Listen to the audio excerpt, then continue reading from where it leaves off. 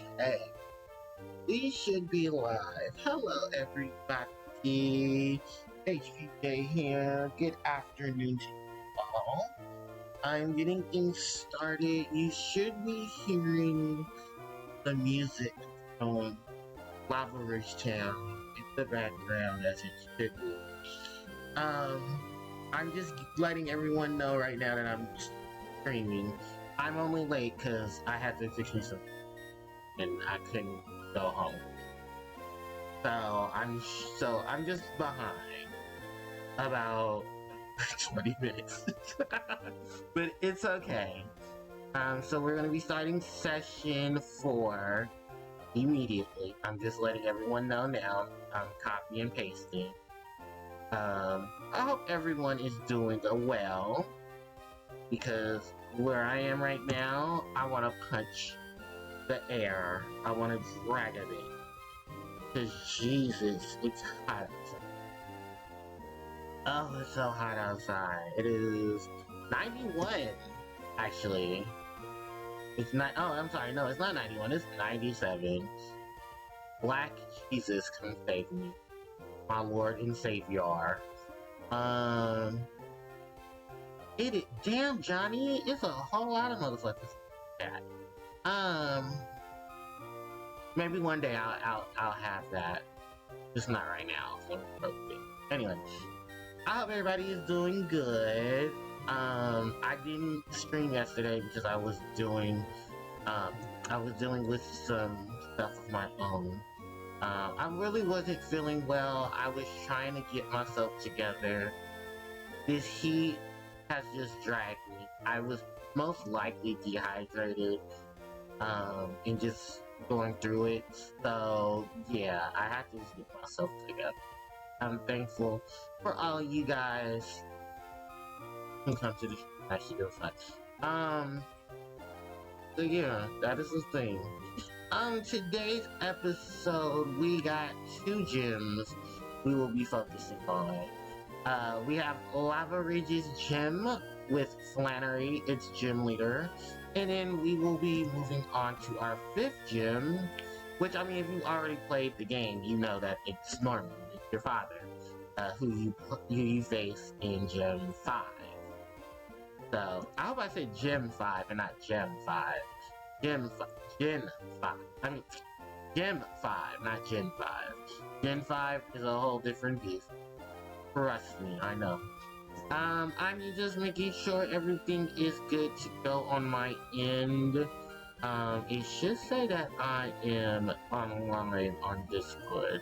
Okay, and then actually I'm gonna switch to the main screen so you lovely people can see Pokemon as it's intended to. So yeah, I'm just, oh, there is just so much nodding to say for one stuff. I'm gonna get ready to just post this on screen. Wow. Session 4 of Pokemon on Emerald Livestream. Right now. Link is below and in bio. Alright. So this is one of 2 posts that I'll be posting on my Instagram, which you can definitely have a link to. Hold on, wait a minute. Right here, if you press exclamation point CIG, you can get that there. Look, hey, someone's gotta promote me, because if I don't promote me, no one else will. That's a big ass bump. Okay, so I'm gonna go ahead and get things ready. The controller is set. Post on Twitch. Post on Instagram live. And we are ready to go. If you hear me eating in the background, that's because I'm a hungry bitch. There's nothing you can do about that. Hunger is just a thing. You just gotta push. You don't push through it. You gotta feed it. Let me make sure everything is good. So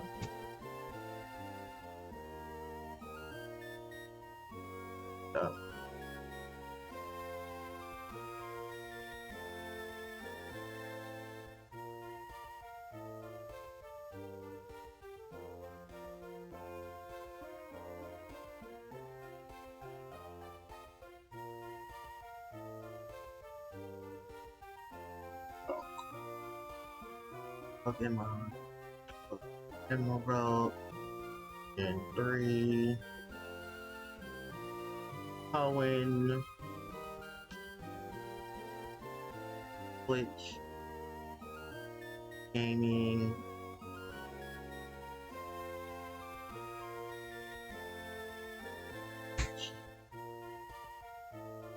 gosh, I should have everything ready to go. Alright, so damn. But that is a lot ass now. Oh no, and I'm him looking like a Pokemon trainer. The 90s was wild. Alright everybody, I'm ready to go. I hope you guys are ready to go. So, in our last session, we beat up Team Plasma. No, we beat up, no, well, I say Plasma. We had beat up Team Magma in our first introduction to Archie. We are also made it to Lava Ridge. And we have, I swear to God, I said Lava Ridge. There we go, Lava Ridge Gym. So, I'm getting everything ready for Lava Ridge because Flannery decided to be the odd gym trainer out. And, yeah, she focuses on fire. So, damn, the gym change up is real. So, it is not like it was in Emerald version, in Ruby and Sapphire, I can just tell you that now. And looking at Flannery's lineup, not much has changed. There are differences between the two gyms if you've played the games already, but we should be ready to go, because I am. So, yeah, in our last episode, we got a lot of level ups, we got a lot of evolution. Curlia is now on the team, and we basically got an egg. Why are we using this egg? Spoilers, this egg is why not? It's baby lava background, basically all aspects of it. It is primarily one of the baby Pokemon that I don't have a real need for. It's good if you want to enter contests, but that's as much use of it as I will be using with it for contest battles. I'm gonna actually use the simple area for my eggs for right now. But yeah, we got a lot of Pokemon here. We got a lot of stuff going on in today's episode. We're gonna take on Flannery. We're gonna go take on Norman. We're gonna explore the desert. Actually, we're gonna explore the desert before we fight Norman. Because I want to get all the stuff for Flannery done. And I want to do stuff in the desert. Because, spoilers, I won't be using any of the Pokemon that we will be getting from the desert. I will be getting them and I'll be talking about them, but that's about it. I have my Pokemon from the desert already chosen, and it's not a fossil. But yeah, Flannery, who we'll be taking on in this, in today's stream, is the specialist of fire type Pokemon. Yeah, all 1, 2, 3, 4 of them that are in this gym. Spoilers, she's only using, I believe, half of them. And it's even crazier because her rematch battle, that comes up after it, no, that comes up later on in post-game, she has a decent amount of Pokemon on her team for coverage. I don't know how much you can cover from water or ground, I guess solar beam spam, but it's a thing. Let's see, I guess because of the levels of difficulty, I'll bring Beautifly, but I have my 3 ready to go, so yeah, that is a thing. If you want to know more about Flannery, let's talk about Flannery in the Pokemon anime. Flannery had just inherited the gym from her grandfather. Now, this is where the game and the anime and the manga differ. In the anime, her grandfather decided that it was time for him to give up the gem, and he trusted her with it. In the manga, she inherits the gem, who was originally not a fire type gem. Flannery's grandfather is one of the Elite Four members. Fun fact, he's Sydney of the Elite Four. Yeah, he's Sydney of the Elite Four, who specializes in dark types while she specializes in fire. Yeah! Alright, so we have everything ready to go. I have maps up for this gym. I have Flannery's team on standby, and I'm looking at Flannery's team. So there's two huge differences to Flannery's team. Otherwise, this team is basically, I hope you either lose to water gun or hydro pump. Be prepared, because the ass whipping will happen. There are a few changes to the trainer lineup in her gym, which just changes between Ruby Sapphire to Emerald. There's an additional 3 trainers. I believe there's a double battle. Yeah, there's a double battle. And the lineup, the layout for the gym is, there's extra rooms as opposed to extra places. Yeah, the change up for Emerald is real. Alright, let's go ahead and get into it. So, you talk to the main man here. He says, hey, how's it going, Champ Bound Ruby? Lava Reach Gym Leader Flannery is a fire type user. Her passion for Pokemon burns stronger and hotter than a volcano. Don't get too close to her or she'll burn. Hose her down with water and then go for it. Basically, that's your hint to use water Pokemon. So here's the thing. Water is also weak, fire is also weak to ground and rock. Seeing as how they literally take no damage from it. If you were playing Generation 1 and being stupid, trying to be different than playing with Charmander, Brock most likely would have schooled your team in Gen 1. Or would have just been a hard choice if you did start with Charmander, despite the fact that Charmander actually has a pretty decent matchup because of its typing. It being fire. So that's Flannery. And actually, if you were playing Ruby and Sapphire, this would all be a 6x6 box. 2 rows of 6 boxes. He would be in one of the other rooms. Now, the gimmick of this gym is that you're going to be falling into these water pools. And you need to get to the precise water pool to lift yourself back up. Now, with that said, let's talk about the issue that I have with the fact that Flannery is the fire type gym leader, because up until this point, you've mainly seen 4, 5, if you include Torchic's line, a fire type Pokemon. And I've said this time and time again, earlier generations of Pokemon do not have a good way of distributing fire type Pokemon. This is one gen that doesn't. Because even in Gen 2, you have access to Kanto. Even though that starting off, you're going to need a fire type to help you deal with Bugsy. If you look at the layout in Gen 2, you're actually pretty good besides all the steel types in dealing with Jasmine. However, Jasmine's type is steel, and steel has at least 3 weaknesses that at least 2 Pokemon you can catch on your journey cover. Here, you don't even have to touch the water. You can get a water type like Meryl with ease. You can start with Marshtomp if needed. And most of the Pokemon that you're already going to be using at that point should be capable enough to beat Flannery. And for the most part, you're going to see Slugma, you're going to see Numel, you're going to see Slugma, and you're going to see, and you're not even going to see Slugma's evolution. You're not going to see Macargo in this gym. And literally, the only way you can get Macargo in this game is by um evolving Sub.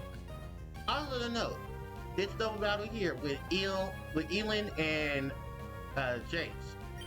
This is actually involving 2 Pokemon in one for your double battle. Now, I don't mind them trying to, implement the double battle thing because it's a thing.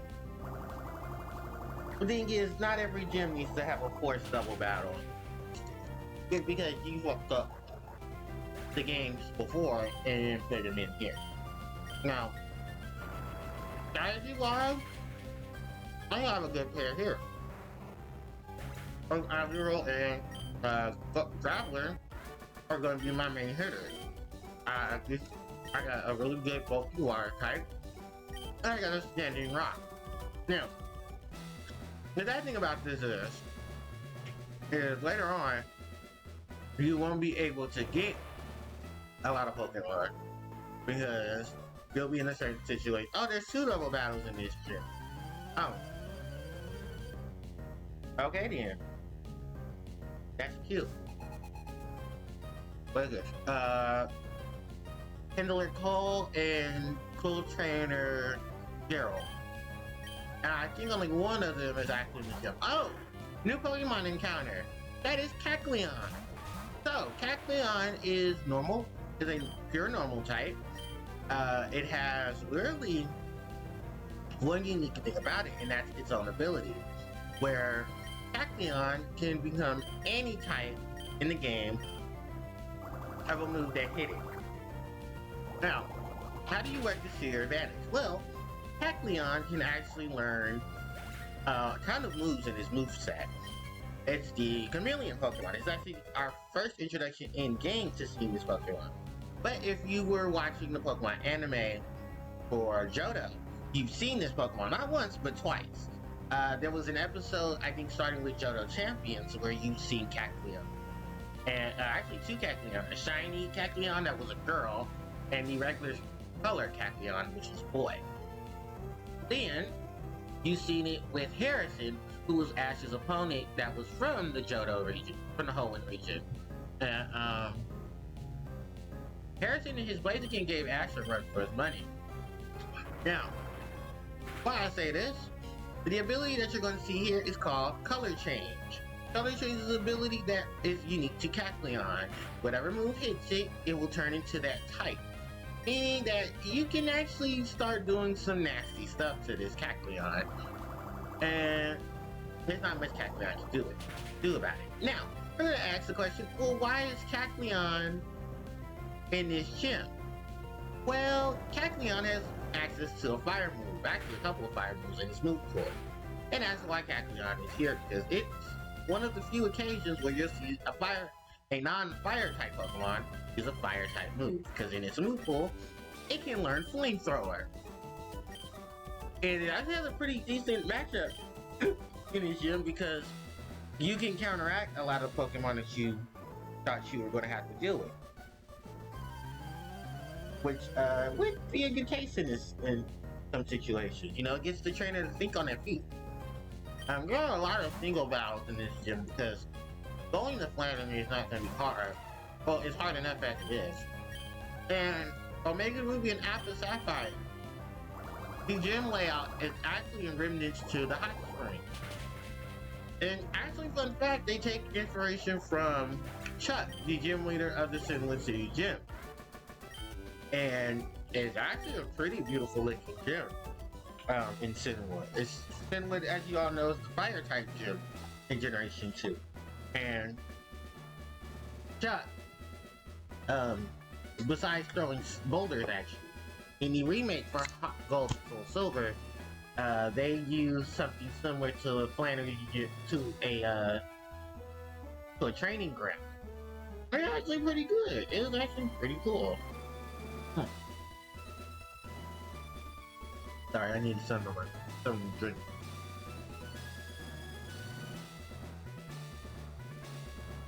Can't drink too many of these though. I'm gonna get pouch. So, Yeah, Flannery's gym takes its inspiration from Heart Gold Soul Silver's gym in Sinwood that belongs to Chuck, where they're using a waterfall-esque look. It looks really good. You know, and kudos to the concept, because I know the concept must have been hard to do.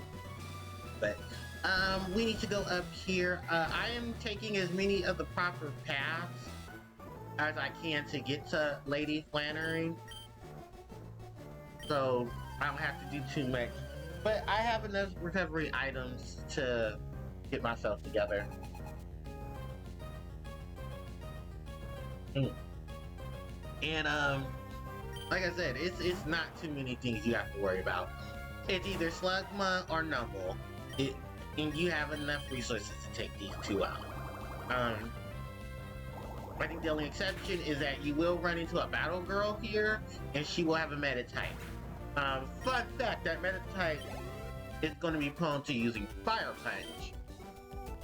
Because something that they didn't tell you is that in Emerald version, you can encounter meta type and Medicham, but you actually need to meet your records. And to do this, oh, there she is. So this battle girl, and she will always be in this area because this is the only part of the gym that has not changed. In Ruby, Sapphire, or Emerald. Yeah, she has a meta type, and her meta type will know Detect, Fire Punch, I want to say Confusion, and Meditation. Now, for the record, Meditation is a psychic type move, but it increases attack power.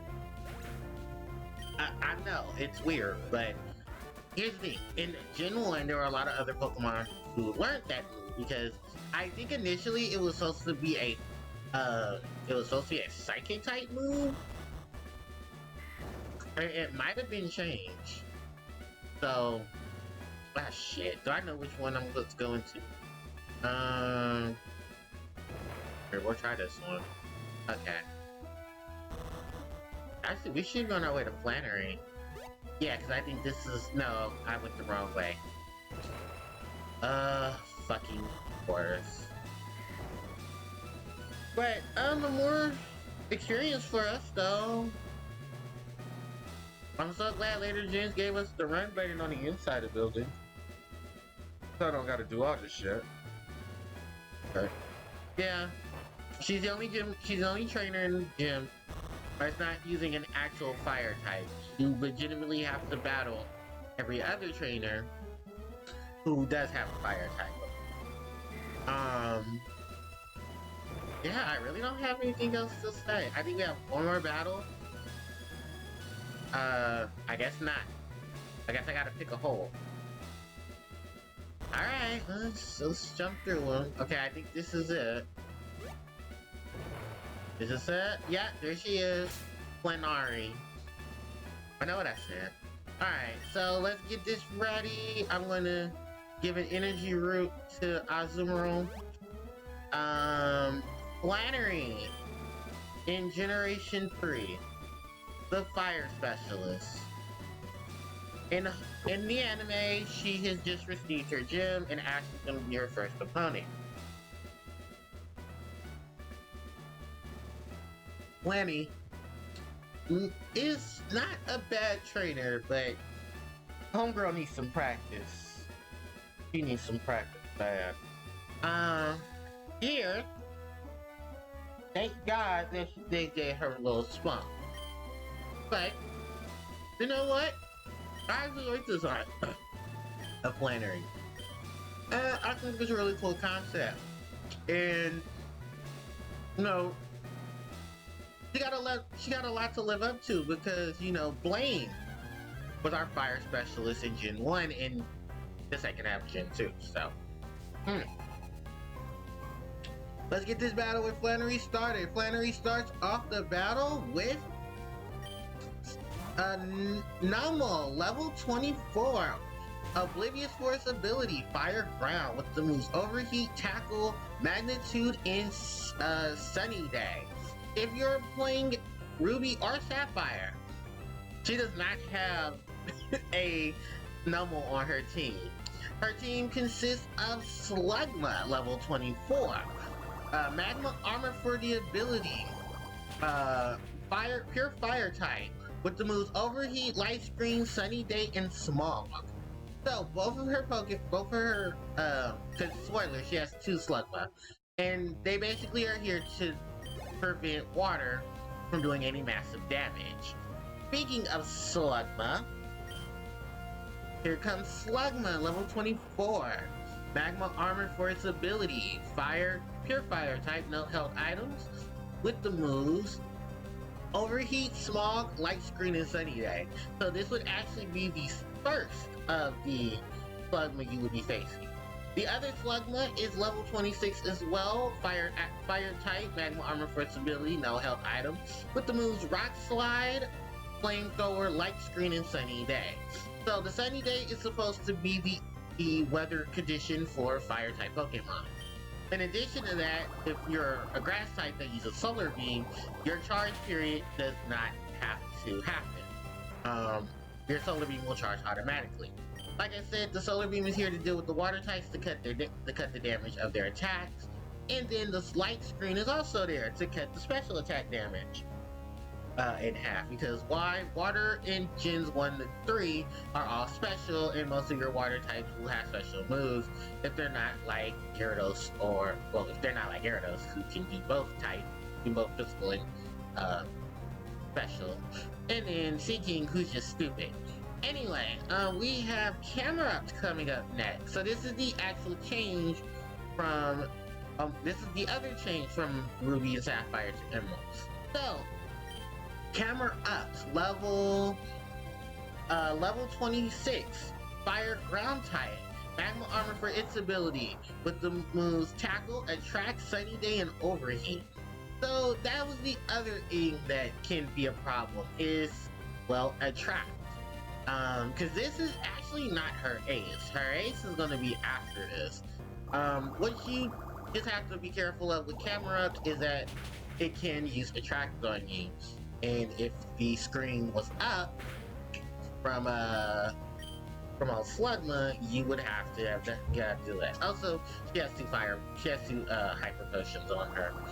So yeah, she's just trying to stall out this battle, which she really can't, because she's gonna need. Oh well, never mind. Make sure to waste up those Hyper Potions. And the only reason why the camera is doing only substantially do it. Oh, because I didn't get a critical hit. Alright, so that is camera. Yeah. Alright, last up is Flannery's ace, and the final Pokemon on her team. It is Torkoal. Now there's 2 differences to this battle. Is the item that Torkoal will have. So, Flannery's final Pokemon is Torkoal, level 20. Oh, am I in the Pokemon screen? Okay. So, Flannery's final Pokemon is Torkoal, level 29. White Smoke for its ability, Pure Fire type, holding a White Herb. With the moves Attract, Body Slam, Sunny Day, and Overheat. If you're facing Flannery in Ruby or Sapphire, it will be level 28, so only 1 level difference. With the same ability and type, it knows the moves Flatal, Attract, Body Slam, and Overheat. So this is the Pokemon that will throw the Attract status on you. While in this version, it's going for the I have the Attract status, but also have Sunny Day and Overheat, and my White Herb will help me deal with the issues that Overheat causes. So when you use Overheat is supposed to reduce the special defense and special.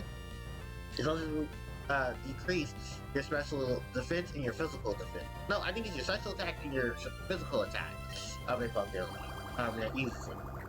I do not like Overheat, and it's a move that I really don't use on my Fire types.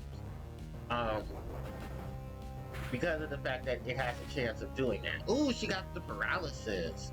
So I'm going to heal the paralysis. She's 9 out of 10 going to try to hit me with a Track, so that she can follow up with her other Pokemon. Also, to mind you, actually no, she can't. I forgot because I'm a girl. Yeah, well, I'm not a girl, but my Azumarill is a girl. So that Body Slam is most likely one of the few moves that she's going to be using. She does have access to Sunny Day, which she could have used to weaken my water moves. She could also use, there's the Sunny Day, and then she can combat this with Overheat. But yeah, this is GG, easy GG. Bye, Torkoal. Yeah, this was not a hard fight, and I really did not have to switch out any of my Pokemon. So, alright. Azumarill level 29. And that's it. This is the end of Flannery. For those who are wondering, what is Flannery's team in Omega Ruby and Alpha Sapphire? Well, she still has her lineup, except she trades out one Slugma for a Numble. So, her team is Slugma, level 26, Flame Body for its ability, Pure Fire type, with the moves Light Screen, Overheat, Rock Throw, and Sunny Day. Her Numble, level 26, Fire Ground, Simple for its ability, with the moves Amnesia, Sunny Day, Lava Plume, and Earth Power. And then her ace, Torkoal, level 28, White Smoke for the ability, Pure Fire type, with the moves Curse, Sunny Day, Body Slam, and Overheat. Alright, so that is it for this gym. And we're done. Oh, we get two cool awards. The first one is the Heat Badge from Flannery, which is actually that in the background, in the back of her. Then all level 50 or higher Pokemon, or level 50, Pokemon who are up to level 50 will obey you if you get them outside of trade. Outside in trade. Also, we'll be able to use the move Strength, so we can move boulders and stuff.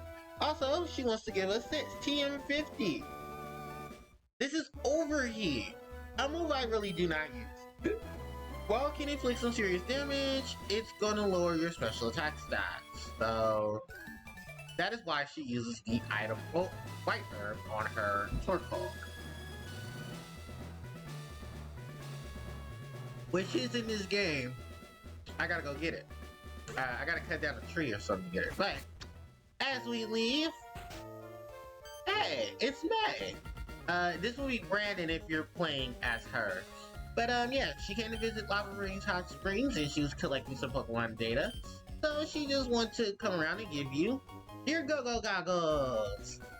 This item will allow you to see through the desert on Route 111. So she gives you this message. That maybe you should go challenge your dad at the Petalburg City Gym.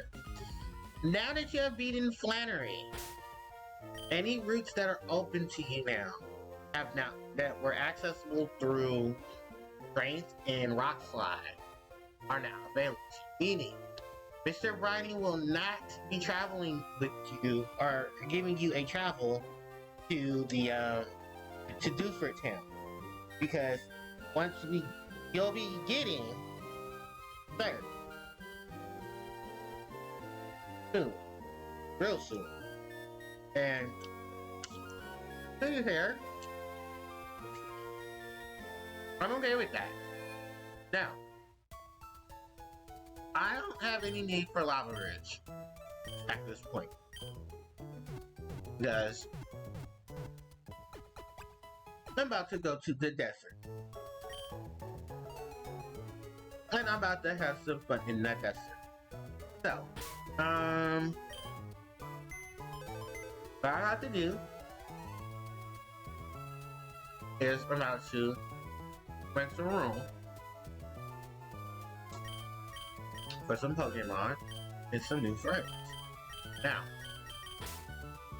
I'm going to switch Beautifly out. And I think we good. Yeah, we're good. Now, we need to go back to the Fiery Path. And I know people are probably asking, why do we need to go to the Fiery Path? Well, there is one thing that actually, did we ever explore Lava Ridge's Pokemon Center? I don't think we did.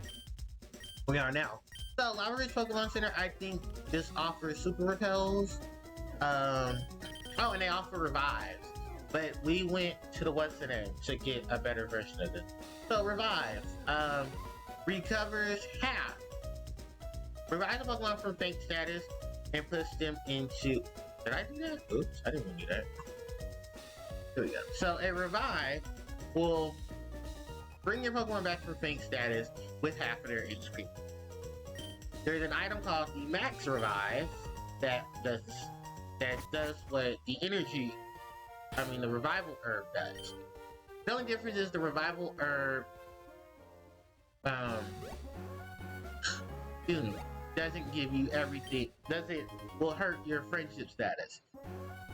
Also, this Nugget, which was sitting here for a while you were trekking through.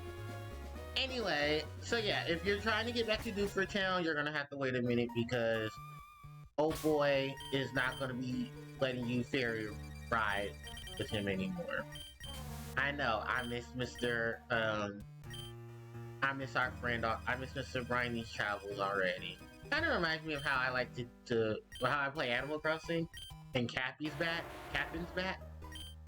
So, in Fiery Path, you remember seeing this block. Well, here it is. So this block is in your way. This is the only way you can actually gain access to getting certain Pokemon. And then there's this Fiery Path situation here. So, yeah. Over here is, I believe, the Firestone? Oh no, TM06, Toxic. Which is a really good TM. I'm not teaching it, because here's the thing. I love Toxic. Toxic is bad. But I have to break this to everyone. There's not a lot of access to a lot of things right now. And I just ain't about that life. Firestone. Pokemon who can evolve through Firestone. This is your chance to get one.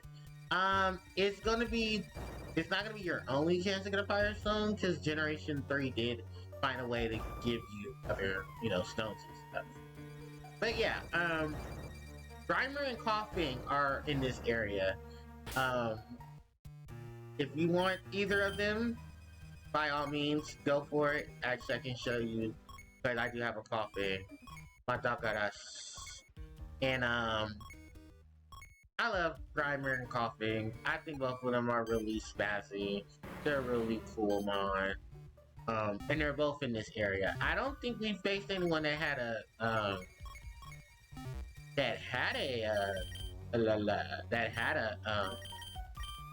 hold on, I'm gonna switch people around. I don't think I've had anyone in this area that had a Grimer, because I think it's one of those things where it's more prominent in Sapphire, because Sapphire gives you access to just taking on Team Aqua. So, and in the placeholders are where Magma was. So, yeah, that is the thing. Alright, so that's all we needed to do in Fiery Path. We are done with Fiery Path.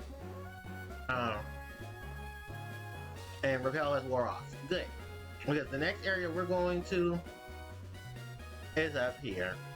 Ladies and gentlemen, welcome to the desert. So this thing here, this is the Desert Tower. You can visit this a few times, and we're going to be visiting it the first time. Now, Mirage Tower is home to a very special and exclusive situation for Emerald. It's Emerald exclusive. Your only encounters here are the Pokemon you can encounter outside. Sandshrew, who I've already gone over. You have better options for ground types. Rust. You do. The second is, actually there's two chances of battling Pokemon here that you can get. And I don't have the proper bite. Because this is where you get your fossils, by the way. Each floor has a set random encounter that you can run into. And fuck me for not coming up here with the right bike. The Mirage Tower will be here till you get the fossil of the fossil that you want from here. Purple Plain, Ruby and Sapphire. This is not here because only exclusive to Emerald. Yeah, fuck me. I'm gonna hack out these tech bro. I didn't buy too many of this either. So, hold on. We gotta make the trip back down south. So I can go back to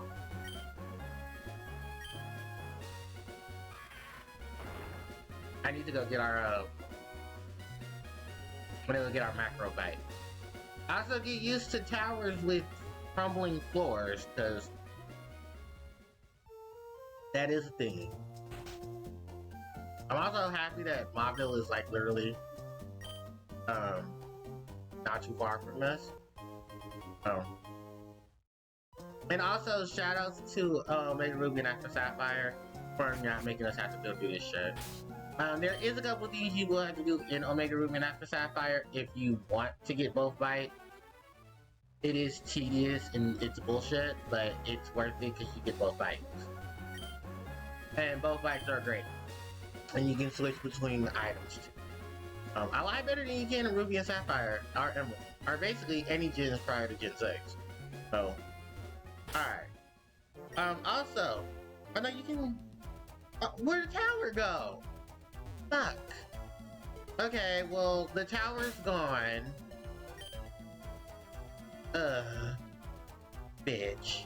But the tower can come back. I think it's on an algorithm. Anyway, so the new encounters here are as follows. Sandshrew. Then we have the Pokemon Cacnea. Fuck Cacnea. This is the Pokemon we're looking for. This is Trapinch. We've seen Trapinch before. Trapinch, pure ground type. He has two abilities. Arena Trap and Hyper Cutter. Now, Hyper Cutter is supposed to protect Trapinch from being affected by certain moves that would lower his ability, lower his power. It's kind of basically a hi there, sweetie.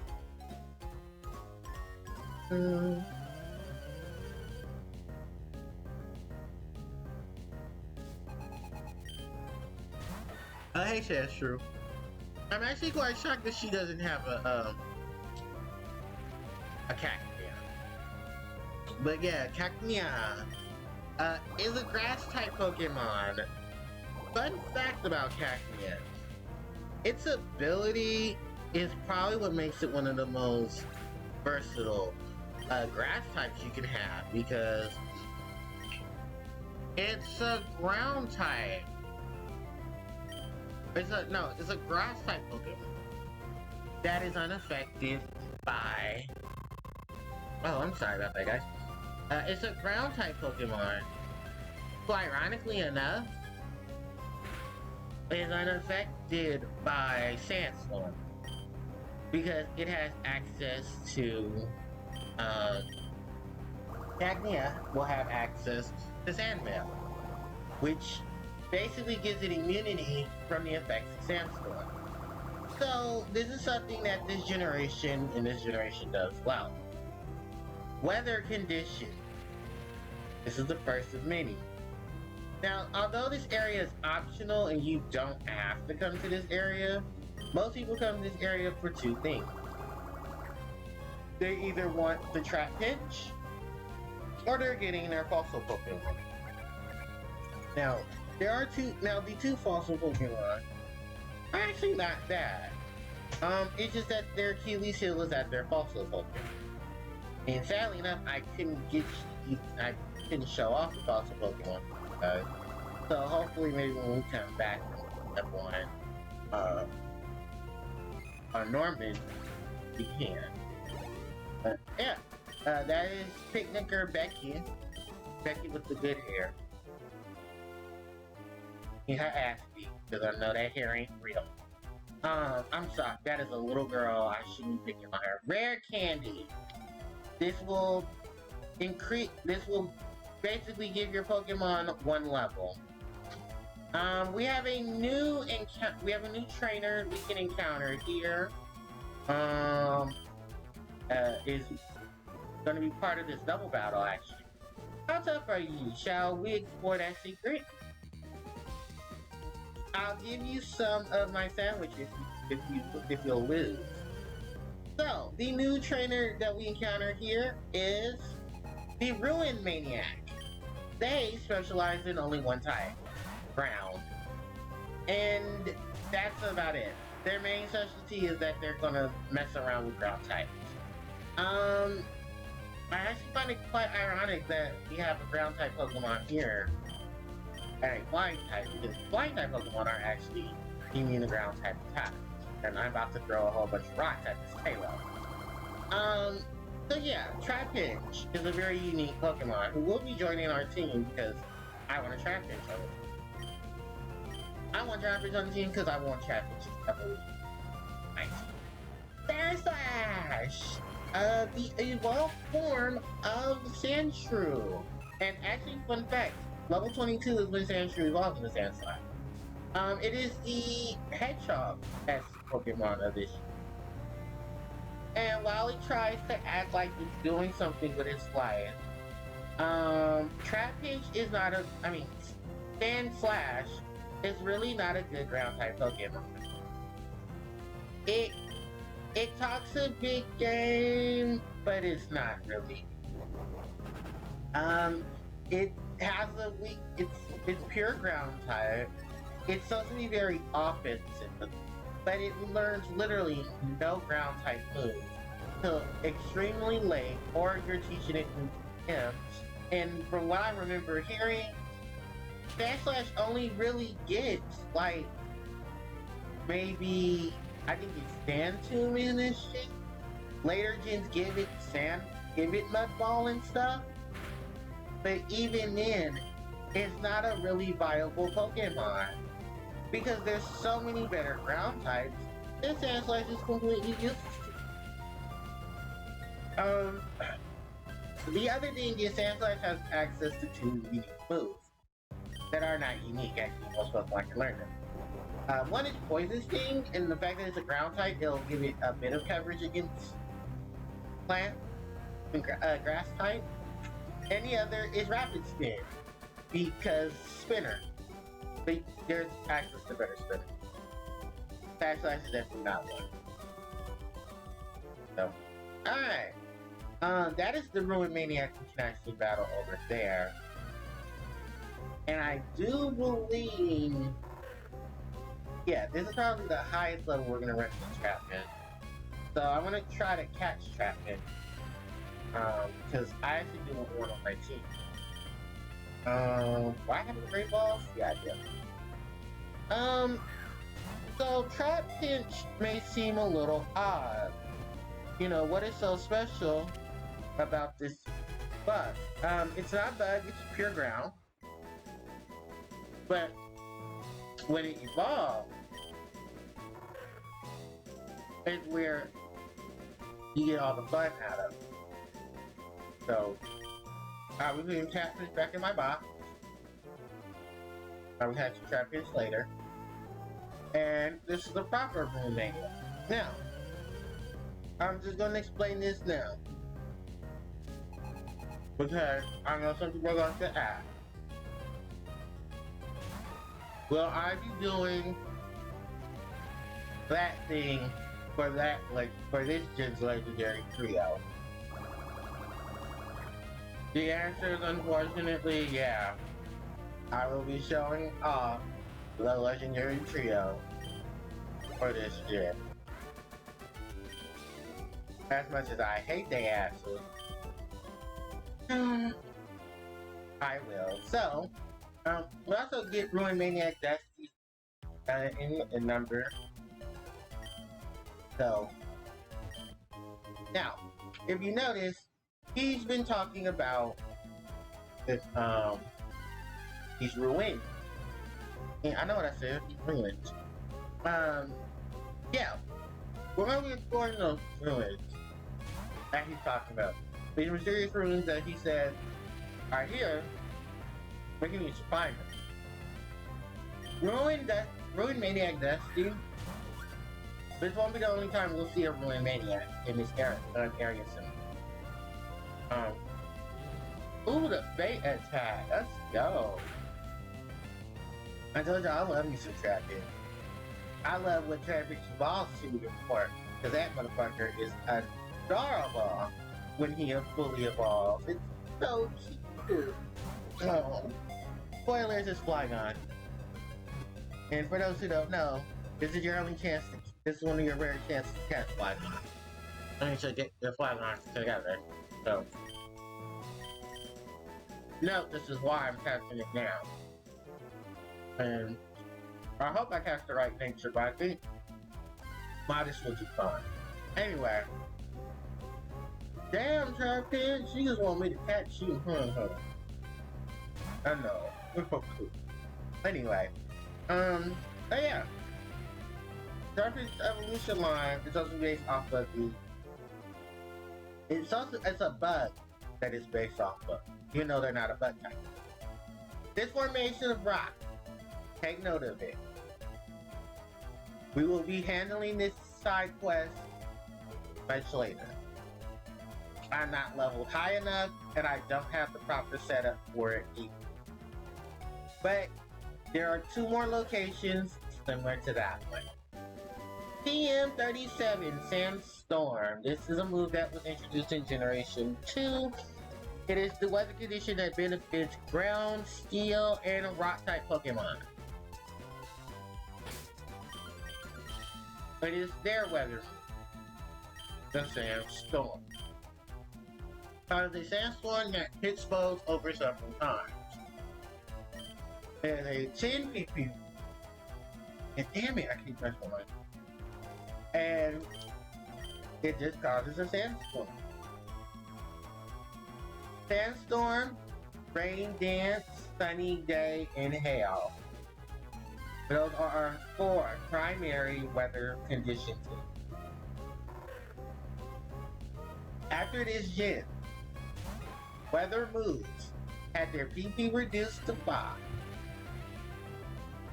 and had to have items created. Oh, I got something stuck in my tooth. To help deal with the issue of weather teams.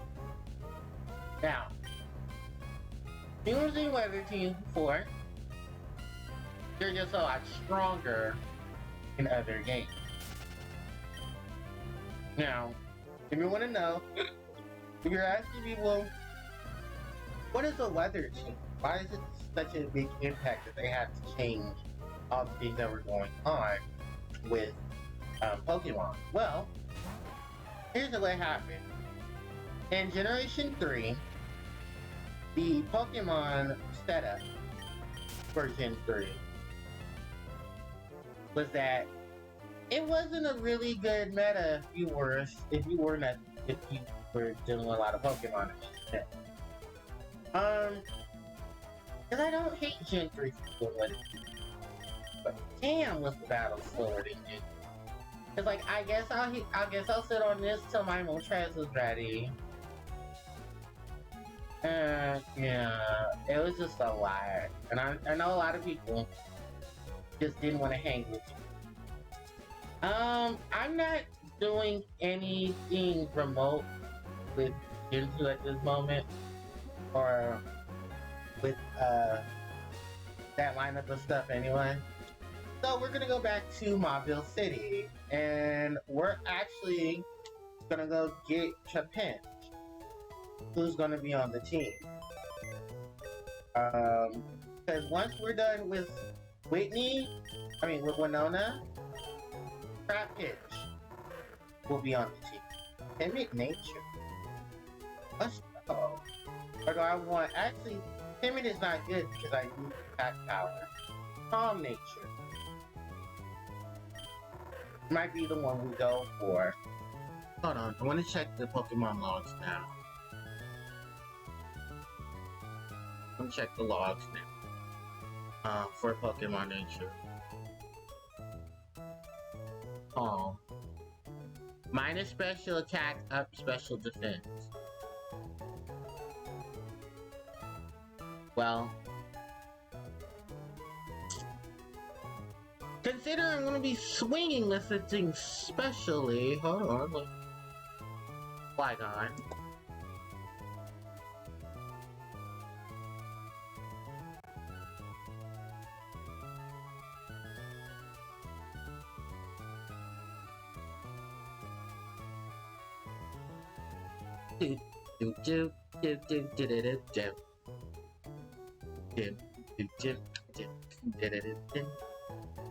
Ruby, Sapphire, Emerald.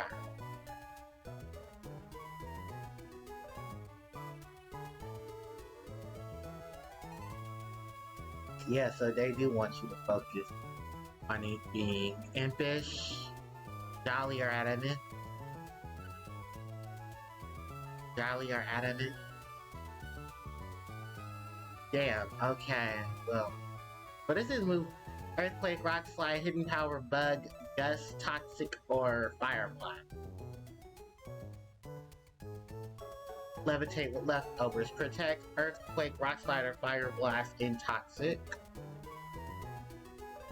Substitute Fire Blast, Hidden Power, Bug, Rock Slide, or Earthquake. And add a Dragon move on it. Impish, or was it called?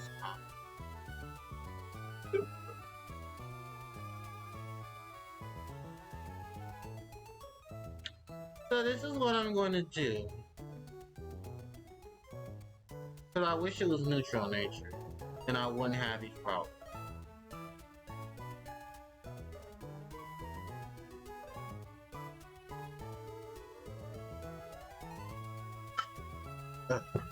This Pokemon be trying this bullshit. I would use the timid nature. Here's the thing. Timid nature only focuses on special setup and speed. Oh, well then you know what? I could do special. But I think because of its dual typing, of it being a rock type and a ground type, and I could go for a mixed attacker, which is something I want on the team, because I want a neutral nature. You could have gave me something a little bold, a little sassy, you know, so stuff like that.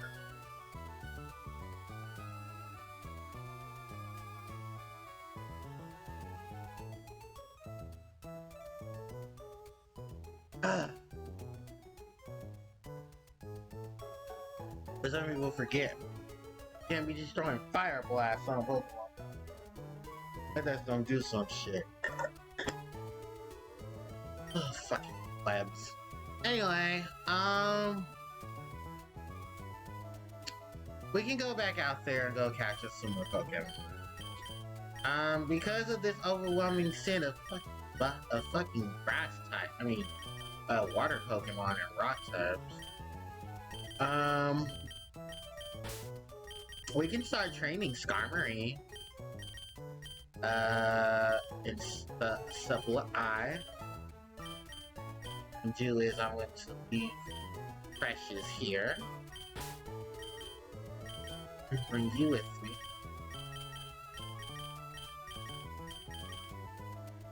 Then I want to move items. So I think this is the first game to allow you to move items. Gonna give you Quick Claw. Everyone else can keep their other moves. I don't have a Twisted. Oh, that's right. Because Alakazam is the only one that can give you Twisted. Hold on, guys. I need to move my headphone from my phone. Oh shit! Why I have my my gaming headphone, my laptop on.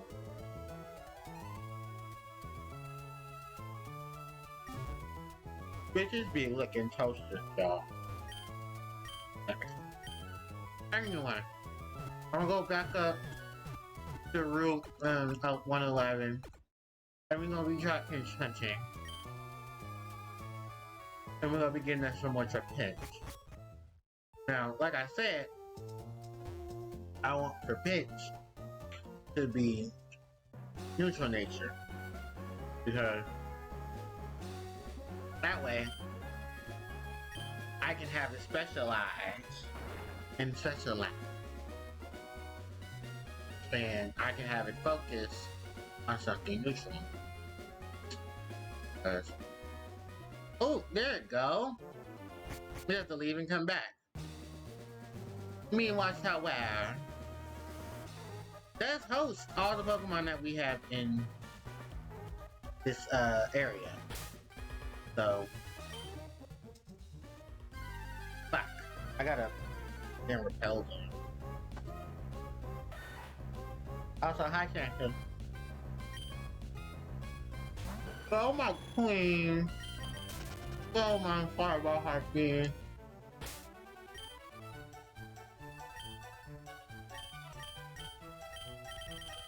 Okay, so I'm gonna put Harpie.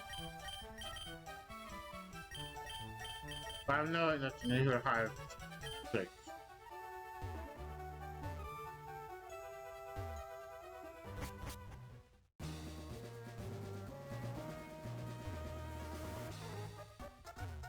Oh, good thing I have Rock Smash. Don't get him supply.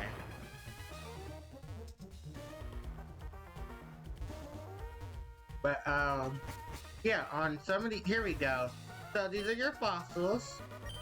Now, to your left is going to be the fossil, the root fossil.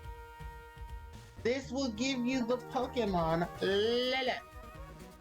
Lilith is rock grass type. Suction cuff for its ability.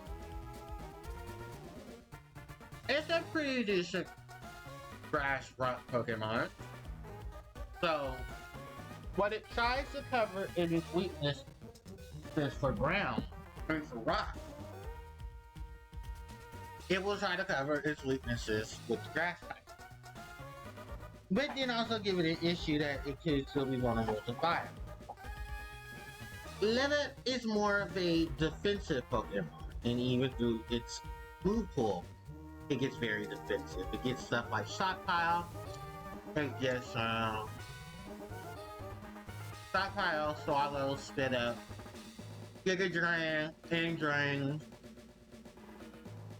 stuff like that. If you're looking for the defensive setup, this is what you go for. Now, the Pokemon to the right. This is the Claw Fossil. This is for Analyst. He ain't that bad. He's Bug Rock, so he can still get punched in the throat. Slapped around a couple of times because Rock is still weak to fighting. But what he does is he trades defense for offense and is a really good physical sweeper. Even his move pool says such. When these Pokemon evolve, Lilith and Analyst, Lilith becomes Cradily. That Pokemon is based off of a sea anemone. It's a pretty nasty little motherfucker. It trades in more defense. It's a really good wall. And it's not too bad. Analyst becomes Almado. Still bug and rock. But it goes more offensive than defensive. And later gens give these Pokemon some better move pools. Almado gets access to X-Scissor, which is a really good bug type move. Lilith can take on a more defensive role, but get stuff like Synthesis, Energy Ball. Like it's a really good move set for either of these fossils. Yeah. Excuse me. Now, because we are playing the Emerald version, you can get one of the other fossils later on. So whichever decision you choose won't hurt you. For this, I will now be taking the claw fossil. I'll be getting our girl Lilith. I'm not using Lilith, I don't want people to know that. But there are some moves Lilith can, you can use to breed on. Remember we have gotten this item? We need to jump out the tower and it falls down. And so does the other fossil. It falls into the sand. We'll be able to interact with that other fossil later. But for right now, we have our root fossil. In Generation 1, your fossil trade is between Omastar, Omanite, and Kabuto. But there is no fossil Pokemon in Gen 2 because they didn't plan out for fossils. But we're gonna move all the fossil Pokemon over. Also, if we go to near Future City, I think this one on the other side. Go much like Lavender Town. There's a trainer there. And she will offer you a trade for a fossil Pokemon. She says she has an Aerodactyl. And she will trade you for a Chansey. Yeah, Chansey. Oh. And she'll trade you Aerodactyl for Chansey. What's the other big deal? Problem is, Aerodactyl kind of sucks, and ice is still a thing. Plus, that flying type means nothing to water Pokemon, so Aerodactyl can still go down to a good time set. Now, in my opinion, what are the battle fossil Pokemon? Well, they're not in this gen. I really know. But what we'll shit on, your good fossils don't come till Generation 4 and Generation 5 with Paracosta and Archeon. Well, my opinion. Then, Gen 6 is fossils. The T-Rex and the Brachiosaurus. Great Pokemon. Gen 7 is having fossils. I know it.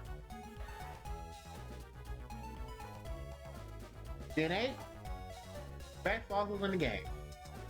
Because you can mix and match them, and some really cool Pokemon. And they are great for coverage. Ash uses one of them actually. Jorgenfish, great Pokemon. And this Dragon Electric, yeah. Good shit. Good shit right there. Alright. With that said, continue on. Stardust, you.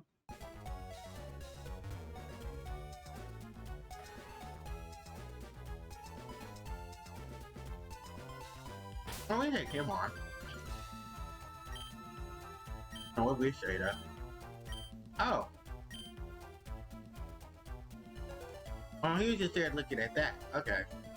That's another picnicker. Over here is where you would have encountered the fossils in Ruby and Sapphire. They move actually this trainer here.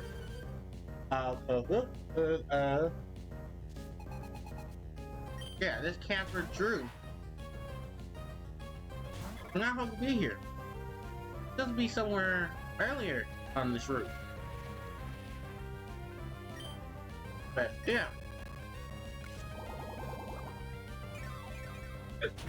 It's cool. We don't throw these hands. I see beautify those. But it's alright.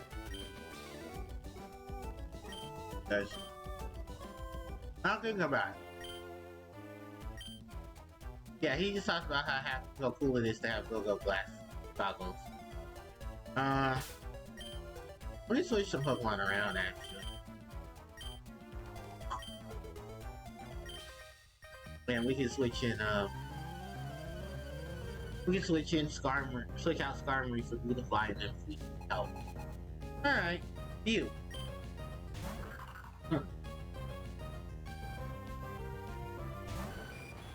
The other encounter in this route, and I forgot to talk about you, is Baltoy. Baltoy is Psychic Rock. It is the first of its typing. Like, I think I said this last episode when we ran into Baltoy. Baltoy focuses on being a dual screener. A dual screener is basically a Pokemon who can set up walls. It also can be a spinner, because it has access to the move Rapid Spin. It's not a bad mon, but there could be better. And I don't hate it, but I don't like it either. Like, I've had better experiences with certain Pokemon. Baltoy being one of them.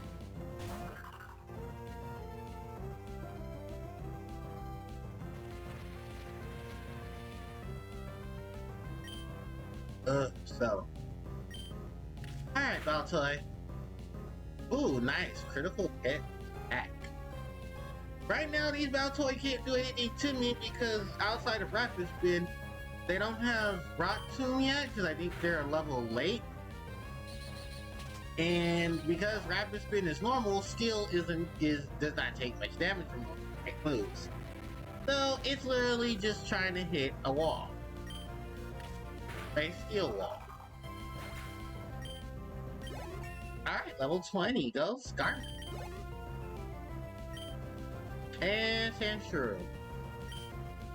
Who none of Sandshrew's stat moves are gonna do anything for me. Excuse me. Because I'm part steel. We're just gonna hit it. Well, yeah, I can dig. Bitch. I knew it was gonna do some bullshit. So the other thing Sandshrew is known for is that its only ground type move is dig. And as you can see there, my Sliff, which is supposed to never miss. Because in Gen 2 and above, they switched the algorithms for a lot of these moves that say, this move allows the Pokemon to not be hit. I mean, to not miss. Well, people were taking advantage of that in Pokemon Stadium, so they decided, well, we're gonna change that. When they did, they basically made those moves have a chance of missing if the Pokemon is flying in the sky, digging underground, or dive underground. And also if they vanish, because there is a move in later gens that got a Pokemon to vanish.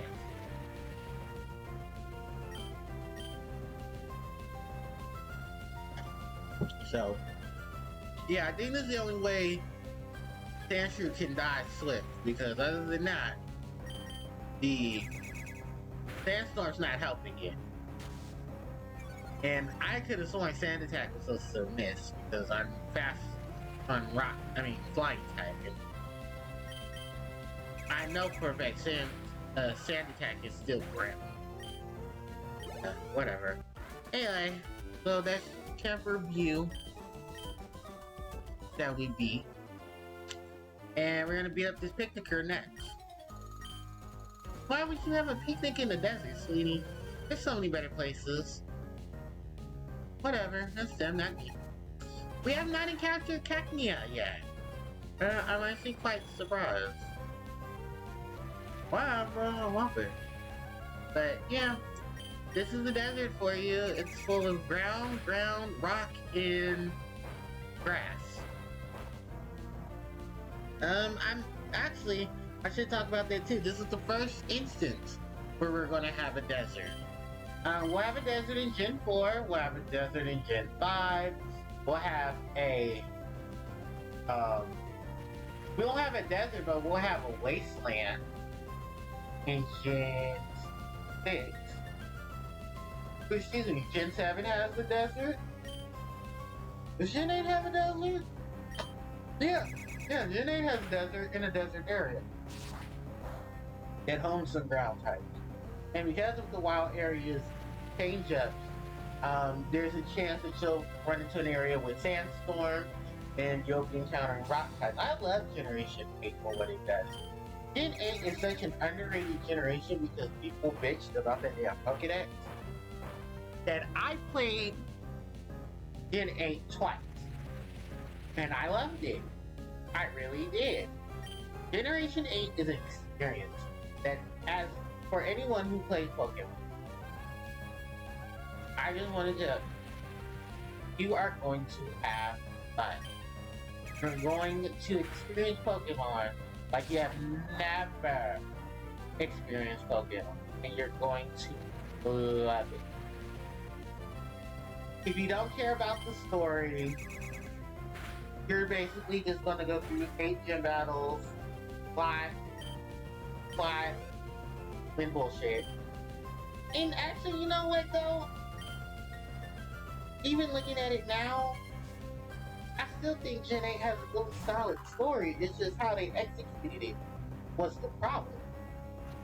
And I don't like bad execution Pokemon games. I feel like that's kind of where they got trouble. Oh, that did control damage. Oh, that's right. It's part of psychic. So because it's physical, it's doing some damage today. But yeah, if anything, I would say please do pick up Generation. I don't know too much about Gen 9. I'm not gonna focus on Gen 9 right now because we really don't know a lot about Gen 9. We know about some of the, returning Pokemon. We know details of the trainers and the professors and what differences the games will have. Which I'm actually kind of glad that they're doing some different, because Gen 5 tried to do something like that.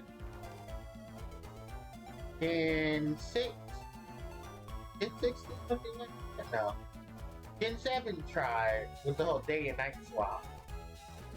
And then Gen 8. Oh, I did not go and capture the trap pinches that I want to capture. Just to see if I could get a neutral nature. Am I running a Cacnea? Or just running a bullshit Sentry? Oh, I think my Repel is on too, so this is a big problem. Unless I get a high level Dancer. High level, Crampian. Which that work. Oh, what's instant? That's the, full trainer. That's the, rich boy. Hey, Malfoy! Who I have no use for. You can catch Baltoys later in a special dungeon that, in both games. And in another special dungeon, which, ironically enough, also houses Baltoy. Hey, there's Trapinch, level 21. I feel like putting the Repel on and just see go with it. Cause I love me some Trapinch. I love it more so because I love Flygon. And just the array of moves it can learn, like this thing can learn Crunch. Which isn't as good as Fade Attack, but it's wrong. Trapinch just moves up until it becomes Vibrava. Is it a bad thing? I'm just glad that later gens fixed the leveled up issue. And when I say the leveled up, Generation 3 is kind of carrying on what Gen 2 did, where they really want you to have your Pokemon breed. And for some Pokemon it doesn't work. And for some it does. My thing about breeding with your Pokemon parties is that you can get some issues that can happen. You may not get the type you want. You may not get you may not get the Pokemon you want if you're breeding it. Like, say for instance, I put 2 human-like Pokemon in the daycare. Let's say I put Jinx and I put Alakazam there. They're both in the same egg group, and they're both nature compatible. There's a possibility I will not get Abra. I will get Lucha, which is Jinx's Pokemon form. I would be okay with that if I didn't want the Abra. And there is a possibility that Abra's move pool could say something different because of the Jinx. Which will be fine, because Ice Punch isn't a bad move to have.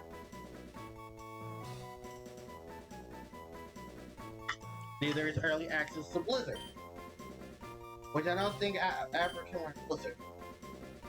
Be nice, but Ice Punch Psychic, what's that right here? But you also have to remember, there's a possibility Smooch Up can be a thing.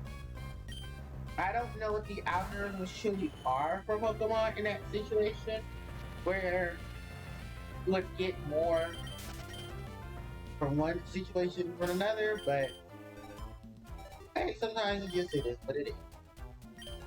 And you gotta roll with those questions. Someone to chill at Starmer. And I guess we can make our way back to I'd say Fall Harbor now. We can make our way back to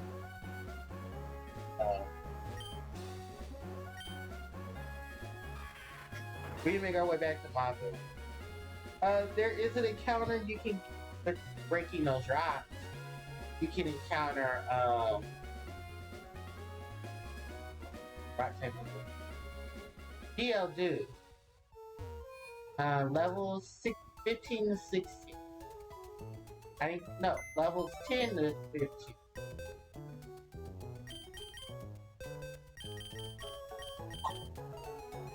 Hasty, yeah, relax. I'm looking for Hasty.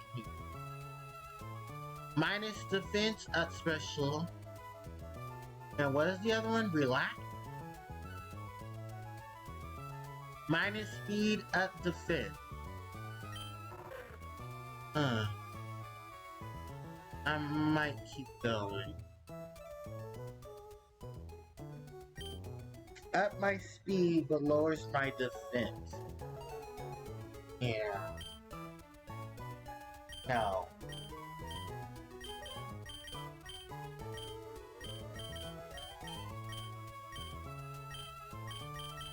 But we're trying. That's all that matters. Anyway. So yeah. Nothing much has changed. I am looking forward to next week.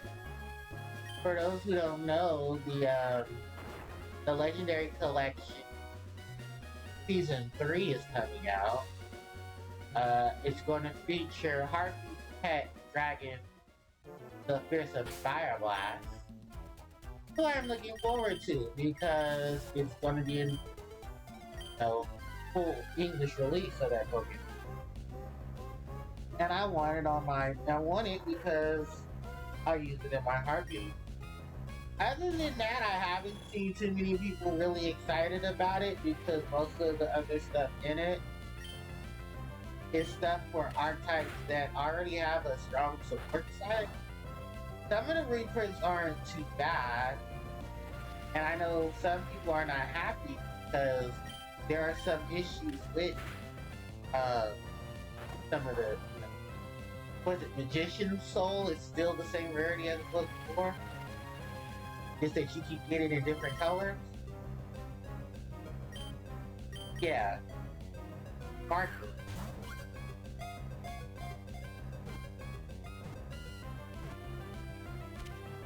There's like whatever it is, I just because I'm at the point where I'm like, you know what, fuck it. I need some neutral shit. What neutral am I looking for? It can either be what's a neutral name? Oh, I want it to be a Hardy. Cacnea. Here it is, Cacnea. So, because I'm not giving a shit about this Pokemon, I'm not gonna use it later on. Cacnea has an evolution. It is Cacturn. Grass, Dark type. You may say that is a weird and strange combination. It is. But you also have to remember, this is the only grass type in the series. Oh no, it's not the only grass type in the series. I'm sorry, I forgot about Proactive. It's one of the few Pokemon in the series that, as the series goes on, they have the ability of Sandveil to deal with Sandstorm.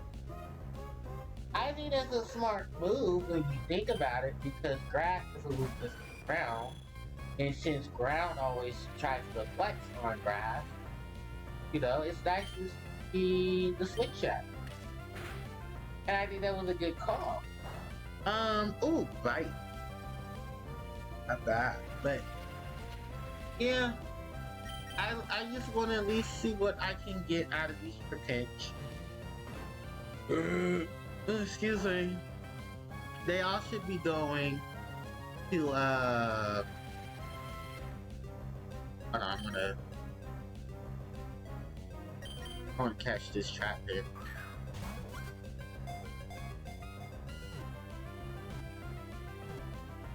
Because soon I'm gonna start focusing on Combustion, so I can get Combustion to level up to higher levels. No, I don't want to name my Trapinch. That'd be funny if I run the Trapinch as shiny. I don't know what shiny Trapinch looks like, to be honest with you. So I'm just gonna put that out there right now. But have I ever caught a Gen 3 shiny? Actually, yes, I have. My Gen 3 shiny was... Oh, yeah, it was Oddish. And then my second one was a Duskull that was red, which was odd because that is his inverse. Because most shinies are just inverse color of what the Pokemon that they are. And I thought that was pretty chill to have an inverse. The thing was that we didn't have any Pokeballs, and we didn't want to waste all our good Pokeballs to catch it. Like, for instance, I didn't want to waste Master Ball. I wasn't wasting my my Electro Ball. Oh, thank God I didn't kill it. So, yeah, that was always the thing.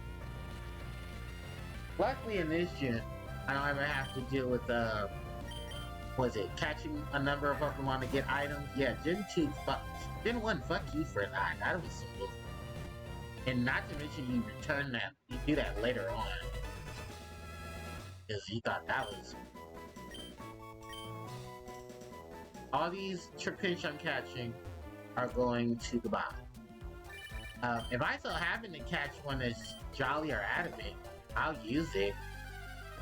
But the thing about Smogon and the issue that I have with Smogon is that's a really weird mix-up to have for Trapinch. Because on the Smogon website for Ruby, Sapphire, and Emerald, it says that they go for a Jolly or an Adamant Trapinch. I mean, Flygon. But here's the thing. You don't give it Dragon Claw. You give it Fire Blast and Earthquake. So, we're just going to ignore it being half Dragon and not give it Dragon moves? We're not even going to try to acknowledge it's half Dragon? Because that's the reason why Trapinch was, Flygon was loved. Because it was a quicker way of getting the Dragon type you didn't have to do it for Salamence. But by the way, Salamence ain't doing shit on my team. Like, I'm not gonna be looking for Salamence. So, Yeah, we're asking, hey, HPJ, are you gonna go get Salamence? No. I will go get Dragon Claw. I might put Dragon Claw on Flygon. Might is the key word, but I don't have any need for Salamence. I also want to just pertain back to an earlier situation of Let's Plays, where a quote friend of mine was like, you should go get Salamence. And I went and got the Salamence.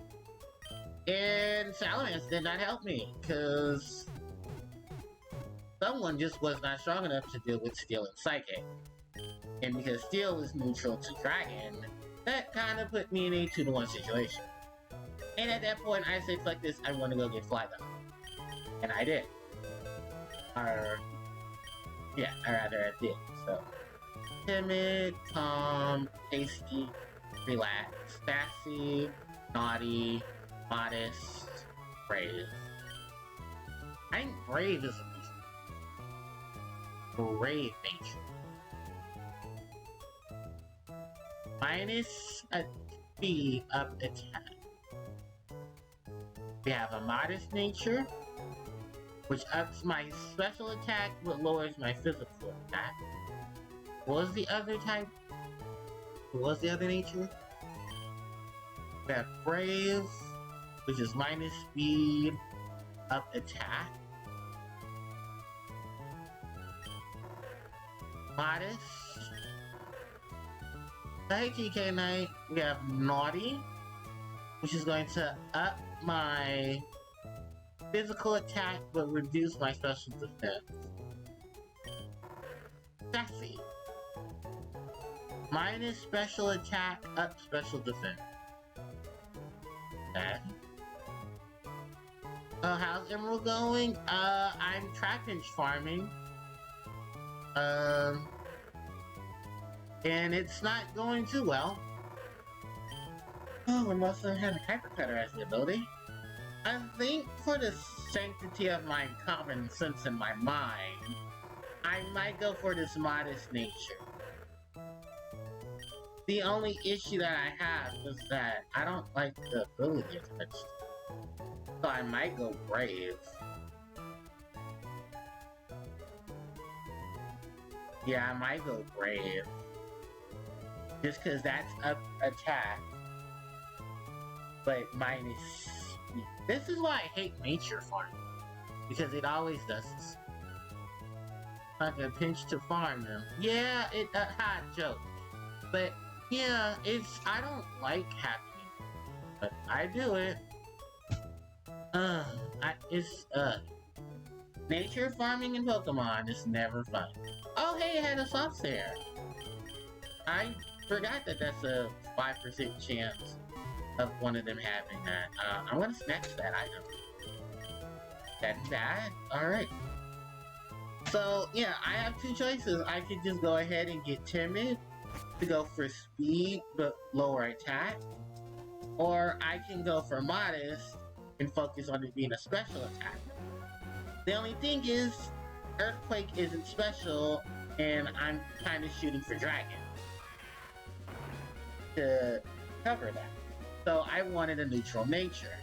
Now if I get a neutral nature, most likely I want Hardy, because even though it's not going to focus too much on its attack, it's going to balance it out. So, yeah, I'm going to be doing a lot of the farming. It's going to be fun. Yay! But I want to, this is that part of Pokemon where I told people this is the part that's gonna always be the issue. Because wait till we get to Fortree City. Oh man, I'm gonna be looking for Absols for days. And then Starmie. And if I don't want Starmie, there's always Phoebus. And that's gonna be fun. All 6 different fishing spots. Why is that a thing in the game? Why is that a thing in the game? But yeah, I'm gonna go ahead and just start farming for Trapinch. Just so I can, oh, it's Baltor. just so that I can have the Flygon on this. Really doing all of this, having neutral nature Flygon. And that's only because of the fact that I know I'll have an easier. Because actually, fun fact, and spoilers for later, the Elite Four isn't the problem one I have. The champion is going to be different than what most people are used to for color. And I also want to consider post game because post game, because post game is really going to throw me off because we don't have this, like the post game for Emerald is completely not post game with the Sapphire Emerald, and that's going to be a thing. That's gonna be a thing. Oh.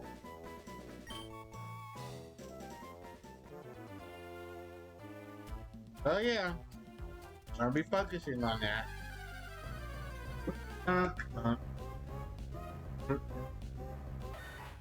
Here's rude.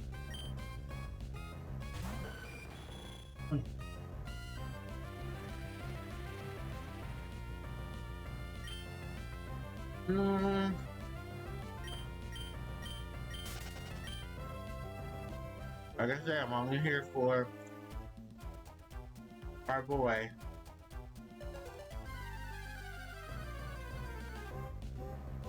I know some people are really gonna ask. Oh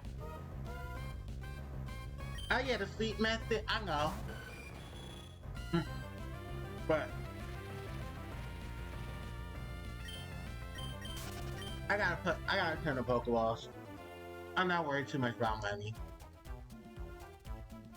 Actually, I'm not even worried about money because of what I did earlier. Hey, Balcoy. I'm actually kind of glad I don't need a psychic type. Actually, would I went for Baltoy? No, I wouldn't have went for Baltoy. Because now I'm just thinking about that. Baltoy. Would not have been my choice. I got Gardevoir and I got Kadabra.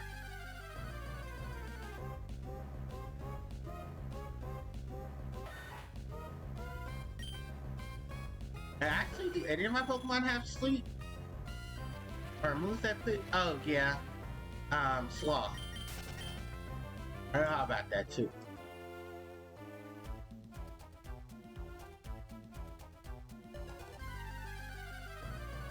The catch rate goes from 33% to 75%. If a Pokemon is asleep. Yeah, that's that algorithm thing, and I'm glad they changed that for later gen to make it all better. I actually know that was a change, because I would change from Gen 1 to 2. I already killed this Cacnea though. Just because I know I can get the level up off of Cacnea.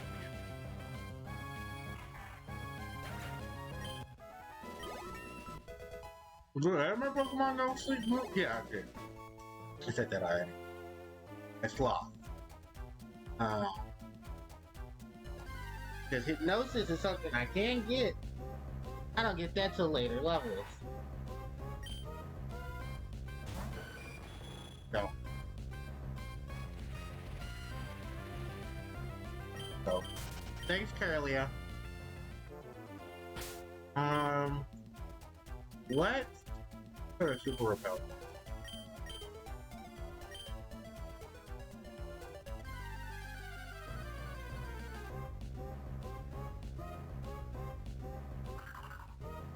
Oh yeah. Because I put the red in the Repel on. Damn. Baltoy. He's fucking with me. I like Baltoy though. Because it's cute. But this is not my second type of choice. We will be seeing Baltoys later though. Which is cool. Because, you know, the thing is, I wish this energy for Rock and Psychic, you know, I wish Fire had gotten some more love. Now, I'd love to see some of the prototype Fire type Pokemon, you know, make their way through the games.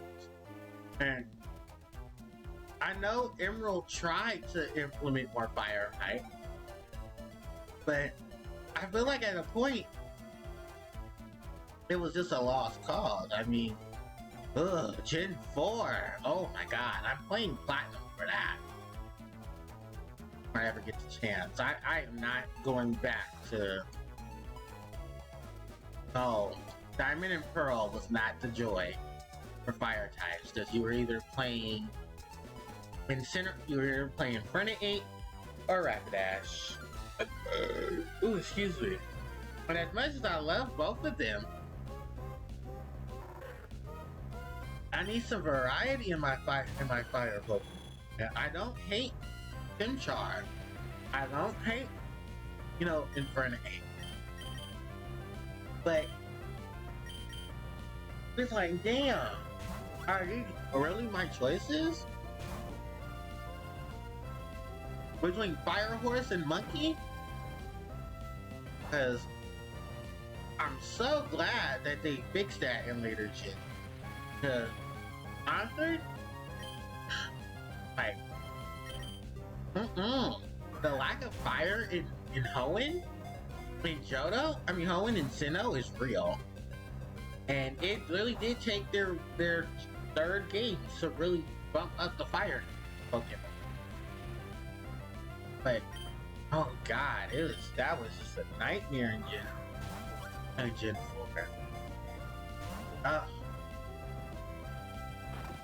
Okay, Captains, you know what? I see you. Shut up.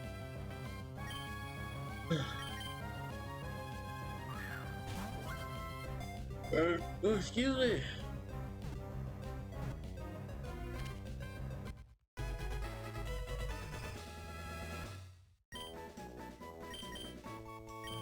We'll go back to the Pokemon Center soon.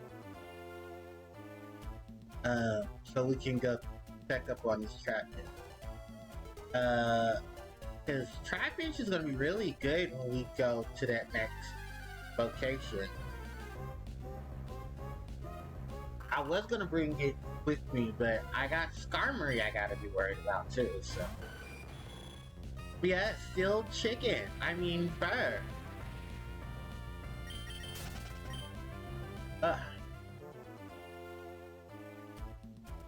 It's too bad that no data. Yeah, I would have liked that. I would have loved that. You know, show me what prototype Gen 3 was gonna look like. Cause I swear that volcano was gonna have more than just normal camera and insert sludge in. Yeah, coughing and wheezing being in fiery path, but not Vulpix. Oh, yeah, because I guess they want to go for PvP and all of that. I mean, I love my little fire fox. Don't get me wrong. I think Vulpix was a great addition to Hoenn. But I also feel like you could have did so much more with the fire type. You know, why didn't Houndoom or Houndour make it? Why are they post-game? Why are they in Coliseum when they could have easily been here? You know, you were saying, and you know, that's the crazy thing is the issues with Generation 2 to Gen 3. You knew you were going to have that problem with getting a lot of those Pokemon over. You didn't have to stretch it so far. Between 7 games, because I also have to remember, the GameCube games had the starters and they had they had different exclusive Pokemon, and then they had a lot of the Pokemon that were in Generation 2 that you could get for Gen 3, but you had to buy all these games for them. And most of the Gen 2 Pokemon are post-game, like Fire Red and Leaf Green. Majority of their Gen 2 Pokemon, post-game. Then you have this game, Ruby, Sapphire, and Emerald. You have a lot of their Pokemon that are post-game. You have what? areas that are exclusive to their oh, god damn it, Chapin, stay in the damn ball. Ugh. You're so lucky most of those moves do not hurt me. You really are. I'm gonna poke at it for a minute. Just because I know it'll do stuff. Ugh. Oh, before you ask TK Knight, I don't have any Pokemon in my team right now that has access to Speed. If I had waited for Kirlia Ralts into Kirlia, I definitely would have had Hypnosis and Dream Eater. But I didn't. The only reason why I pushed so hard for Kirlia is because I wanted Psychic early. Which I have a weird feeling I think you can learn Psychic real early as Water Quad. But I wanted to go for the Psychic anyway. So I just decided to cut off Ralts before Kirlia. It's not Dustox. Binda, I know can learn Hypnosis. And Sloth, who I do have, and I believe has Yawn in his move pool, but I didn't really want to bring a normal type to my party because I'm not a big fan of normal type Pokemon. And I wanted something different from this. Yeah, I don't believe I used a normal type in Gen 1. I know I didn't use a normal type in Gen 2? Question mark? I want to say Gen 4 might break the mold of the type. But that also depends on who they're offering me Gen 4. And he said, yeah, because I could use Paralysis. The thing is, I think my Paralysis move for Traffic might not come off the Traffic. Mild, Brave, Rash, Hasty. Hasty nature. Hasty. Okay, nope. Rash. Up special attack minus special defense. Brave. Plus special attack minus speed. Mild. Up special attack minus special defense. Just give me the neutral nature, it's not hard. Unless I sit these in the daycare and they start bashing each other.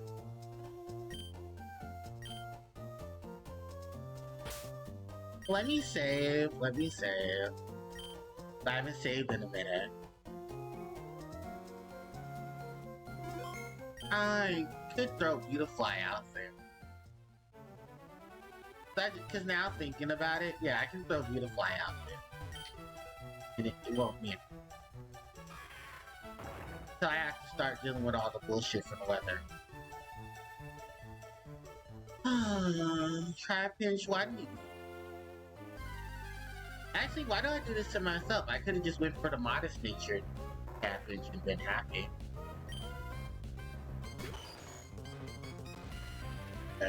No, I want to get the neutral nature.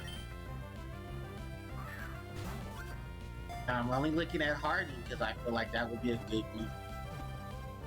So Hardy, Docile, Bashful, Quarky, and Serious are my neutral nature. Okay. Huh.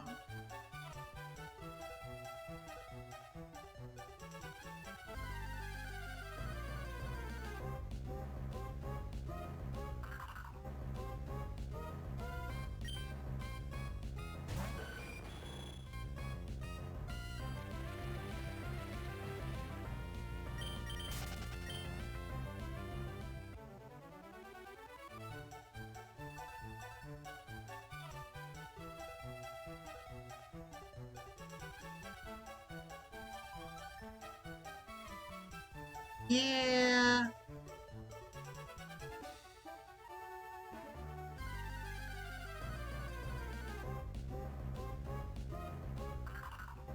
Also going on the fire types in Gen 3, it could be that one from Gen 4 was going to be. I wonder which ones, because that. I want to know how that scale would affect. What fire types are in Gen Magmortar?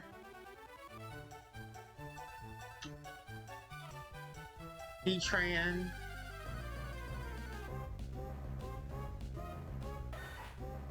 Yeah, damn. There are not that many fire types in Gen 1. Magby, Magmar. Because they were also in Gen 2. I mean Gen 4. Only because of Magmortar. And I think they were still post-game too. And didn't most of Gen 3's fire types end up in Gen 4 for the post-game? Because I know Numel and Camerupt were there. Oh, they might have been exclusive to Platinum. Because were they in Mount Stat? During the post-game for Gen... I want to say they were. Let's say they were. If not Numel, Camerupt. Oh god, Gen 4. Gen 4, you're a Gen 3 issue. That's why I was always mad with Gen 3, because I was mad with Gen 4, because Gen 4 had that lack of fire. And it was just like, this could be so much better. And I know because of Platinum that they had to add all those other fire types. And it was, what was it? Flint, the Fire Elite Four, remember? Like, what is that of a team where your only fire types are...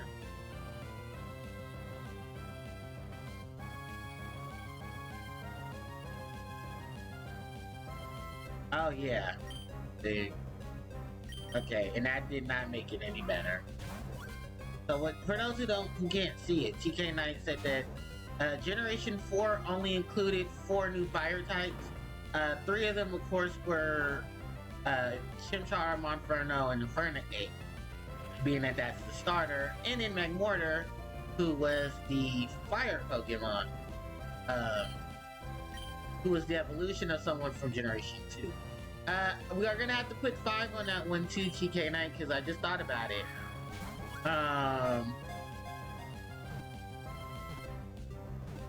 Heatran, who is Steel. Yeah. And you know what? I don't blame you for forgetting that, because you know why? That was post-game. And in the most weirdest of locations too, Mount Stat, which already was a bad enough post-game. Yeah, ladies and gentlemen, Generation 4 did not have a good thing for fire Pokemon. And I'm glad with Brilliant Diamond and Shining Pearl that at least the remake fixed that issue of fire types by adding in more fire type on them. Because at least it added in Houndoom, Houndour. You did get access to your Magby into Magmar and the Magmortar. Rapidash and them are there. Does Rotom count for the form change? No, because that's oh no, actually it counts. It would count. Only because Rotom's ability. Because they would count Castform. Because Castform's Sunny form is fire type. And they count that. So, yeah, it counts. So 6.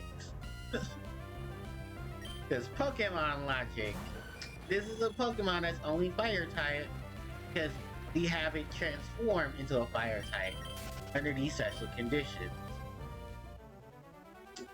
So, Generation 4, ladies and gentlemen, where you're going Fire Horse, Monkey, I don't know what the fuck Magmar is, and post-game.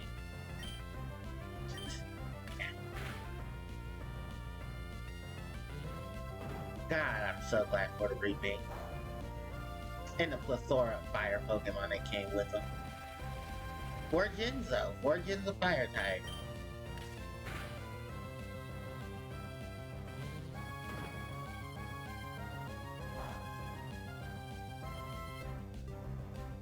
Da, da, da, da. You know, that begs the question. If you started with Piplup or Turtwig and Brilliant Diamond and Shining Pearl, were you able to catch the other starters? Ooh.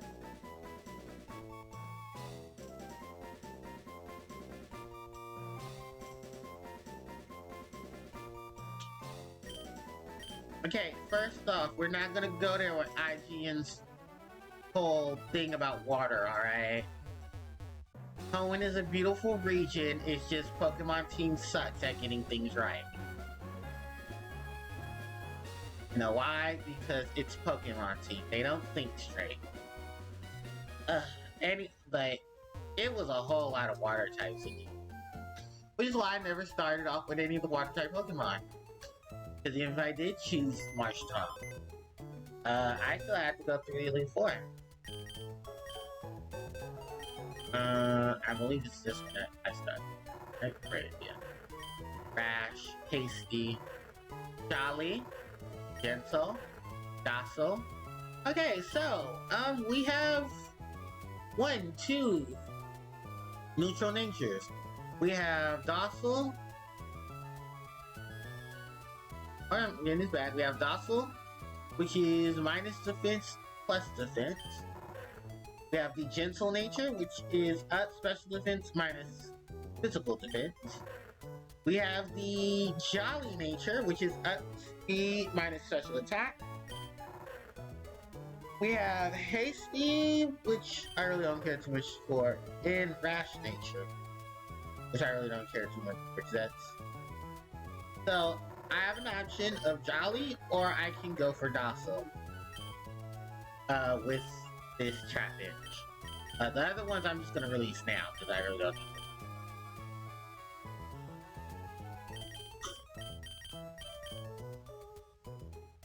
And I think I got the... Yeah, I got the item. Hold on. Let me mark the ones that I do. Okay, so this is the Jolly. I'm going to mark you with the circle. Why you can't see it, man?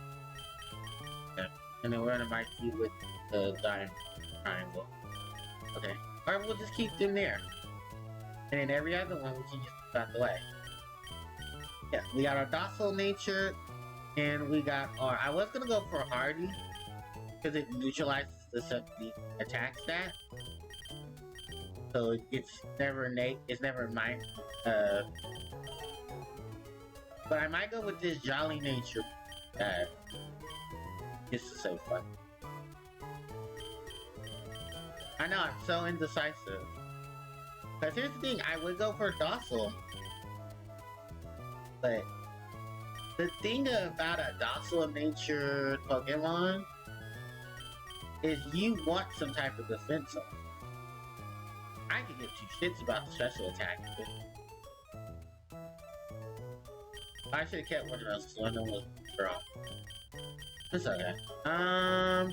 So yeah, I'll be taking this Trapinch. And I guess I'll leave the other way. Okay.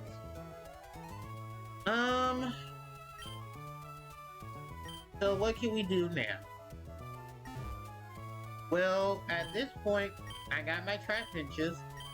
So when we get finished with Norman, we can make our way back here, and we can take on some stuff. Hoenn knew. Hoenn, the count over my Trapinch. Ha ha ha ha ha.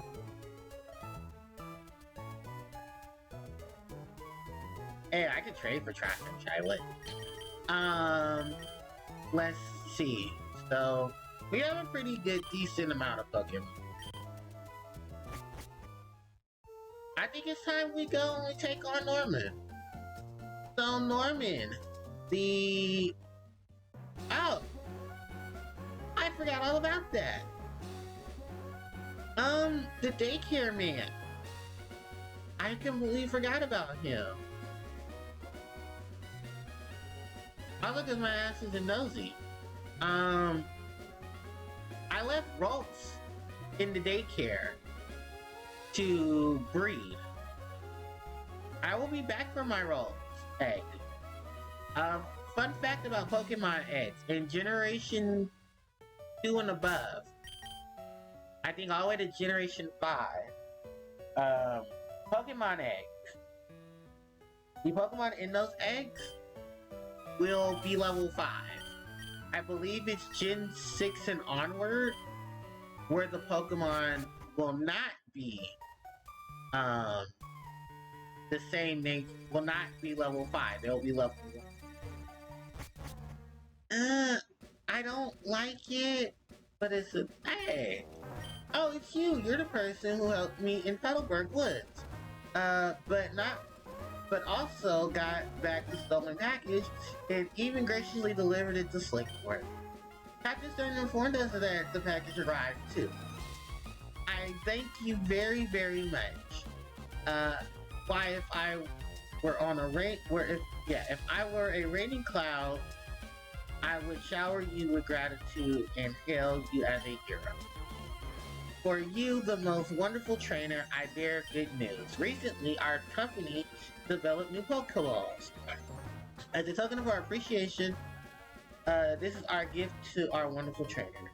We got the repeat ball! Let's go! Our new balls are being sold at Westboro as awesome. So, this is the repeat ball. If you have caught any Pokemon, and you would like to catch multiples of them, you can use this ball to do so. This is great for those encounters that you have a nasty catch rate, or you want to just catch more. Hey, I never got those berries. Wow, okay, thanks game. Level 3 Pokemon. Level 5, so I'm guessing stronger than the parents by day 1. Yeah, it can happen. But, there were supposed to be some berries there. I don't have a Pokemon in my party that knows cut. So, damn it. I do need to go over there anyway. But like the man said, if we come here to the Westboro City, 2 blue Pokeballs are featured. The Repeat Ball, a Pokeball that works better on Pokemon you've caught before, and the Timer Ball, a Pokeball that gains power in battle the more turns it takes. Because of this, I definitely would get these, just not right now, because I have caught Abra, but I can breed Abra and Rolls. And Timer Balls, I'm not going to get them yet, because I have not gotten to the point of the game where I need to go get my legendaries. With that said, I'm kind of mad because I could have used I could have used my Encantas or them to cut down those trees, and I could have got those berries. The berries that I'm missing are 2 Pinna berries. Excuse me. Which I got later on. And they're they're just used to catch. Uh-oh. Hold on, everybody. Give me some water.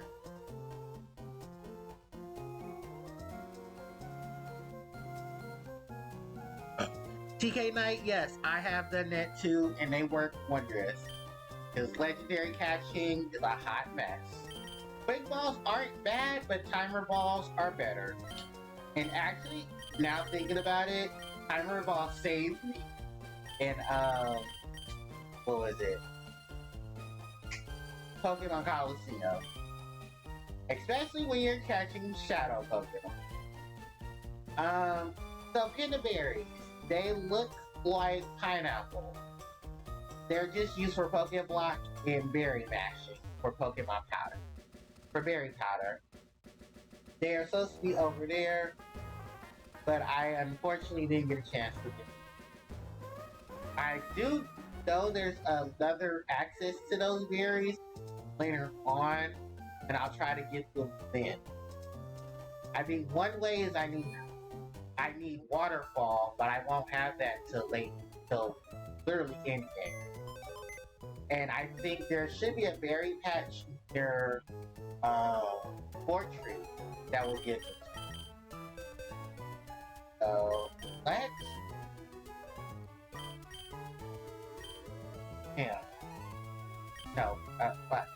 no, we're gonna go back in. Nuzleaf, I know for a fact, can use Razor. I'm gonna take out Beautifly. I already did. Okay. Where's HM01? Stab at me. I need Tech. There it is. Alright. And yeah, Nuzleaf can learn Cut. I am not teaching Cut to any of my other Pokemon. So in exchange for Cut, we will get rid of Growth, because Nuzleaf is more of the physical attacker. Alright.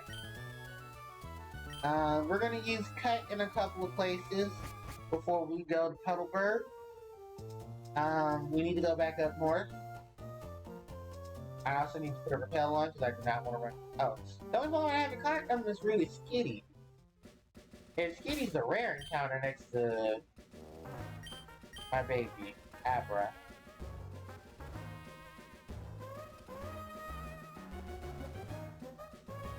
Yeah, it's the weight gain with Timer Ball. But I mean, it's the risk versus reward with that. Alright, so we're gonna catch Tree. This sign here says, Trainer tip, if your bag has several pockets, items you obtain will automatically be placed in those pockets. No trainer can afford to be without a bag of their own. That is just one of the many fixes from Generation 2 to Generation 3. Where in Gen 3, they gave berries their own item pack. Which they probably that is a psychic and a schoolboy. This is an ether. And these two should be chesto berries. I'm gonna water my chesto. Yeah, so do 2 sets of chesto berries and 2 sets of pinna berries. Once these chesto berries fully oh, but I was trying to initiate a double battle. Oh well. Trainer School Kid Jerry has a rope. It's nothing special. At this point, his role should know psychic. We don't have a rematch battle with him. He's the only one of 2 trainers on this route that actually know. Because there's supposed to be a schoolgirl. Oh, he gives us his number. Dude, I have to touch to come battle you.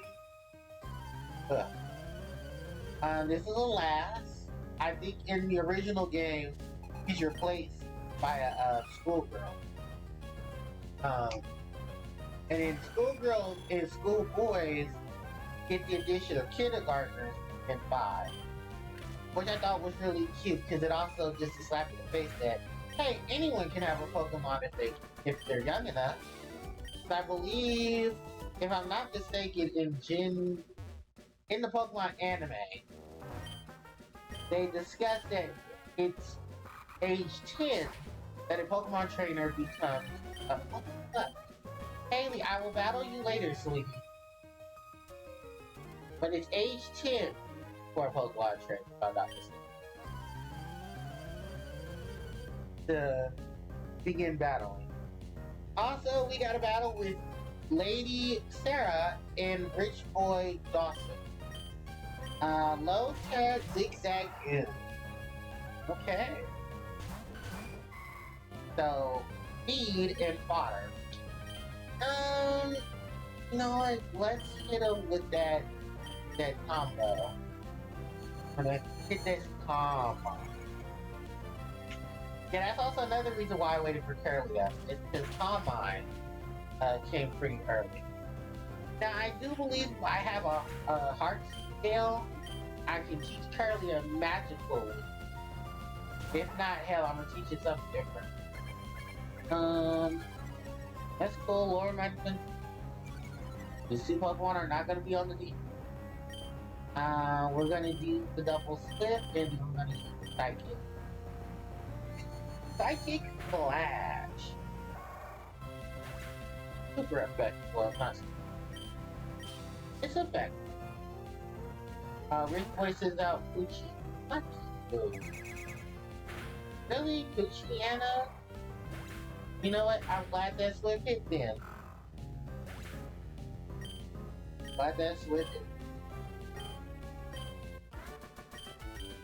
Alright, and that is Pucci Folk. You guys are lucky I don't have an app. Right.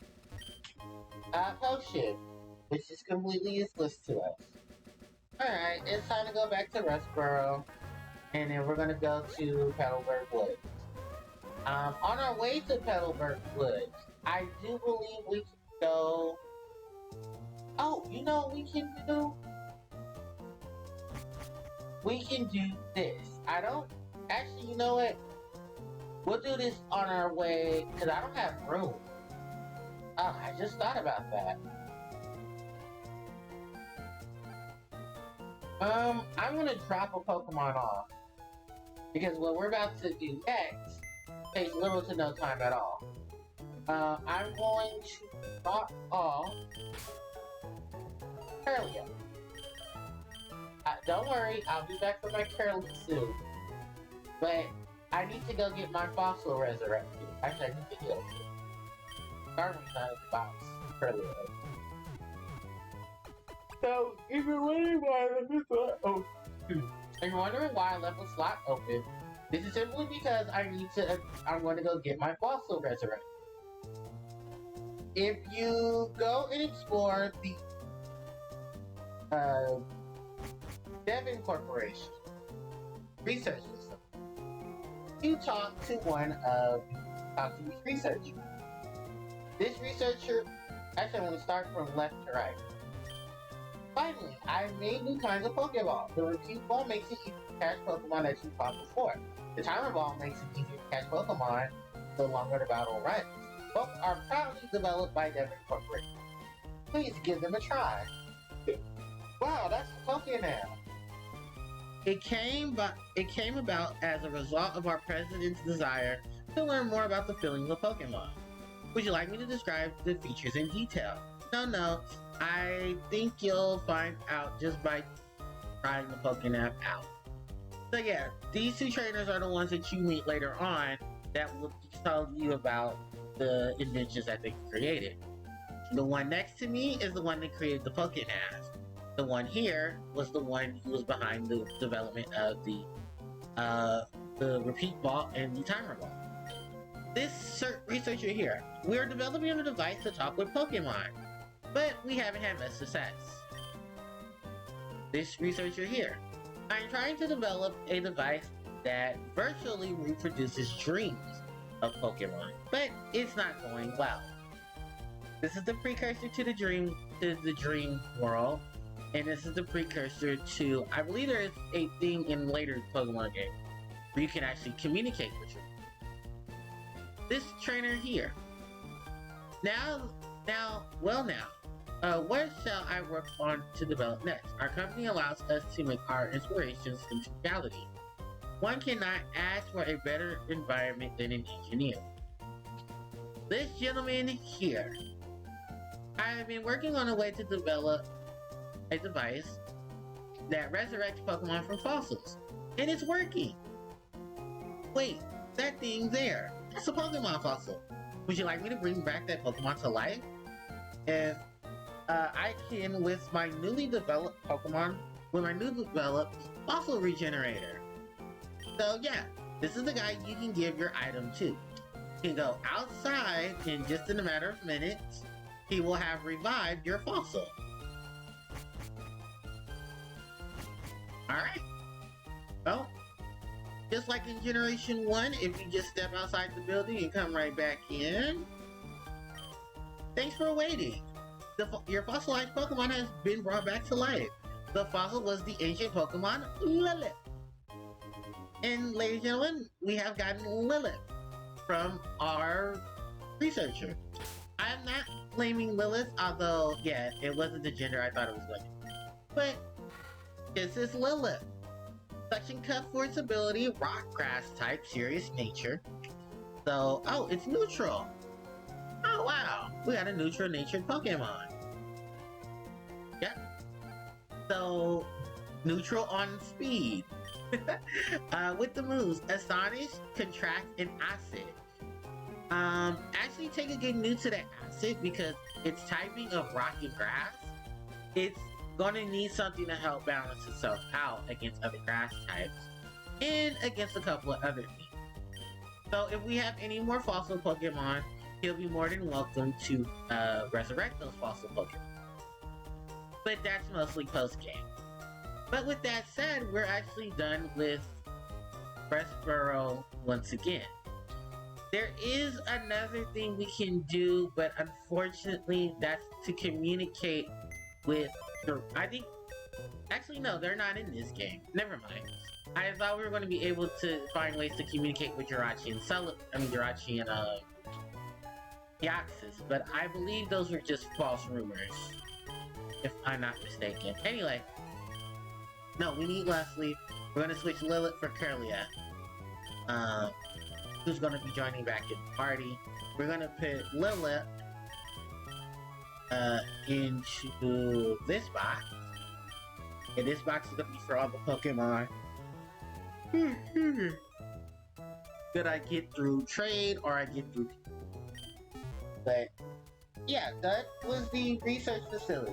Fun fact, they actually talk about a lot of this in the Pokemon anime where our boy Matt actually has some interactions with not Bill, with Steven's father, Mr. Stone, who they actually help not only save people, but they also get some of the other stuff working.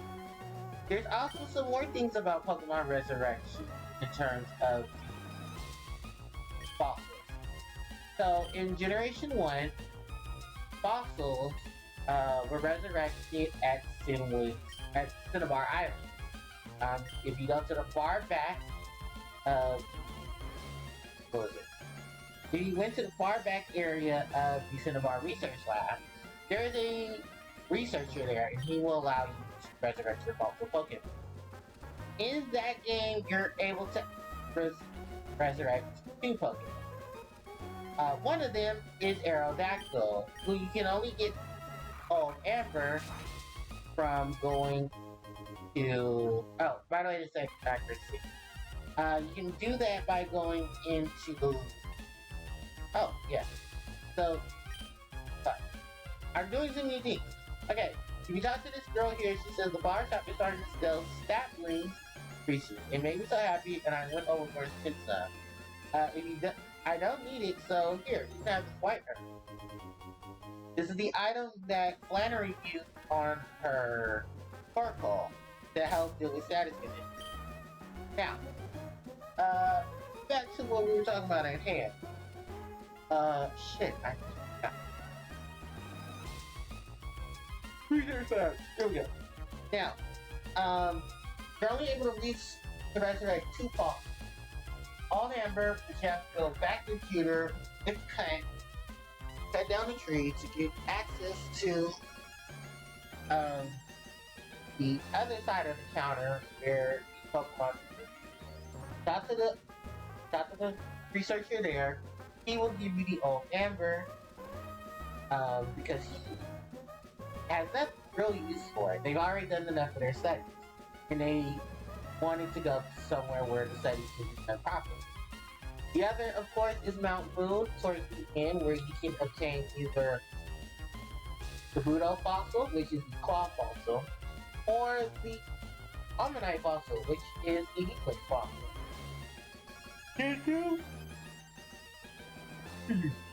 Generation 2, there is no fossil Pokemon, and access to fossil Pokemon except for trade.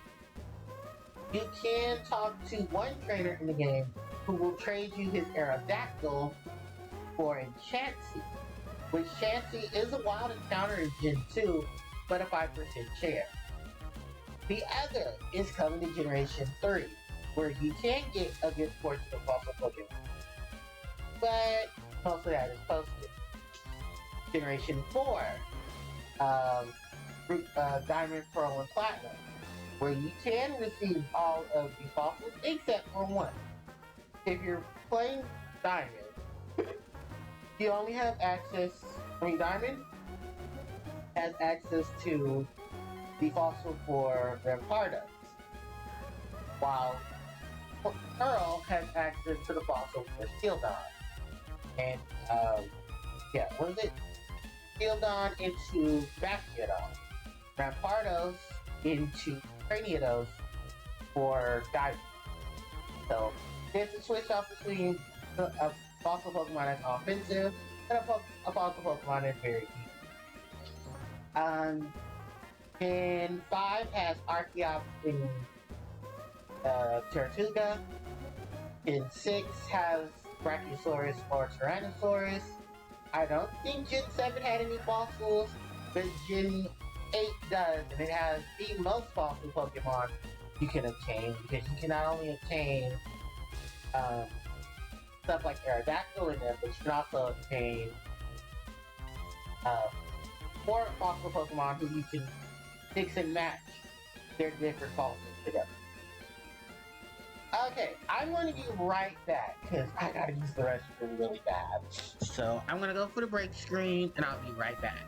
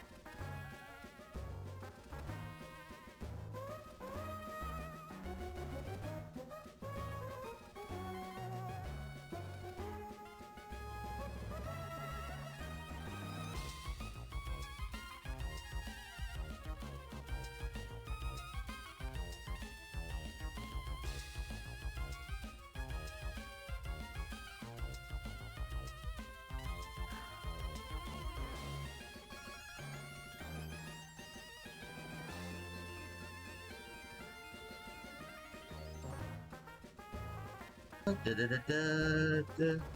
guys, I'm back. Alright. Ooh, God, it's cold. Oh, Jesus. Okay. Oh, God, because it's so hot outside. Jesus, I'm looking at my, temperature reader. My laptop says outside it is a sunny 97 degrees. Jesus. So we're back here in the room. We're in the flower shop. This is the one we visited earlier.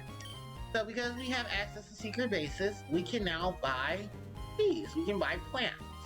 So we have the red plant, we have the tropical plant, we have the pretty flowers, the colorful plant, the big plant, and the gorgeous plant. So, yeah, these are actually, the gorgeous plant and the big plant are based off of bonsai trees. The pretty flowers, I think, are based off of sakura. The tropical is a small little palm tree. The red flower is our hibiscus. And the colorful flower is actually a red bouquet of flowers that are red, blue, and orange. Red, blue, and green. Red, yellow, and green. Red, blue, and yellow. An homage to Generation 1. So, I'm gonna buy a few of these. I'm gonna buy the gorgeous plant. I'm gonna buy the big plant. I don't really think I need anything else, actually. Maybe I'll buy another gorgeous plant. Alright, I'll buy a couple of these small plants. So two, and I'll buy one more big one. Yeah. But I don't have any areas right now where I want to go decorate my, what is it? I'm gonna go decorate my secret base, because I've made a secret base. Petalburg Woods. If you noticed earlier in the game, looking to our right, there were these small trees that can be cut. I'm finally going to cut them. I am also going to throw on a max repel. I mean a super repel, because I do not want to go bullshit. Over here, you have access to this girl. He says, oh neat, that's the badge from the Restboro Gym. You must be a trainer. Here, you should try using this item. We get the Miracle Seed. The Miracle Seed is an item that you can give it to any of your grass-type Pokemon, and it will increase the power of the grass-type moves. We also have the Great Ball over here as well. So these are just small little items you can pick up. Actually, I want to correct myself. The Miracle Seed is a health item that raises the power of grass-type moves. I am incorrect. I want to apologize about that. It doesn't power up your grass-type Pokemon, it powers up your grass-type moves. Over here, if you go to this little spawning area here, you find a tiny mushroom. The tiny mushroom, and I believe this is a big mushroom? No, an X attack. Okay. So the tiny mushroom is a tiny mushroom. By the way, we're back on the other end of Petalburg. That's just the area that's cut off by the trees. So, yeah, the tiny mushroom. Yeah.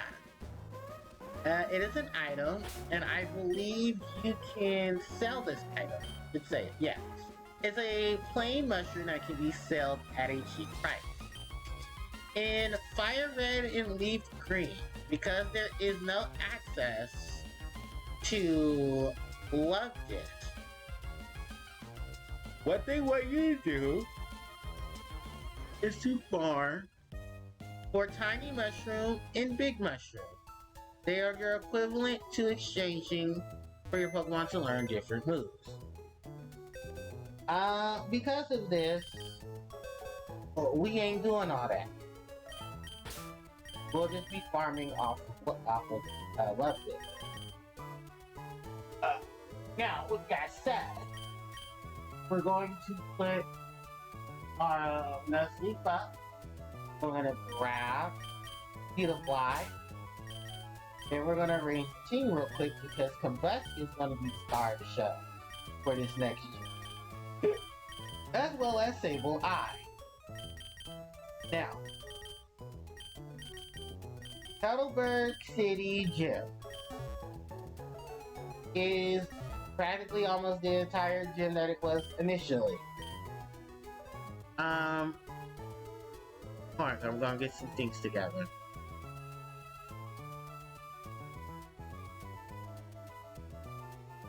Alright. So let me get back here. Actually, I'm gonna close this. Close Discord. Close this. Open this. So we're at Lava Ridge Gym. Now we're gonna go to Petalburg Gym.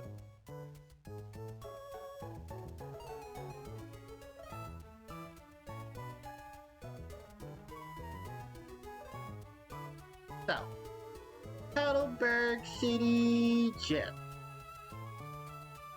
It's completely the same gym it was in the original game. The only difference is that in Emerald version, you can tell which rooms are which. And yes, Norman is in the back of the gym. So, before we even step into the Petalburg gym, I'm going to break it down to you. Each room has its own different style of battle.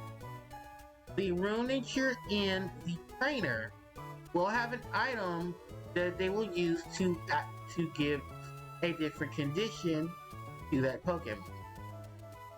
We have the speed room, accuracy room, zero reduction room, defense room, recovery room, strength room, and one-hit KO room. All leading with a battle against Norman, the Petalburg City gym leader. In addition to that, I believe none of the rooms... Oh, there are changes in rooms in Emerald version. There's a confused room. There is a... Yeah, the confused room has been added to replace the zero reduction. Every other room still features a Pokemon in it, and there are a change to the lineup of the Pokemon in the room itself. Still leading with a battle against Norman, the Petalburg City gym leader. I'm also looking at the at the Omega Ruby Alpha Sapphire version, and really nothing has changed. So, yeah, it's pretty much the same, except for in Emerald version, there are new additions to Norman's team, while in Ruby, Sapphire, Emerald, Fire Red, Ruby, Sapphire, Emerald, Omega Ruby, Alpha Sapphire, there have been no changes. With that said, ladies and gentlemen, let's go take on, after we heal, we're gonna go take on the Petalburg City Pokemon. So, this gym consists of normal type Pokemon. Yeah, that's right, normal type Pokemon. Normal types are weak to fighting and cannot touch ghost type Pokemon. Hey there, how's it going, Champion Bound Ruby? The doors here open once you beat the trainers awaiting. Oops, the doors in this room have already been opened, so don't attack me. The trainers of the Petalburg Gym use all types of items. The doors on the room to the left lead to the speed room, and the door on the right leads to the accuracy room. The name of the doors will indicate what they are, so take a close look and be careful. Your left. Go for it. Alright, so. Speed rooming test. Would you like to go through? Yeah. So, we have cool trainers. This is our first introduction, and the only gym in this game that will feature nothing but cool trainers. They are returning from Generation 1 and 2, and they have a new outfit. This outfit is more so looking like they're wannabe gym leaders, or wannabe leaders, or just wannabe trainers. Well, not wannabe trainers, but they look more like, gym trainers than anything. Swalo! Oh, I did not expect to have to come in battle with D. So this room is based on speed, and wow! Taking out Garunix with one hit. Okay. I didn't see that coming. Honest, I did. But, we're gonna try to fix this. So, in these rooms, they're each gonna have a Pokemon to specialize within their different style aesthetic. This room is dedicated to speed. While normal Pokemon are weak to fighting type moves, this is probably the smartest thing to throw in a Pokemon who is not weak to fighting, i.e. a flying type. We're gonna get enough flyers in the next gym, trust me. And for the most part, Raveler will be making his last debut as a Pokemon on the team in that gym. Oh, they have Hyper Potions. See, the Bulbapedia didn't tell me that. They just said that they have a Pokemon that they'll be focusing on the different styles of battle. So thanks, Bulbapedia, for once again being incorrect. Anyway, this Swalo is not too much. Luckily enough, there's only one Pokemon battle per room, so you don't have anything really to worry about in terms of that. With that said, the Runix didn't level up, and neither did Traveler. But we opened up the doors to the room here. What I'm going to do, because I need to level up some Pokemon, is go through each of the rooms. In silver, god damn it. If we were playing the speed room, yeah. If we were playing Ruby and Sapphire, that trainer would have been Cool Trainer Randall with a Delcatty instead of Swalo. That is one of the mini switch ups in this gym. This room here is the accuracy room. And we will be battling against the trainer known as Mary. Now, Mary's team changes here as well. In Ruby and Sapphire, she's using Delcatty. Because this is Emerald, she's also using Delcatty. But is she Mary still? Yes, she's Mary. Female cool trainers still focus on cutesy stuff. Oh, Shockwave! Okay, I did not expect that.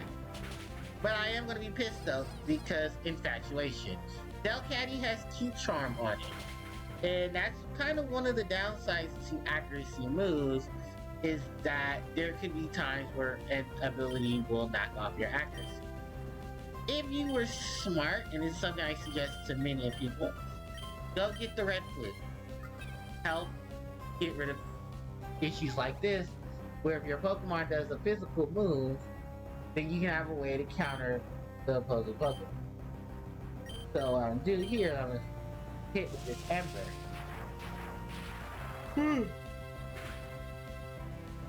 So that way I've already know I can do some damage to Delcatty. Then I'm gonna kick you in your face. Shockwave is the move that we received in TM form from Watson. With that, it's supposed to allow us to, oh thank god we were infatuated. It's supposed to, it's an electric type move that never misses. It's the electric variant of Swift. While, ironically enough, Fade Attack is a move that is the dark equivalent to Swift Attack, where it never misses. And actually, fun fact, Delcatty does have access to the moves if you keep it skinny and get it to level 25. Then it will learn Feint Attack, which is a good move to cover some issues, like dealing with Ghost type, which is one of the reasons why that Delcatty had Feint Attack. It's because it's supposed to help you deal with, what was it? It's supposed to help you deal with Ghost type. This room is a defense room. And does this room change between games? Yes it does. This is not the defense room. Or, no. The Pokemon the trainer uses changes. So this is Trainer Lori. Oh, her name is Hitomi in the Japanese version. So she will use the item X accuracy. X defense. This is where trainers will start using their X item. She has a Wigglytuff in this game. In Ruby and Sapphire, she is not having a Wigglytuff. Homegirl is rocking a Linoone. So, do spot your differences there. Wigglytuff is the evolved form of Jigglypuff. It is a lot more bulkier, and it has a big range to move. This Pokemon can only evolve via Moonstone, so there is some food for thought there. You're asking, wait, you can catch Jigglypuff in this game? Yeah, you can. Unfortunately, you won't have access to the area Jigglypuff's in, You know Shadow Ball? Oh boy. What a type coverage move. That is Shadow Ball. That is a move that you only get that in this game PM. And it's located in 2 places. That is Rock Smash doing its thing. I completely forgot Jigglypuff and Wigglytuff can learn this. You can also get, oh no, my special defense drop, that's not good. Luckily enough, your defense just dropped off. Hell yeah, the more I use my damn Rock Smash, the more you are losing defensive. Shadow Ball is a dark type move. Not dark type, a ghost type move. That shoots a ball-shaped shadow at your opponent to inflict damage that may cause their special defense to lower. Because we are using a Stabilize, Stabilize damage output will be neutral. Our damage intake is going to be neutral because of us taking Shadow Ball. Dark type. What I'm doing here is I'm just playing the game with Wigglytuff. Because Wigglytuff's defenses can be lower the more I lower it with the move of the more I move with Rock Smash. I think unfortunately because Double Edge is a move, it's not going to do anything to Sableye because Sableye is part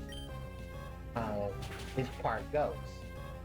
And get in there, Combustion, hit her with them double kick. Nice. So this room is actually supposed to be a room where Linoon is your opponent, it knows Shadow Ball and Surf, and it's supposed to counteract as a defensive mechanism. We're gonna go back into the other room. We're gonna heal Sableye.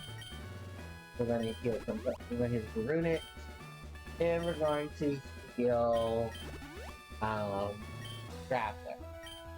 So I believe we go back. The room to the left of this room is the recovery room. This is the room where they're going to use healing items.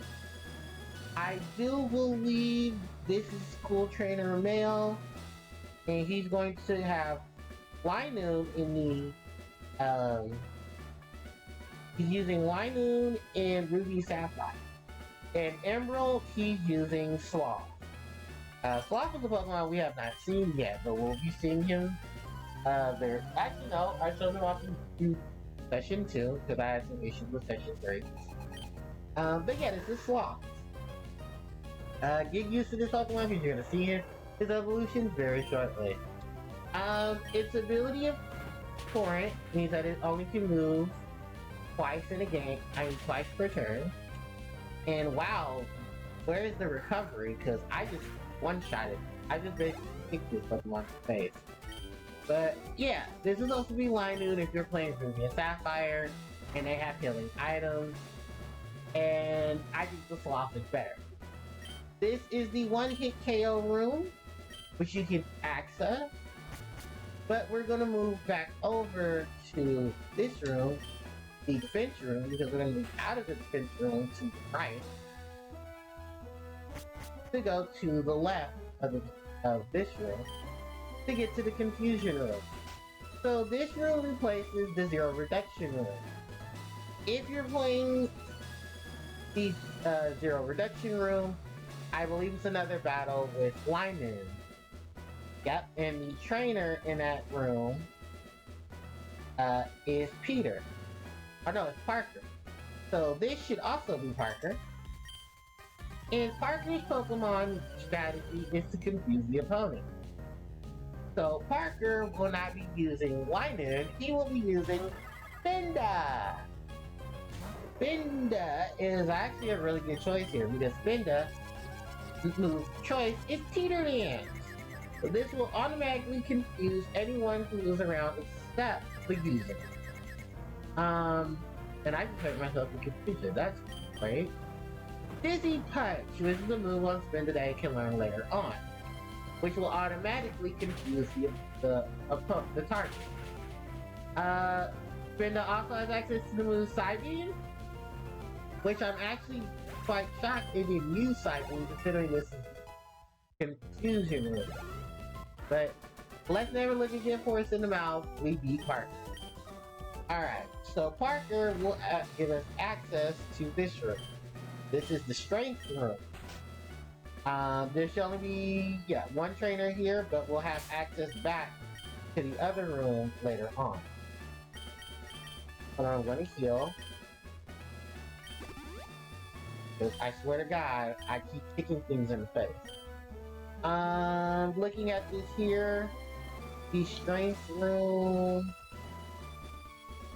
I believe has not changed between Ruby, Sapphire, and Emerald. No, it has not. Alright. It has in the one-hit KO room, and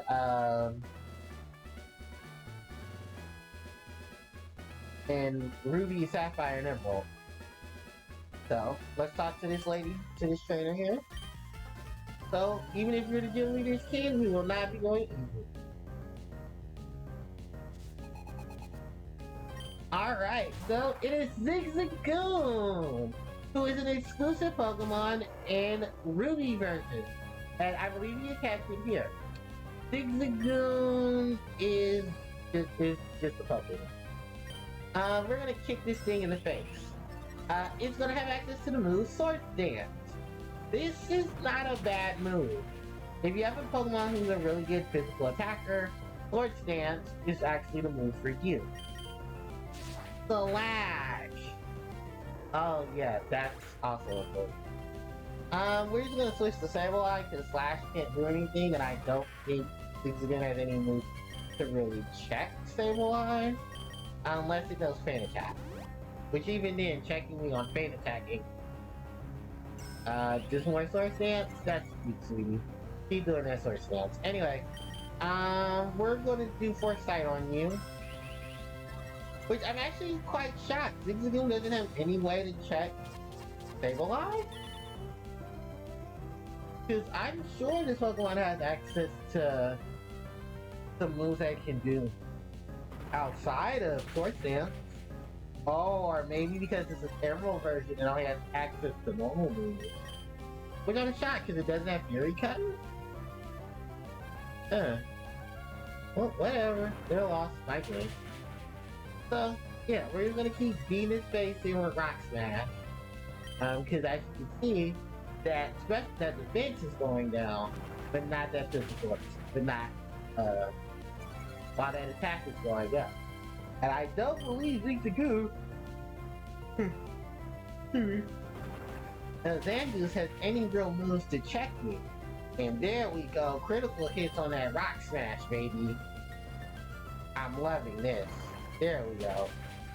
Now, the next room we're going to go to is the one-hit KO room. Hey, Sableye leveled up. Oh, Fake Out, nice. So Fake Out is a move that if the first Pokemon comes into play, you can make it flinch. I like this a bit more than Astonish. And don't worry, the way Sableye levels up in this game, we'll get better moves for Sableye's move pool. Don't worry. But with that said and done, we are done with this room. And we're gonna go to the one-hit KO room. I want to switch these two around so that we can go ahead and go to one-hit KO room. Now, all the rooms will now conjoin, and we will go into the into Gym Leader room. So, the difference here, this trainer will be the one with the Zangoose. Vigoroth is taking his place. Vigoroth is the evolved form of Sloth. This thing does not have Torrent for its special ability. This thing has Viral Spirit, meaning that it cannot be put to sleep. I'm gonna hit you with the Fake Out, because I do not want you trying to come for me. This thing is a nightmare to deal with. Ooh, focus energy, meaning that it's trying to buff up its critical hit. Vigoroth is nasty to run into. And I think because of Sableye, Vigoroth has no other moves that can check Sableye. Yeah, that slash is not anything good. If maybe Vigoroth knew Feint Attack, it might hit. But I believe the moves that do damage like that, so they don't hit you, they don't. Was it focus energy that busts critical hits? I think the move, if I'm not mistaken, someone can correct me in the chat. If Vigoroth did have Feint Attack, would there be a chance of a critical hit off of Vigoroth's move, Feint Attack? Like, would it have done critical damage while it buffed the chance of getting critical hit? Because if not, damn, that is a really good strategic setup. My foresight didn't work? Oh, that's not good. Now, I know this thing's gonna try to swing at me. I'm gonna go to my Leatherberry. Thank God I planted more of this. To revive my Rock Smash. Alright, well, Vigoroth does absolutely nothing to me. Alright, time for the smash.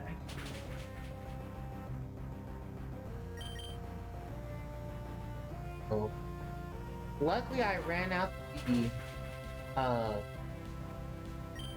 what was it? I ran out the potion, so I can't heal. There we go, another fix with the potion. I'm hoping for more of those because I'm trying to kill this Vigoroth off. Nice.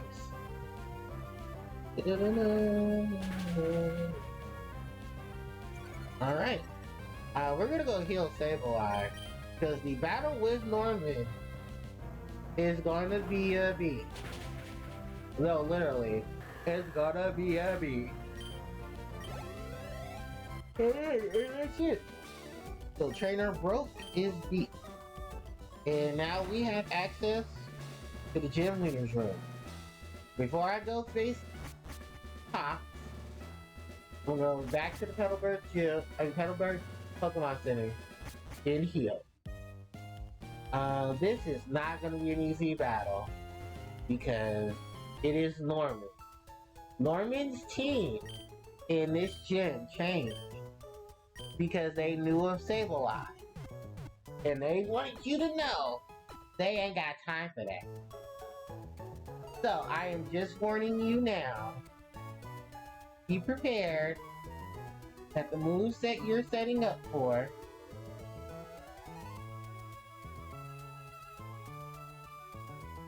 ain't gonna be pretty. Hold on, I got messy.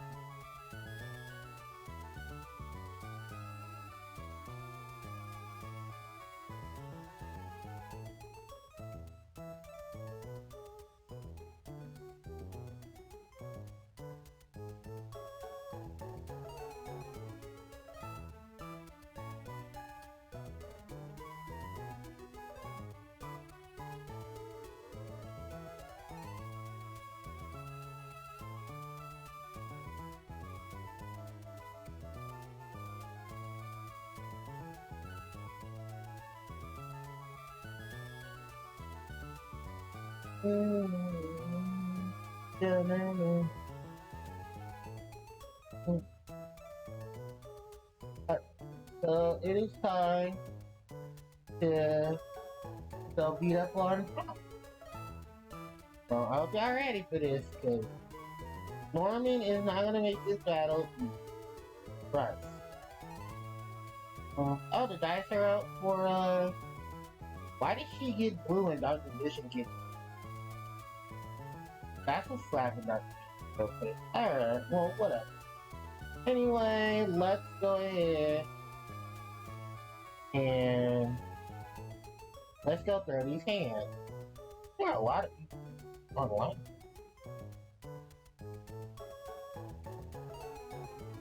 Alright, you guys, it's time to throw these hands with Norman.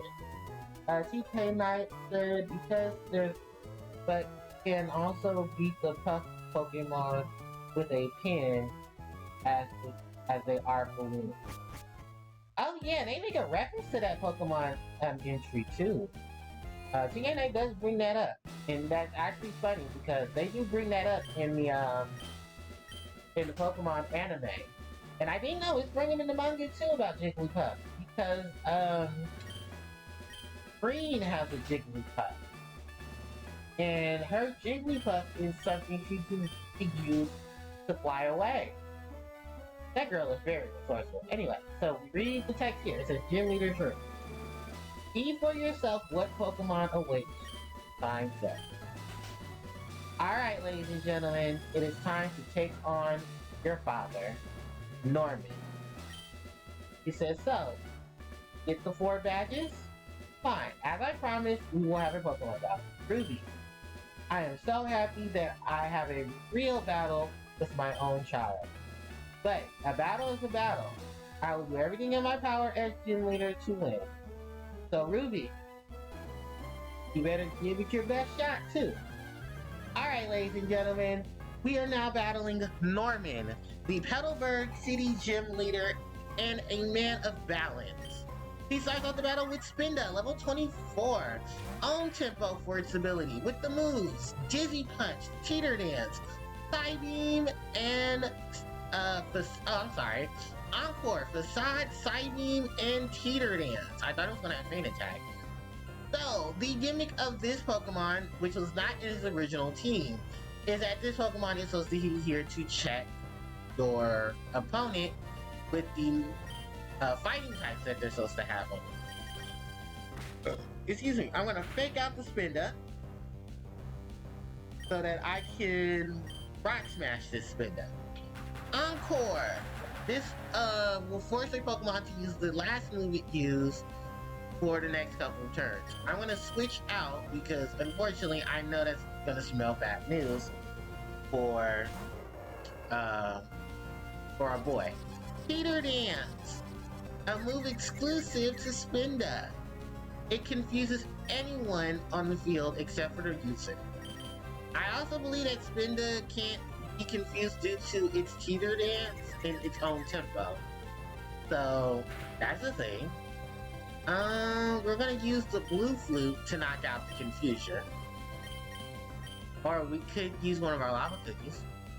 I'm sorry, the Yellow Flute to knock us out of confusion. There goes the Psybeam. I expected that. So we're gonna heal, because I'm not about to deal with this bullshit.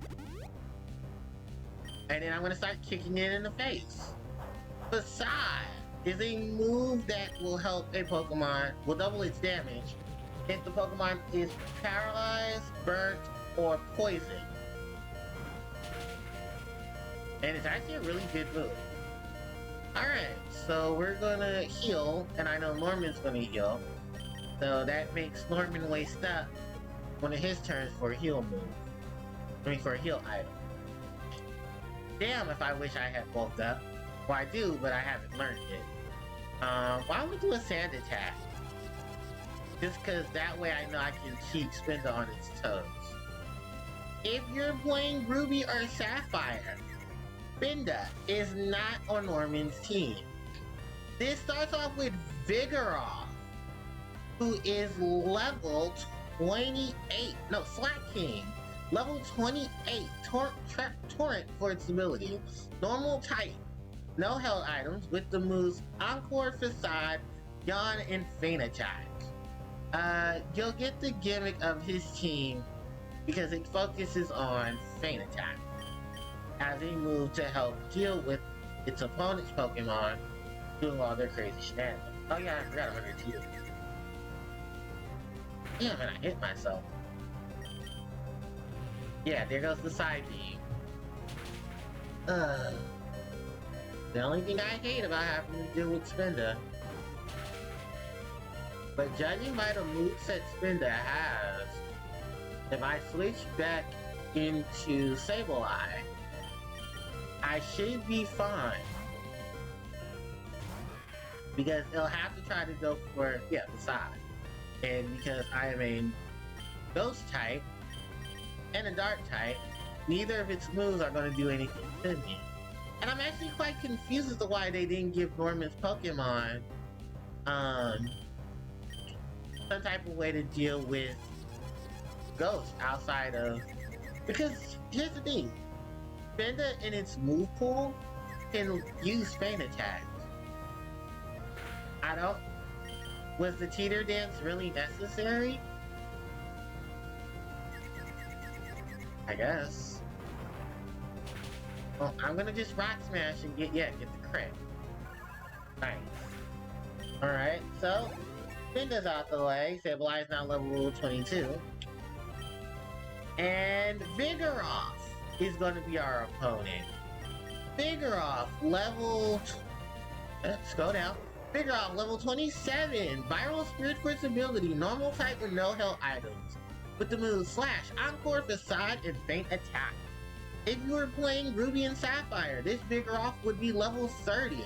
With the moves Slash, Facade, Encore, and Feint Attack. Viral Spirit for its ability. And its only difference is that it's 3 levels lower. I really, like I said, you're gonna easily take these Pokemon out if you can just type match. My only issue is that I am a level lower than this Vigoroth, but I'm not afraid of this thing. And I could just switch back into Sableye, because the only thing that I have to do with it is Feint Attack. So... Oh, it's Slash. Oh, thank God I survived that. Does this Vigoroth know Feint Attack? Yeah, he does. Oh, nice! Double... Oh, 1 hit. Was it critical? Probably wasn't. Alright. Next up is Linoon, which is another addition to this team. Linoon, level 29. Pick up for its ability, normal type, with the moves Belly Drum, Slash, Facade, and Headbutt. I can easily switch back into Sableye, and this would be a joke. Because literally, what will he do? Headbutt? I take decent damage. Facade, okay, I'm gonna die. Combustion did what he needed. Alright, Sableye, you're up. So we're gonna revive Combustion with Revival. And because there's no actual rules for this Linoon to check, it's gonna just use Belly Drum. Which gives Sableye enough time for her focus, her Rock Smash. It's like, the one move you give a Pokemon like this, why didn't you give it a move that it could counter Pokemon that it's weak to? Because, fun fact, Linoon can learn Pin Missile, and even though I'm Ghost, I'm still part Dark. That Pin Missile would have done something. It wouldn't have been strong enough, but it would have done something. Norman's using Hyper Potion. Okay. That's cute, Norman. And I'm gonna still, drop the physical defense of your Pokemon. So, there's literally nothing this Linoon can do to me, and I'm literally gonna throw hands on it. Lowering its physical defense. Like, I give him the effort though, he really did try to do something about this. Facade, not gonna touch me. I was actually quite shocked that Facade didn't have a,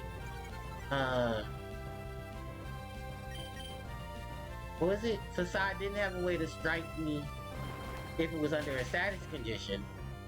Because what if you gave it Life Orb or Toxic Orb?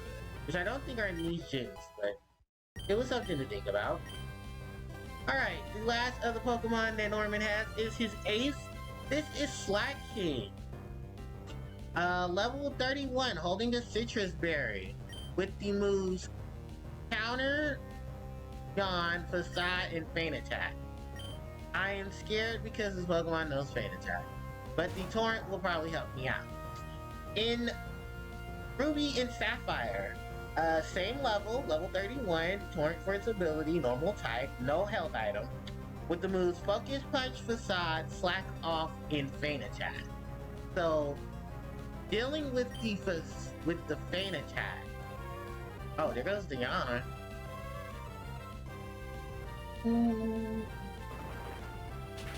Yeah, this thing is a nasty thing to deal with. It's one of the strongest normal Pokemon in this game. It has access to literally everything you wish it did. A good move pool for normal type. It has access to Feint Attack. And it can still do some nasty shit. So, yeah, this is a thing. There goes the Feint Attack. And this is not going to be a good thing. The Slacking's going to be lopping off. And I'm literally just trying to lower its defensive. Because I'm literally stuck in a bind when it comes to Slacking.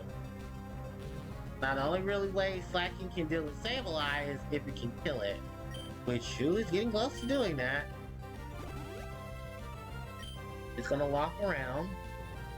I'm actually quite shocked that it doesn't have... Oh, because it's not double battle. Well, there is a double battle with Slacking and them later on.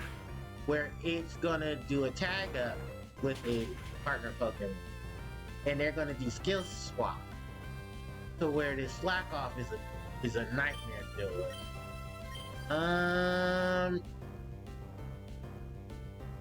Yeah, well, I don't have much killing left after this.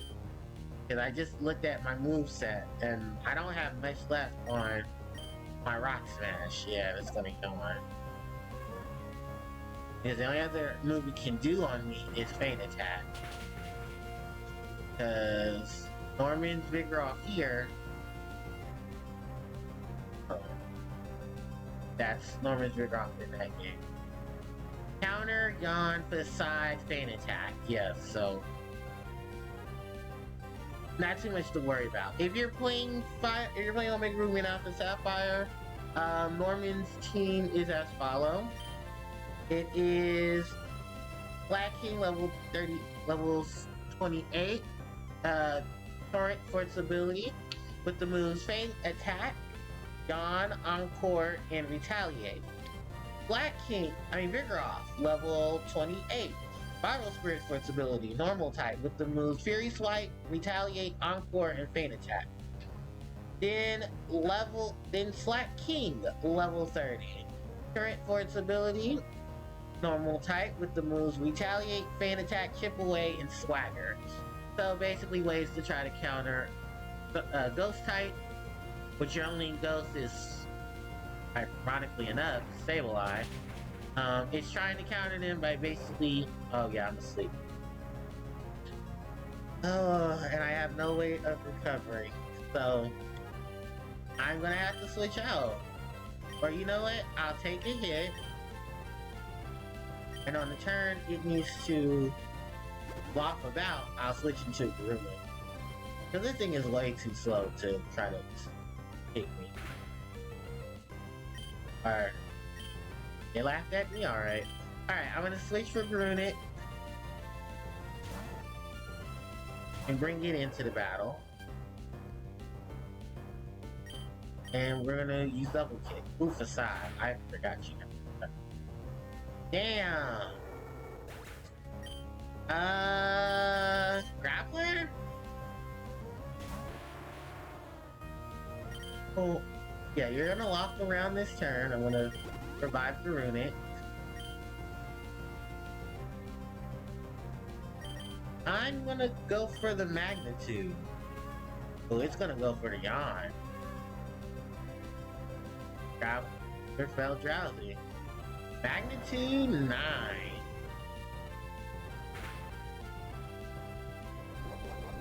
Citrus Berry. Alright, we're gonna hit it with another Magnitude. Because that lofting around just cost Storm in the battle. Yes! Critical hit too. Nice. Alright, and that's it. We've beaten Norman. Our father. Grappler is now level 28. Alright. I can't believe it, Ruby. I lost to Ruby. The rules are rules. So take this. Alright, and we received the balance badge from our father, Norman. With that badge, the defense of all your Pokemon will increase. Any Pokemon that knows the move Surf will be able to use it to travel overseas. And here is my gift to you. We get TM42. That is the Psy. It doubles the power of a move if the Pokemon is poisoned, paralyzed, or burnt. You might be able to turn that bad situation to your advantage. As a gym leader, I can't express how upset I am. But as a father, it makes me feel both happy and a little sad. It's odd. Oh, it's Wally's father. Oh, hey there, Ruby. Please come with me. I have something that I want you to have. Norman, you don't mind, do you? Let me borrow Ruby for a minute or two. So, yeah, this is, Wally's dad, who interrupted this very peaceful moment between father and child.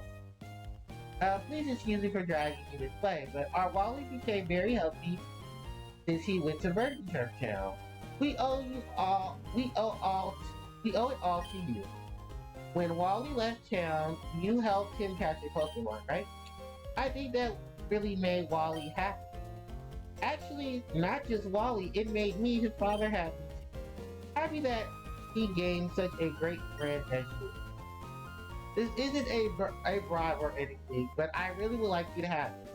We attained HM03. That is Surf, baby. You can use a Pokemon that can surf, and you'll be able to cross all sorts of places.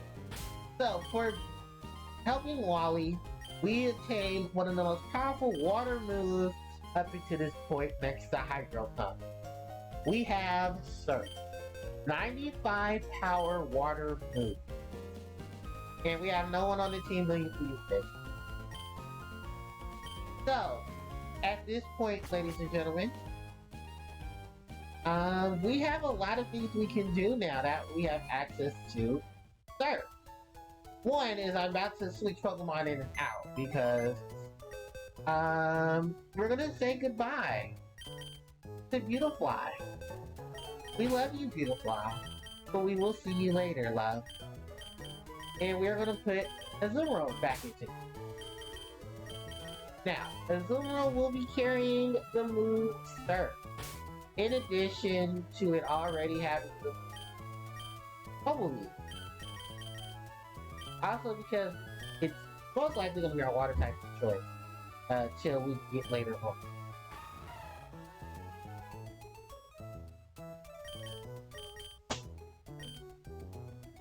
So now we have someone who can surf. Bam!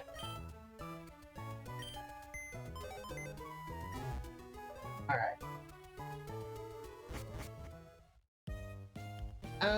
Let's move on. Oh, I need to heal Sableye. Oh, we also need to go get Trapinch. Actually, we gotta do another Pokemon around, so for Trapinch, we're going to move over.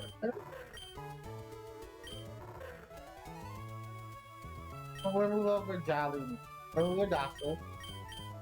So we'll move over.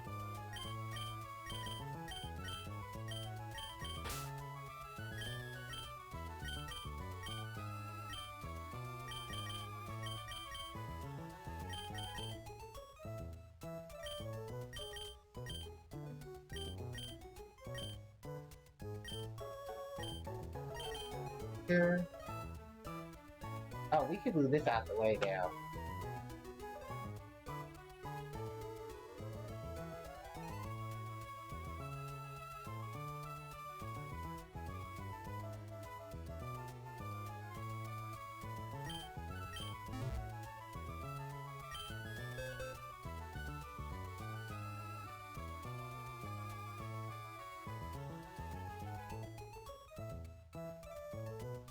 TJ does bring up a very good point. I'm also sad at not chat. He says, I would think they would not want to push playing type together. You know, that is a thing. It could be possible considering the fact that in one game, you won't be able to use a ghost type because if I'm not, and I know this for a fact. Because of how Ruby version is, your only real check to normal type is Steel. And Dark really isn't much of a help there because While is very Steel in Ruby version. And calculating my numbers, yeah, there isn't really much you can do at that point. Alright, so, because we have access to the moon Surf, we do not need Mr. Briny. He will be in Slateport for the duration of the game. Max Revive. This is an item that you can receive that will fully heal, revive a Pokemon who is fainting, and give it its maximum, and give it full HP. If we go over here and we search, this area will hold a rare candy. Yeah, we are going to be able to go to a lot of areas now, thanks to search. And we can also encounter Pokemon on the search. Hi, Meryl. Oh, and these Pokemon can range to level 35, by the way. So do be very careful. Oh, no, Traffic. Yeah, that's right. Your ground, and that water attack is double that. Yeah. I need to switch you out. Now the reason why I brought Traffic is because we're going to be going into a situation later where we're going to do ground type. This item here, if I can get a land, in Ether, recovers 10 PP for a Pokemon's move. There are some other locations we can get to thanks to us having Surf.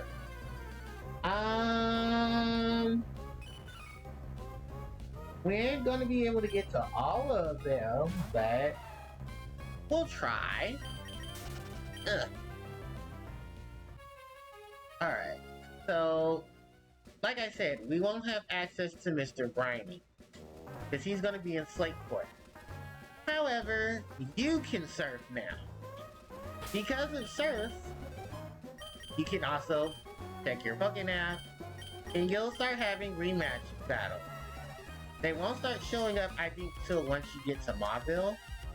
But yeah, you'll be able to have rematch battles with a lot of trainers that you've encountered over your journey so far. And I love that about Pokemon Emerald, Ruby, and Sapphire because the Pokénav's match call system is basically is what was supposed to happen in Gen 2. They did fix it for Heart Gold and Soul Silver, but I just prefer it how it is here. Actually, I prefer it how it is in Ruby and Sapphire. PP up, where the Pokemon trainers aren't bugging you every 5 fucking minutes like they were in Gen 2. Because I did not like that. Now, with this said and done, we are gonna go north of Westboro. The reason why we're gonna go north is because we can actually explore that area near Meteor Falls. And there's a lot of things you can pick up here. First thing is my key items. I'm going to have the item finder registered. The reason for this is because you can find items on the beach. No responses. Understood. Alright. I didn't bring Curlia. Hold on. I gotta get Curlia.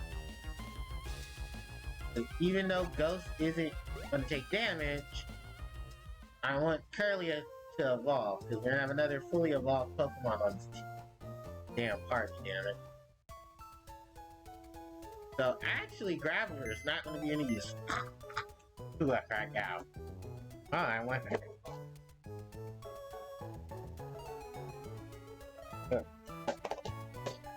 Damn it, being in this cold is fucking with my nose. Alright, so we're gonna swap Pokemon in and out again. We're gonna move Curlia into battle. And swap out Battler. Right.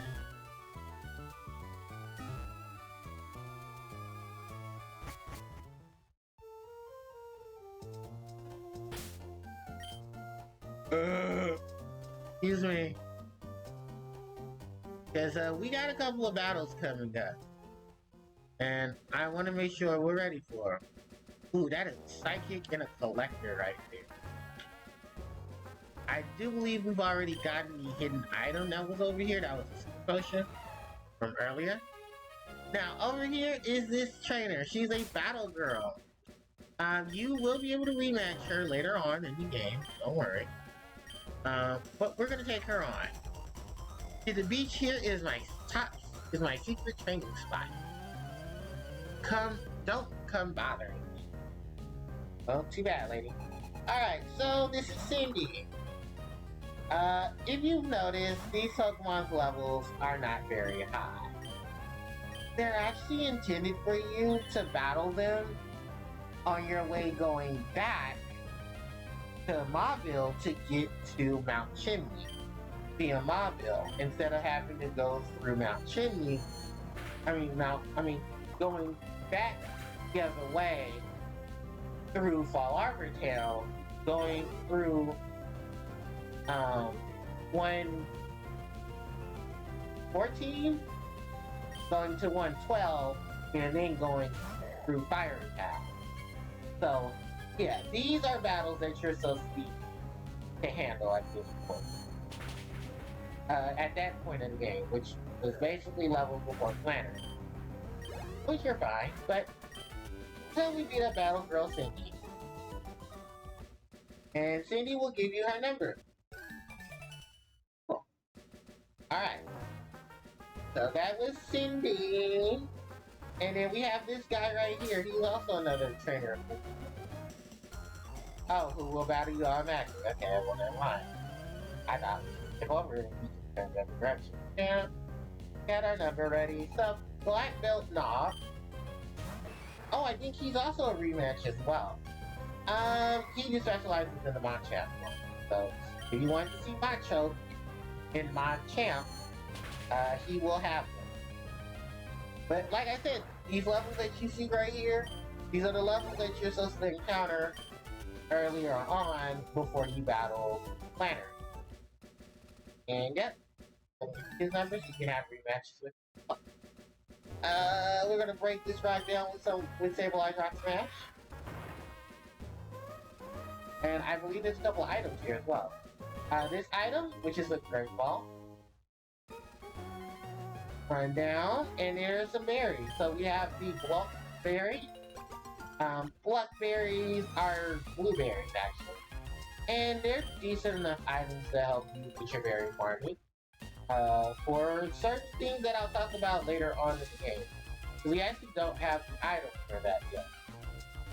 Alright, so let's wait till this collector turns his head. Alright, and he says, I have a rare Pokemon. Would you like me to show you? And the trainer here says, start my meditation. I will punish you for it. Oh, okay. So we have Collector Hector and Psychic Marilyn. He sends out Meditite and he's got two.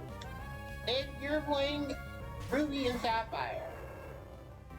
He will be your only, this trainer, he will be the only way you will have access the version exclusives for those games. For the optic version for those games. He will have both Zangoose and the other Pokemon I cannot wait to talk about. Go to Meditite.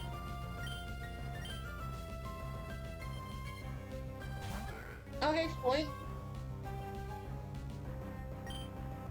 And I have to kill this Point fast, because that Point side beam is going to kill the Buster. With that Psychic. Dangerous with Clear, Trylord Fences, Double Kick, super effective. Oh, in a one hit, nice. Where's my damn fingernail clipper? I'm sorry, I have a hangnail. I'm trying to. Alright. The Viper! This is a Sapphire exclusive Pokemon. The Viper, pure poison type. With the ability of, what is the ability for the Viper? I think it's not Poison Fang, that's actually its attack. And Poison Tail, which is a unique ability for this gen. Which is the unique move that is introduced in this generation. So Viper is pure poison, and it takes after Arbok. Ironically enough, it's not an evolution of Arbok. I just want to make that clear, because in the Pokemon anime for the American dub, they tried to write off as Arbok being an evolution of Survivor, of the pre-evolution to Survivor. It's not. It's just ironic. Jesse owns Survivor, and Survivor and Zangoose, ironically enough, are mortal enemies, which is why neither of them will appear in the same game. I'm going to actually take a look just to put clarification on Survivor and Zangoose. Okay, there's Survivor.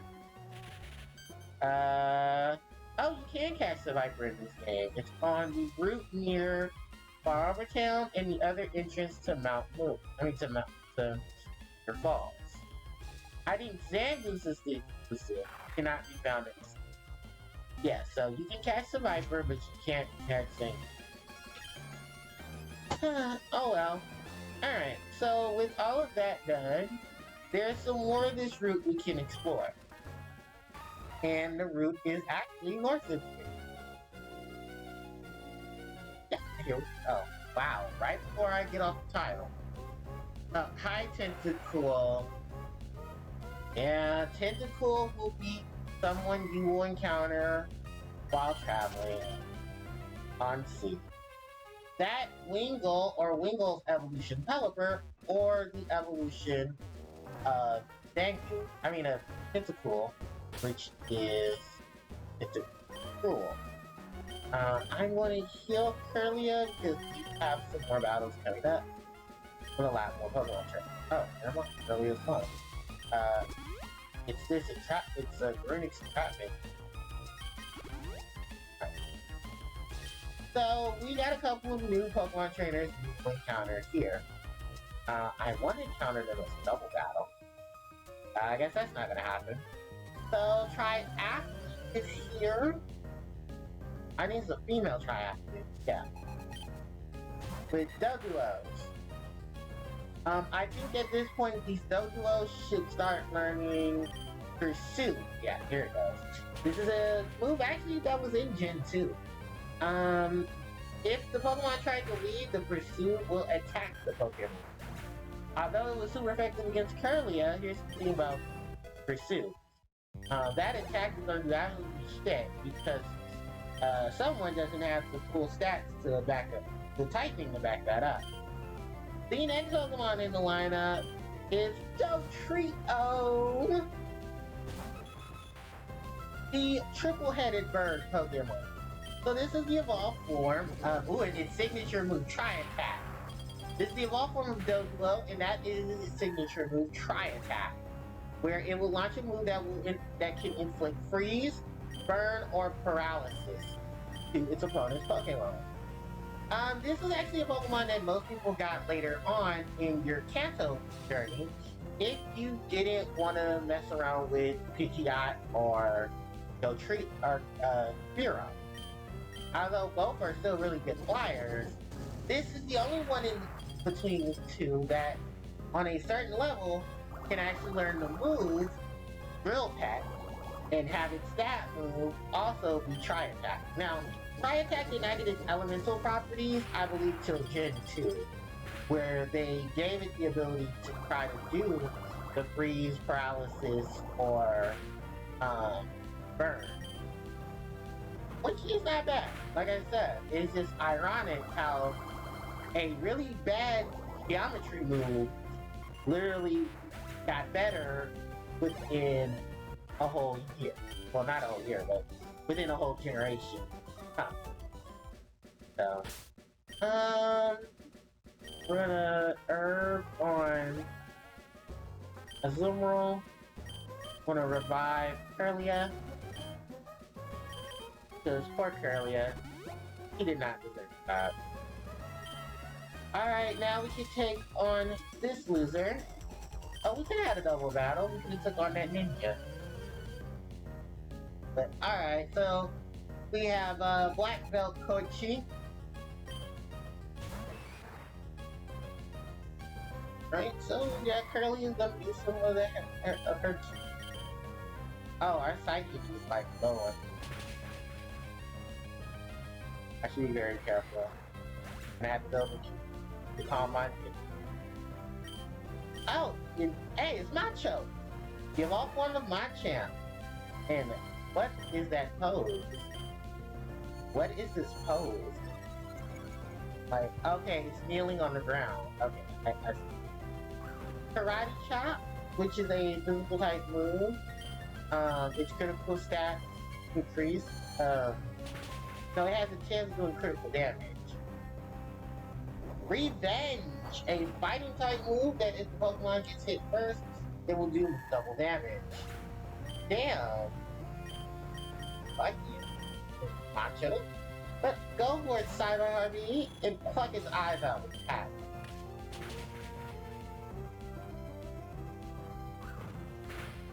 Ah. Heck, heck. Good news, Cyber Harpie.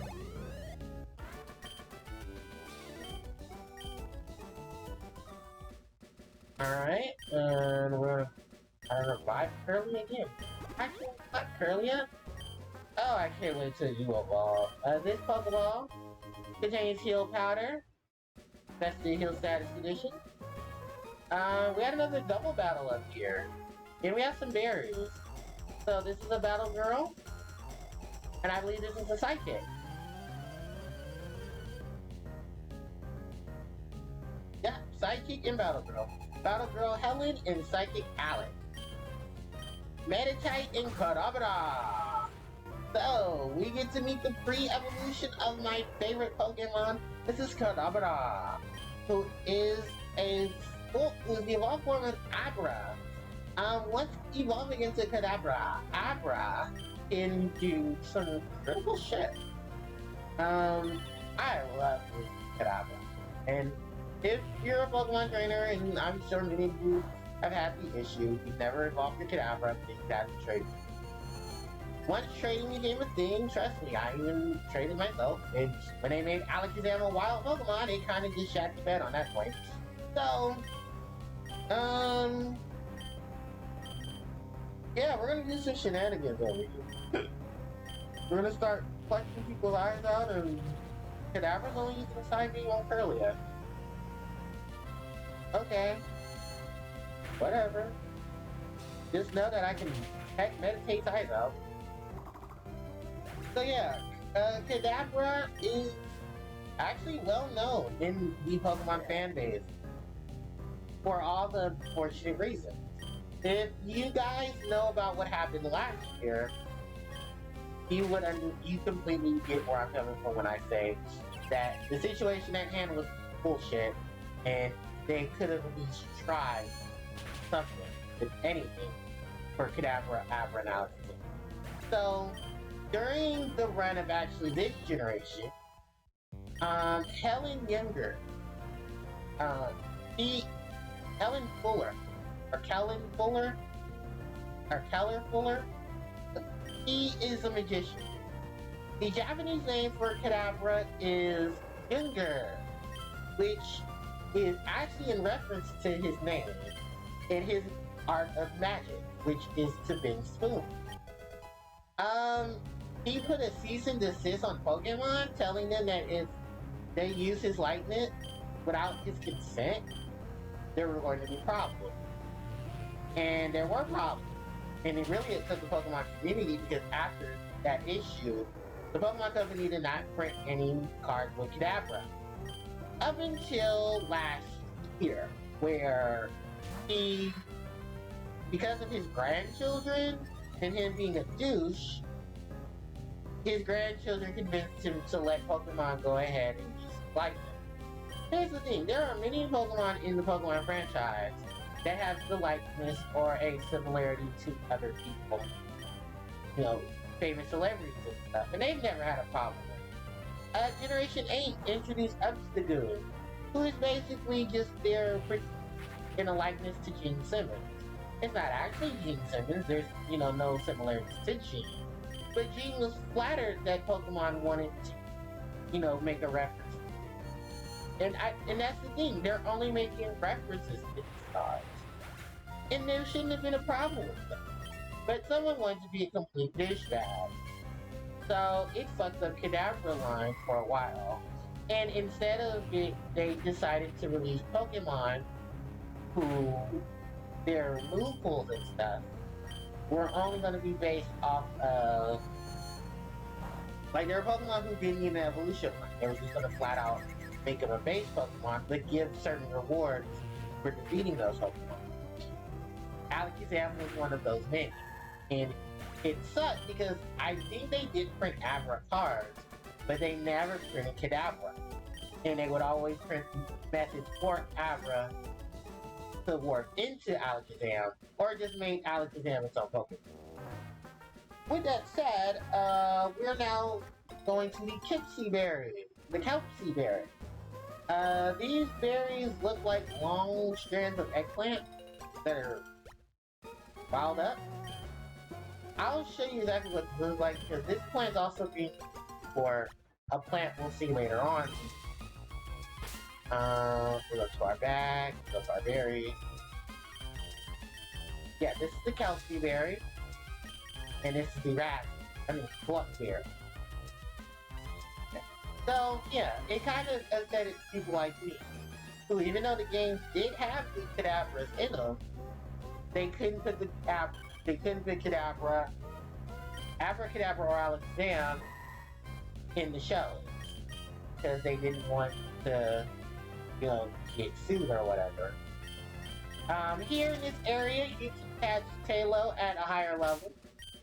Quaylo, Tailo's evolution, and Jigglypuff. That's right, that Pokemon from the Smash Brothers. The pink one that's supposed to be there for Pikachu. Yeah, that's there.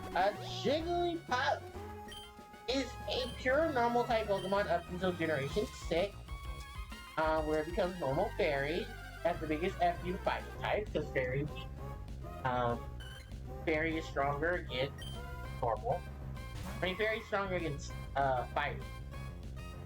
You can also catch high level Slowblue, but it's really only an 8 level difference, so the take it or leave it type of situation with Slowblue. Which is also funny because Slowblue's evolution takes longer than the level that you can catch at a higher level. And actually, you can catch its evolution later on in the game. At a decent enough level if you want to add in Pokemon. But I'm just gonna catch Slowblue just for the hell of it. It's cute, it's adorable, and it's so lovely. So, yeah, you can catch Jigglypuff in this area. I love saying it like that, because when Jigglypuff was actually introduced in Smash Bros., a lot of people were like, wait, they're using Jigglypuff. Charizard didn't come till later on. Charizard didn't come till Pokemon till Smash 4. And even in Jigglypuff was the same thing. Now, you're asking the question, why Jigglypuff? So, Jigglypuff became a fan favorite of Pokemon. But yeah, there were many of us who were, you know, rocking the Jigglypuff. You know, in Jigglypuff's... The fun fact about Jigglypuff, and I don't think a lot of people know this about the Pokemon series, for the mascot of Pokemon, they were gonna go with Clefairy at first. And they were gonna do this thing of a really cute Pokemon softening up his hard trainer, this hard boy, and making him a little more soft. Because they didn't want this to ride off too weird, they changed the mascot for Pokemon, who was initially going to be one of the starters. So it was going to be Clefairy. Clefairy was actually going to be, like, you can imagine Clefairy being started? Yeah, that's what it's crazy. But Clefairy was supposed to be Ash's main Pokemon. It was supposed to actually the main Pokemon for the protagonist of the game. Because of this, and they didn't want it to come off girly, they decided to go for Pikachu instead. Hence why Pikachu is now the mascot of the Pokemon series. And Jigglypuff was also there to replace Clefairy, because I believe it was supposed to be Clefairy who was supposed to be in Smash Brothers. But because of how people got fond of Jigglypuff, and how the anime portrayed Jigglypuff, they went ahead with Jigglypuff and not Clefairy. And for those that are asking, well, what was the significance of Jigglypuff anime? Well, Jigglypuff during the Kanto, Johto, and parts of the Hoenn region were following Ash and his friends and would sing a song, would use his ability of sing. When Ash encountered that Jigglypuff wasn't able to sing. It was very shy. There was a town not too far from where they ran into Jigglypuff, hey Layla, that Jigglypuff was there. And they wanted to emphasize on the Jigglypuff. I guess a lot of the Japanese audience was just fond of Jigglypuff. You know, cute, girly Pokemon, you know, this singer, you know, this J-pop-esque about it, even to the point its marker became its pen, its mic. And I thought it was really cool. Like, that was a really cool concept. They just felt fun. And I thought that was a really cool concept. So, they went from there and went on. And I love it, actually, how they did that. With that said, Jigglypuff became secondary to Pikachu. So, I believe it was the first unlockable that you could get in Smash Brothers. If you just went through the campaign normally, on any difficulty. It was the first Pokemon you can encounter. I mean, the first challenger you could unlock. Yeah, and it was just the thing that they continued on throughout the series. So yeah, one of the checks that was supposed to be Jigglypuff. And Jigglypuff's move pool is pretty okay. Jigglypuff can use Sting, Pound, Rest, Roll Out. So, yeah, Sting. But, you know what? I'm just gonna try this. So I can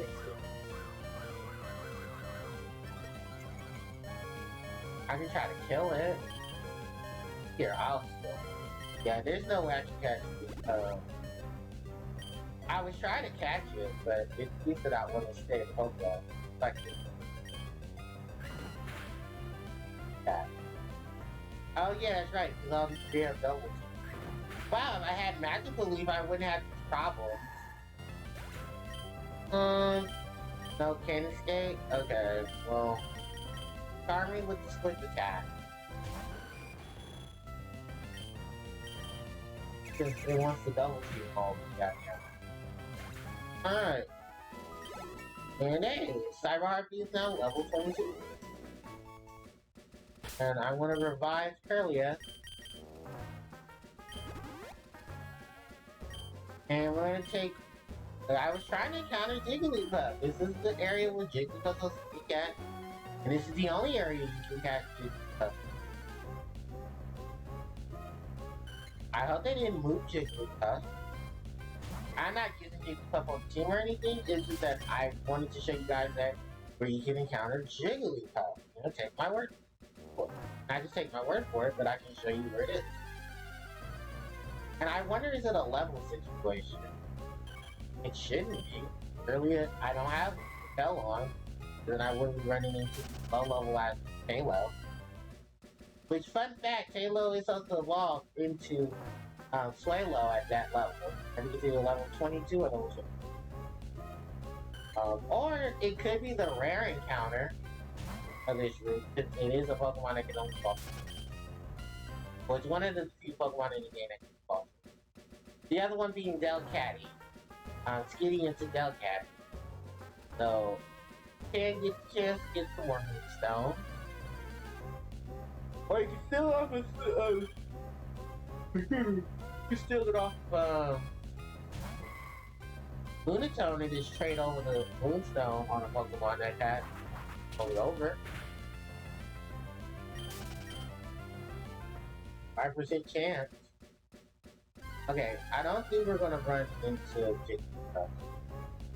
The game is just not trying to put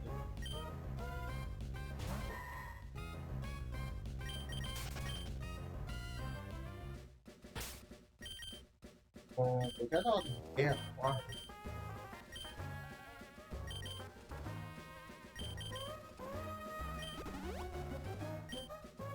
Where are we at? We are 3 hours and 46 minutes in.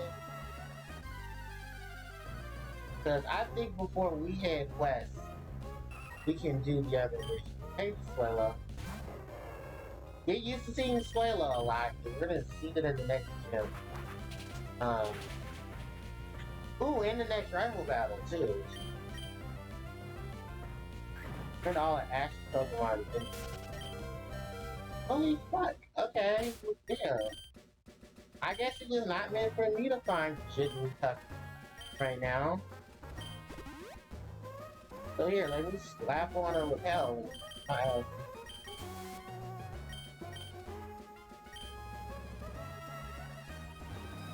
That done. Let's move Combustion out of the way. For Curlia. Yeah. And let's encounter this ninja! The Ultra Pokemon Ninja Attack. Ninja Boy Jaden. Ninjisk! Oh, actually, I should have just kept with. Damn, alright. Well, there's Ninjas. Oh, what a horrible screech. My defense has partially lowered. Speed boost to speed itself up. Oh, there's no PP in this move. Alright, confusion. And here goes this double team bullshit. I believe he has 2 ninjas, guys. This is the rare occasion of a ninja Pokemon. Alright, level 28. And he's gonna use Gulpit. Right. Yeah, with all our fails, use Pokemon that can use different tactics like a ninja. You know, ninja smoke balls, ninja acid traps. A lot of ninjutsu is being used with these Pokemon. Actually, there were episodes dedicated to ninjutsu. In Ash and his friends dressing up or going the ninja way. Hell, Janine actually. Toga's daughter was in one of the episodes, if I'm not mistaken. Oh. Actually, I got that ether, right? I got 2 ethers. There, Psyche's restored. You know what? I'm gonna be a pleb. What? 2 of these? I'm about to max out. Psychic. Don't judge me. Oh, and here he is. So this is the new trainer class we'll be encountering. These are the experts. They are changed to veterans in later games.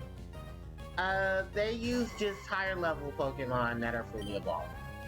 Ariyama, the evolved form of our boy Makuhita. It's pure fighting type, and that's really it. It plays up to the role of being a good bulky Pokemon. Excuse me, but it ain't that much stronger than the others. Luckily enough, he only has one of these, but when you see the experts, yeah, these are the Pokemon that they specialize in. And what the fuck? Guys, let Curlia live! Ugh. I'm so pissed about this.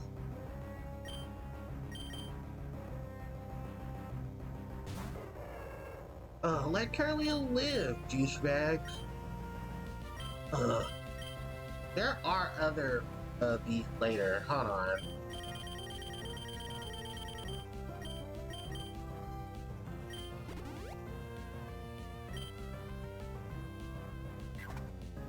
Luckily, Hariyama doesn't have any moves that could any flying type move.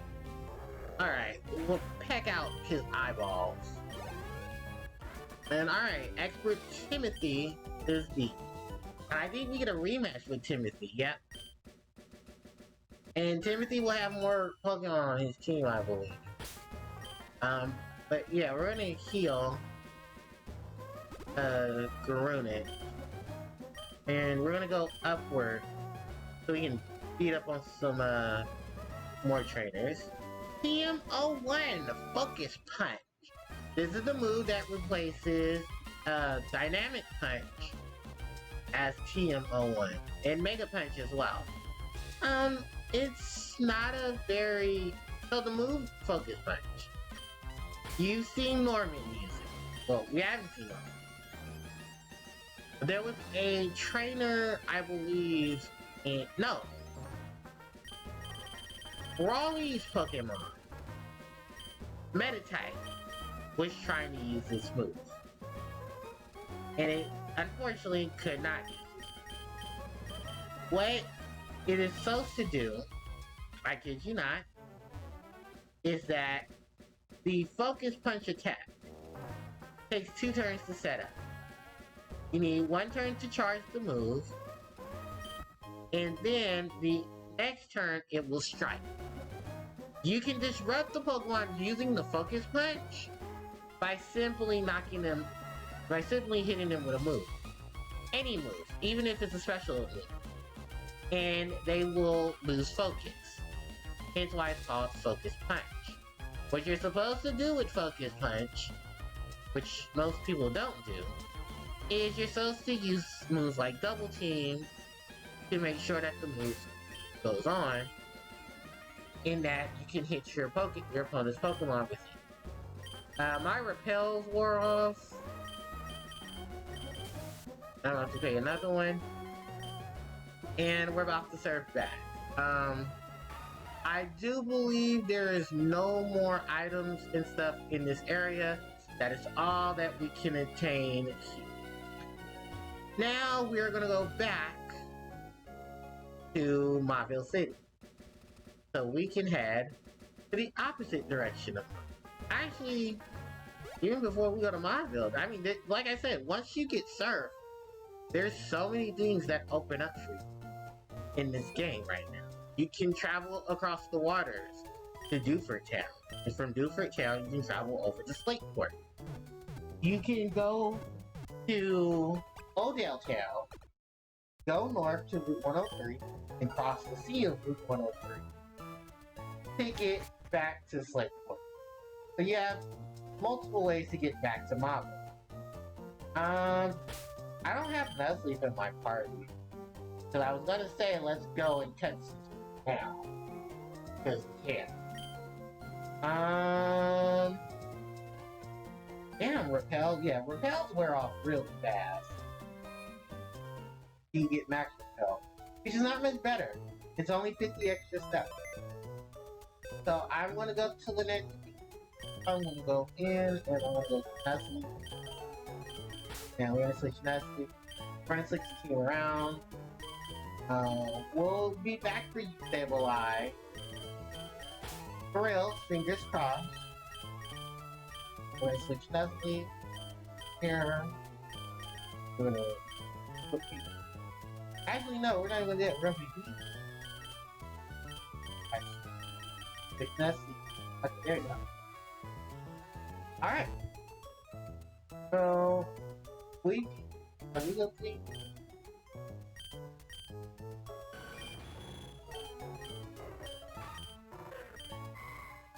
Yeah, so we built a team. And we're gonna make our way to to places. So we're gonna heal. We're gonna save. Alright, and we're gonna save again for good measure, because that's what we do with gamers. We like to multi-save. Alright, so now we're gonna go south into Odell Town. Because I could go through Westboro, back into Garden Tunnel. I don't do that. I don't do that. Why don't I do that? Yeah, I don't do that. Alright.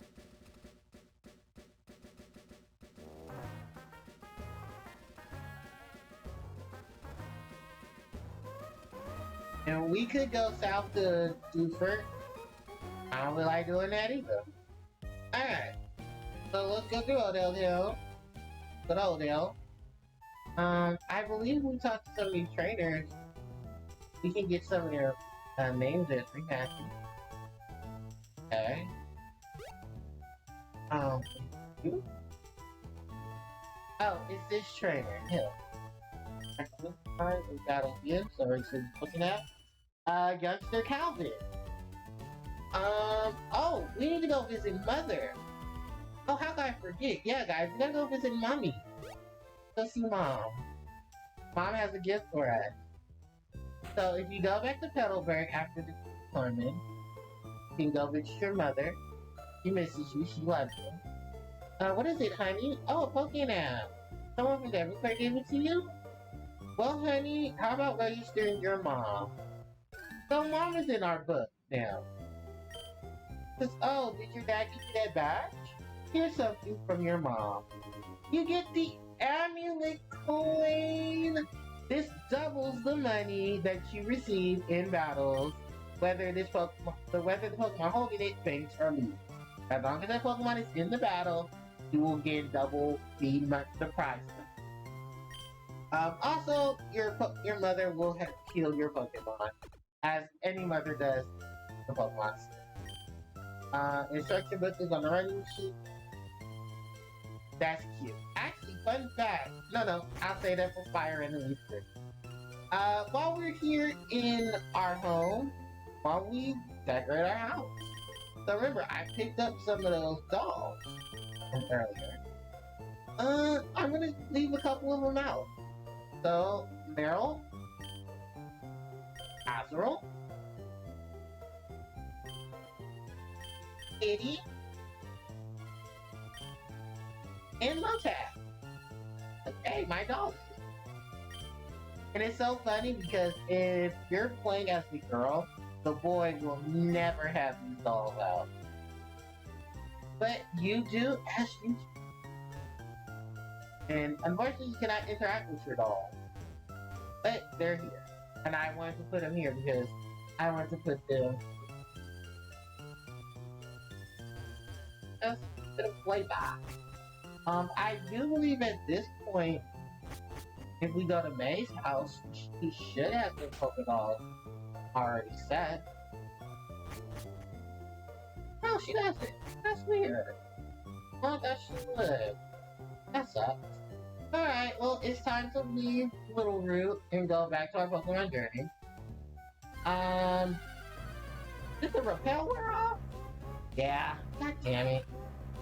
Alright. Get him, Cyber Harpie.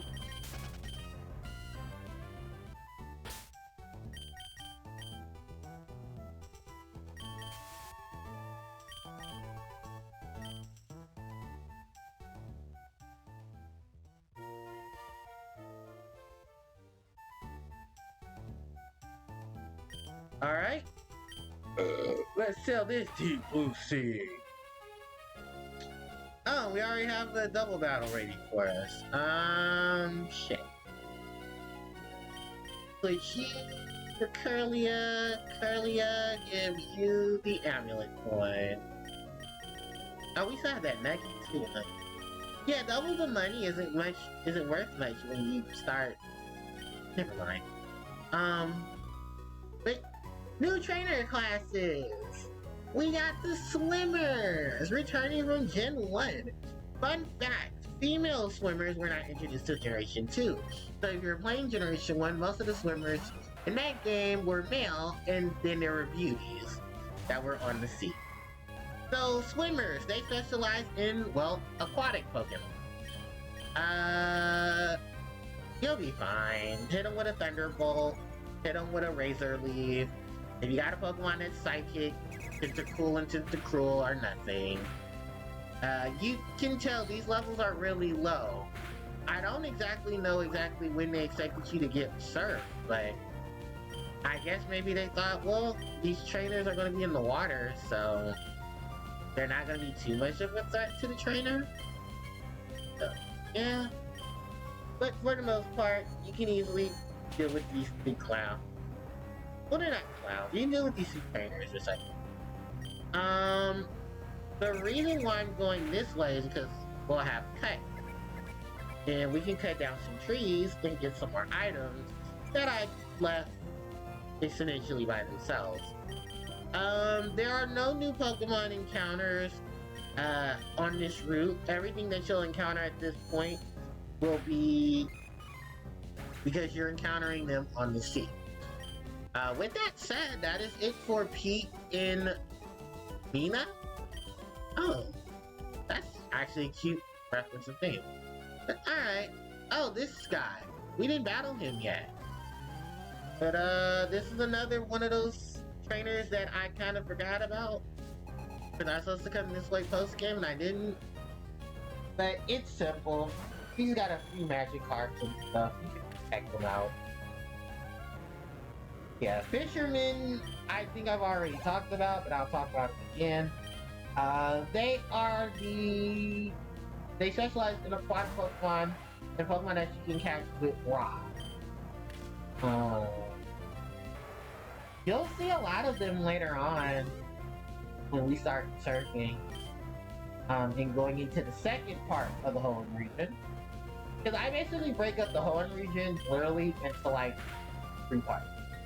We're done, once we get to Mauville and we do Mauville's quest, we'll be done with the first part of the game. So we're moving on to the second part. I don't consider getting our 5th badge yet because it's a badge. You know, that's occasionally what happens. We're 4 badges in or whatever.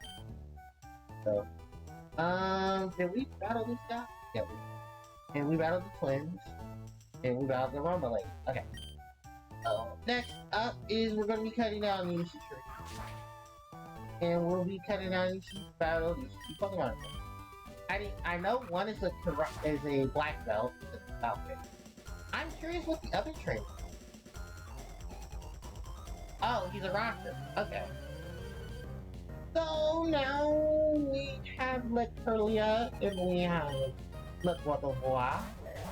I mean, we'll have Lequotovois soon. I actually wanted a Meltwater Bar. I'm kind of pissed I didn't get the chance to rock a Meltwater Bar. Oh well.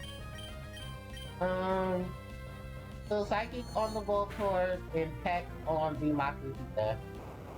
These 2 Pokemon are not a threat. Ever. And because of their low level, you're easily gonna see. This is basically just to help Cyber Harpie get her level. Because I want to be switching around Cyber Harpie so Trapinch can get his level. This item here is a PP up. We can easily give this to Curlia, because don't worry. Ooh, excuse me, because don't worry, we'll find more PP up later. More Chesto Berries, Elephant Berry. You know, just more items you can attain. I don't use these patches where I have to do cut and stuff. I mainly use these areas for other items. When it comes to stuff like this. We have a Ruby Brook, Blizzard, Curtis, and Pokemon that battle earlier in the segment lost for Okay, anyway, we have a Guard Spec. This casts Mist on your team, and your Pokemon will not have their stats lower. Ironically enough, No.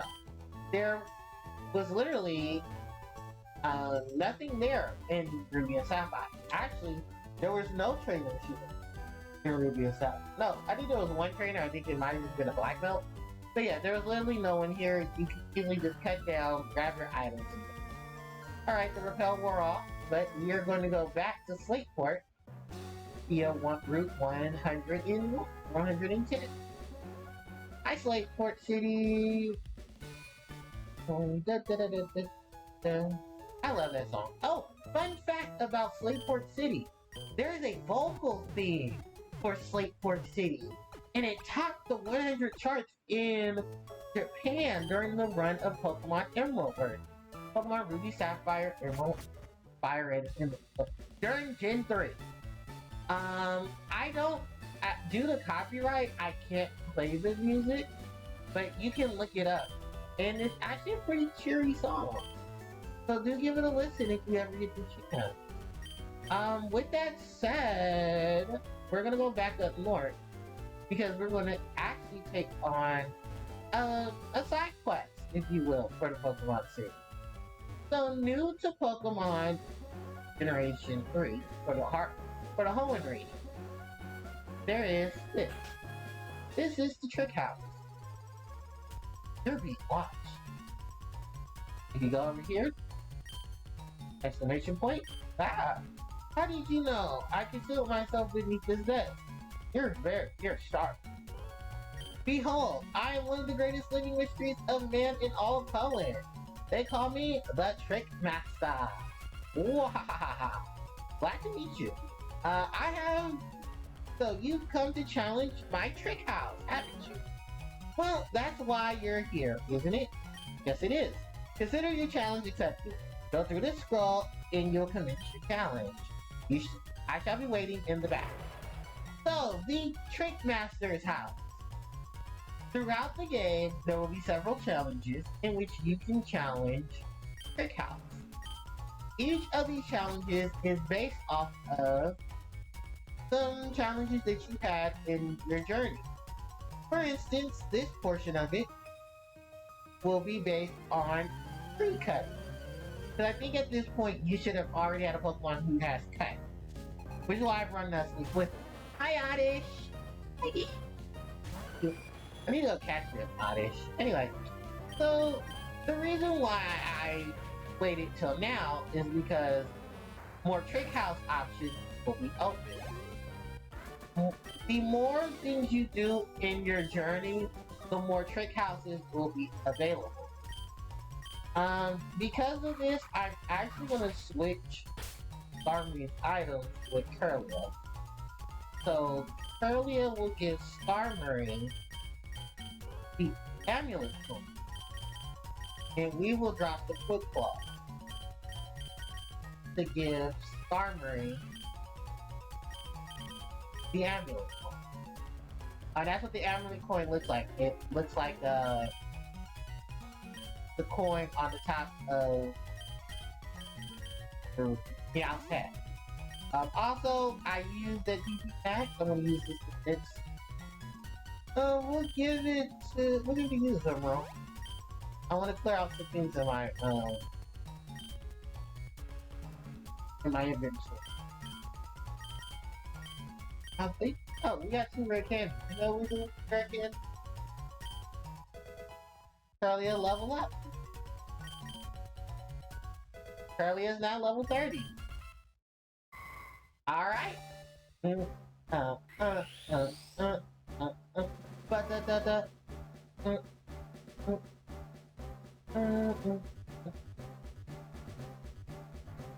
ladies and gentlemen, we meet one of Hoenn's ultimate psychic type Pokemon.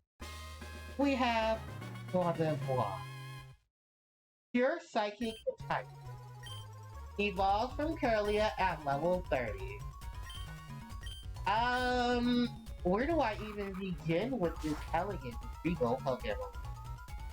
Gardevoir is a goddess, if you will. It's the Angelamon of the Pokemon.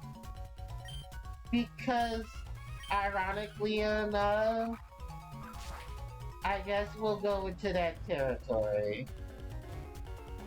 They all want to smash up Waterfall. I'm actually quite shocked that after this long, Smash Brothers did not include a Generation 3 Pokemon as part of its roster. Which I've heard through some things. In Generation 3, they were going to include a Pokemon to represent Gen. Orange Mail, I think that is Zigzagoon's mail. If I'm not mistaken.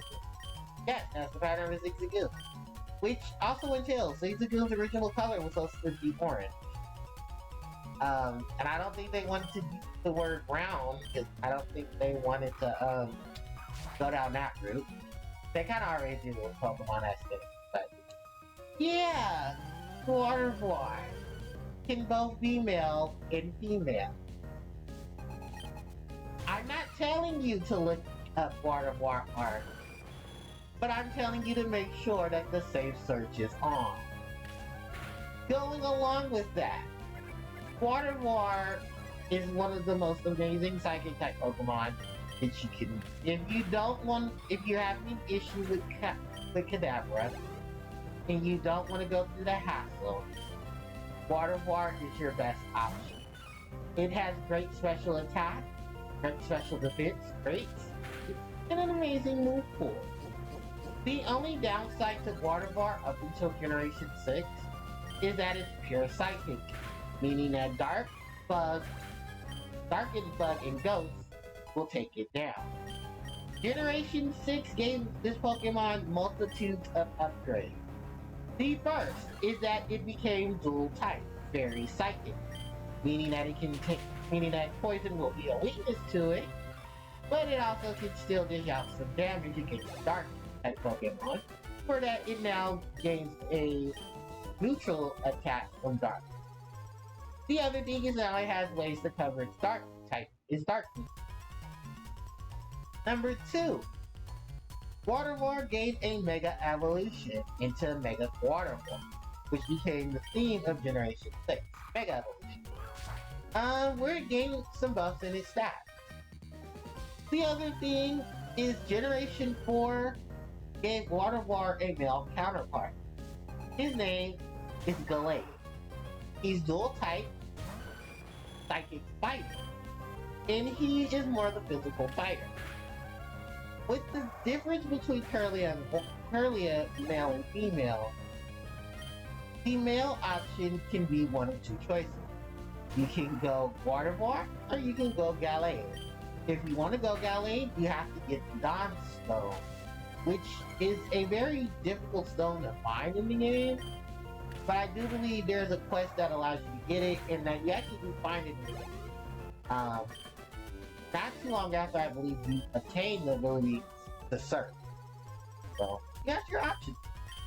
With that said and done, I've talked about the elegant Waterboy. And we're going to go to this. So, in the Trick Masters challenge, you must persuade through a bunch of obstacles and trainers to get to the Master Scroll. You read what's on the trainer will read what's on the Master Scroll, run back and go to the back of the room, where you'll see a door that says to write in what the scroll said, which the trainer will do automatically. And it will allow you to come back here to where the Trick Master is. It says you made it, you're very sharp. For your talent, you will receive rewards. And receive a rare candy. Fun fact, rare candy will not be the only reward you receive. There are a multitude of different missions that you'll be able to do. And you can leave through this area of the trick house. If the Trick Master does not have any challenges ready, he will stand in front of the scroll and tell you he's getting ready for your next challenge. Just wait a little longer. As here, you're being watched. And bam, we found him once again. We thought he was asleep by hiding behind the tree. Alright, so now we're going on to our next Trick Master challenge. So, I think that there will be a point where we'll save this for a post game. But yeah, this is Trick Master Challenge number 2. So yeah, we're gonna go through these. Wave Mail. This mail will have Whalmer on it.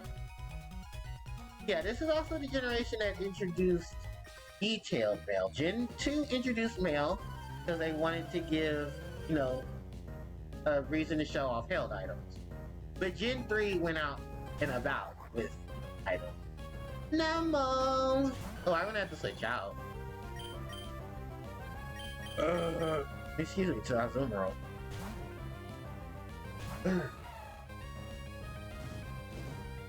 Wow, glad I did, because that Ember would have hurt. We're Bubble Beaming. And fun fact, this is the only... I'm shocked that none of these trainers are going to withdraw their Pokemon. I think only specific trainers in their coding are supposed to withdraw Pokemon as a way to combat you as a trainer. I know cool trainers can do. Numel, Oddish. Okay, so we'll go for Fiber. We'll have Gardevoir's chance in the sky. For those that are asking, what is Gardevoir's makeup? It's supposed to be a dress.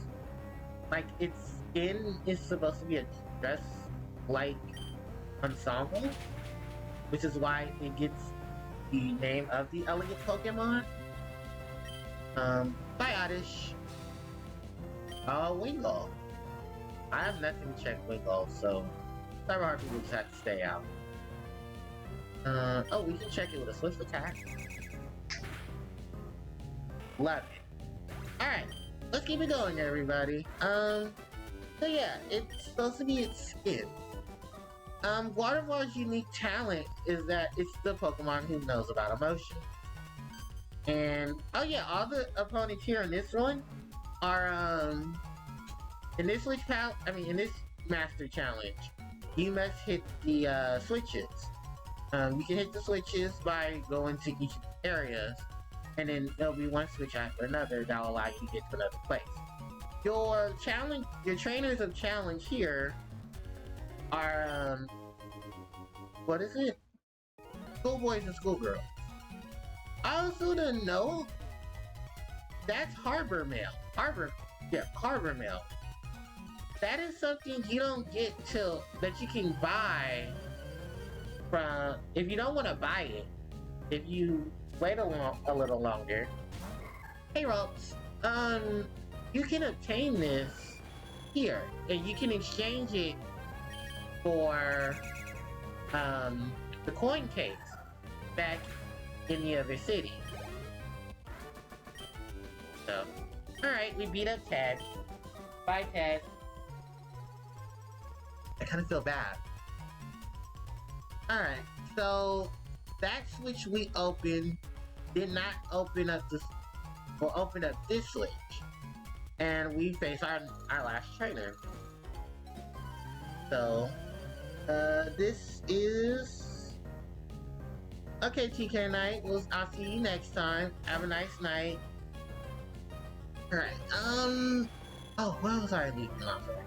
Yeah, so the gimmick of this challenge is touching switches. And the switches will open up little boards so that you can get to different areas of the challenge.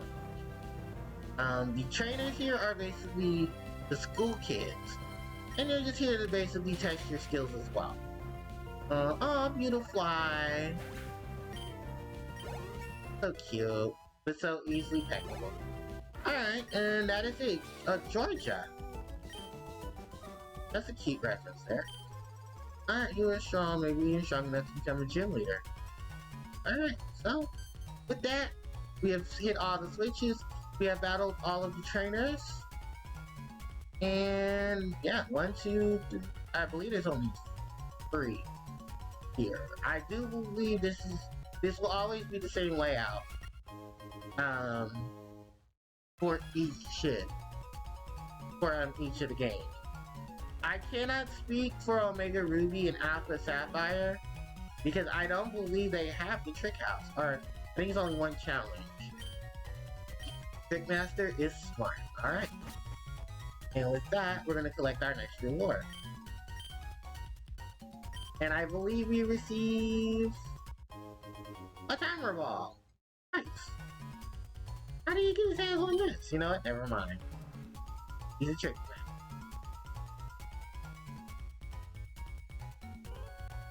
Okay, my controller wanted to be fancy. Not really. Alright. It's not dead, because hell, I will charge her. Alright, so that is this Trick Master Challenge then. I'm gonna run back to Playport so I can deposit some of these items. But yeah, if you don't want any of these items and you want to clear out your inventory, yeah, just take some of these items to your PC. Not Lynette. Your PC. Your item. We're gonna dispose of the Max Revive, the White Herb, the Miracle Seed, the Ether. But I'm gonna have to go get that potion. The Firestone, the Soft Sand, Tiny Mushroom, and the Rare Candy. Alright, and with that said and done, let's heal up our Pokemon. And we can go sell some of the other items we don't need. Cause I completely forgot, you can get the Harbor Mail in the game. And you can actually get the Harbor Mail from that Trick Master's challenge. If you so choose to.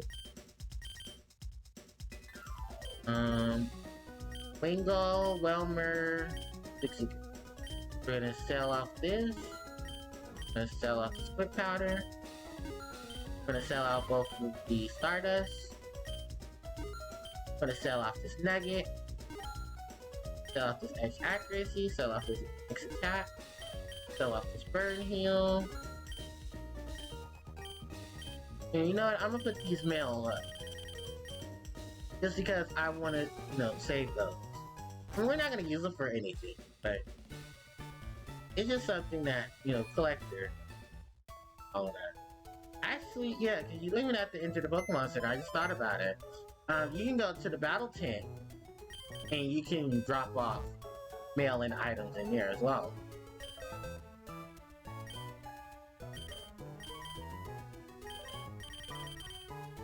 Oh. Fuck.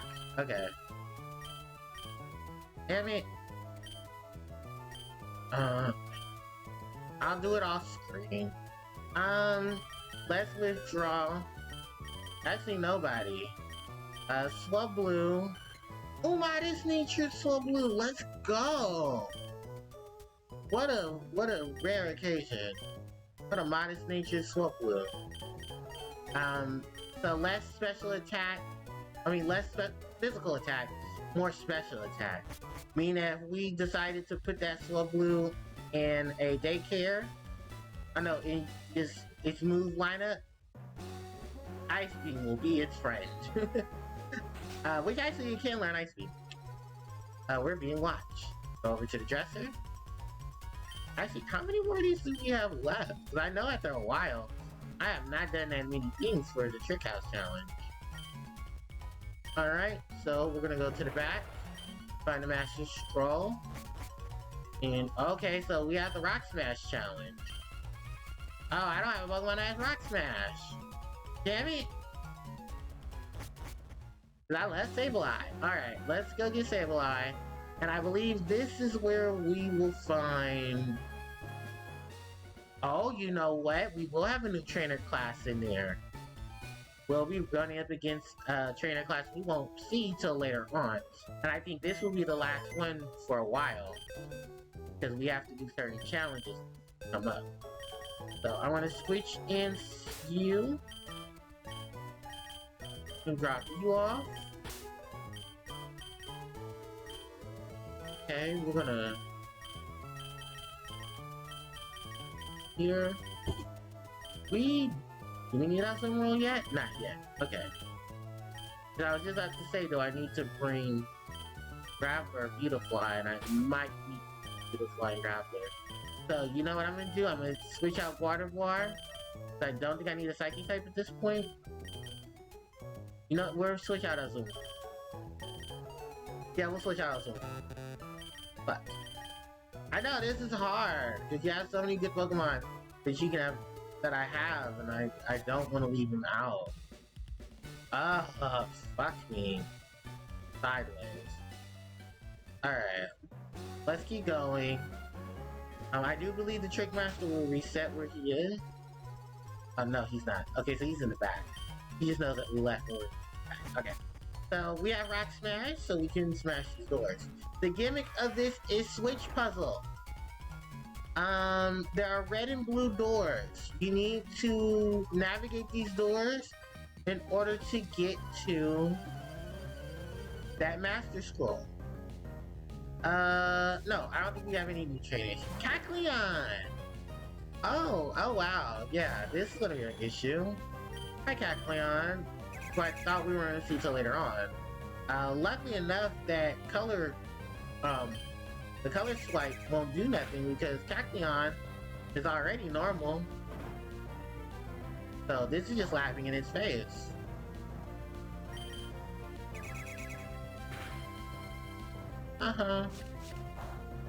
Yeah, Fury Swipe won't do nothing because Cacleon, I'm Steel. Okay, we're almost done, everybody. But I really want to do Mapu side quests. Well, we'll finish up. I can go for a couple more hours. For another hour or two. Alright, we're not gonna hit the switch. Oh, we have to hit the switch. Okay, well let's do this then. Bam! Alright, we got to the Master Scroll. But I believe we're gonna have to hit another mechanism so we can get to the door. A lot of mechanisms. Okay. So let's get these two items here. One of them is being guarded by this picnicker. Wood mail. I believe this has gift tree on it? Cloth. Okay. Oh, it's in the form of his eye. Alright, I don't know what's going on here. I'm starting to feel sad. Oh no! No, don't feel sad, little one. Alright, she has two Pokemon. Should I say Skitty? How can you feel sad when you have a Skitty? I don't have a Skitty. I would have been Skitty on the team. Assist! Safeguard! Oh, so Swablu must be her other Pokemon. I know Skitty can learn Safeguard. Through TM. By the way, Safeguard's a TM in this game. Actually I think it started last game. Yeah, Swablu. So Assist is a move exclusive to Skitty and its evolution Delcatty, where they can use a move from any of their teammates' moves as their move. Yeah, that Astonish is not going to do anything. And you're doing minimum damage. You're no longer protected by Safeguard. Yeah, Safeguard's ability is that it protects your team from status conditions. So, confusion, sleep paralysis, poison, and stuff like that. Shadow Mail. I believe this has Dust Skull on it. And we haven't encountered Dust Skull yet. But yeah, that's an image of a Dust Skull. Alright, we can hit the switch. And I believe it will, you know, let's take on this hiker. And it's crazy though, because you guys entered this stuff willingly. How did you not know where we're going? Oh. My Steel Bird doesn't have a steel attack. God damn it. It's fine. But the one time I was supposed to bring a water type. Well, Rock Throw. Damn it. Oh no, it's neutral damage because I'm a fighting type. Good. Kick it in the face. Rah, rah, rah. Alright. Then Geodude's down. Traveler. Traveler. Now this Pokemon's gonna give me some trouble. I'm gonna bulk up. This way I can increase my attack and defense. self-destruction? Oh, wow. Ooh, I survived. Good job, Garumi. In nose pads for the clearing. I'm gonna heal because I don't know what this nose pass can use.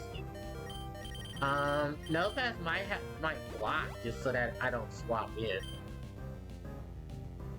Yeah, I was right. Block. Block is a move that's exclusive to nose pass. It's basically a normal variant of Mean Look, which Mean Look was already normal. A contradiction to itself. Anyway, double kick, baby, and that's it. All right, we've beaten the hiker. So we need to hit a switch to close the blue doors, and then we need to this. Okay, that's awesome. And then we'll go up here, and then hit this switch, and then bam. Alright. Trick Master is Covet.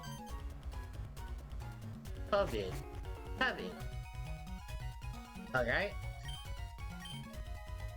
And that's actually a move in this game, Covet. Oh, we got a Heartstone. This increases the power of rock type moves. Alright.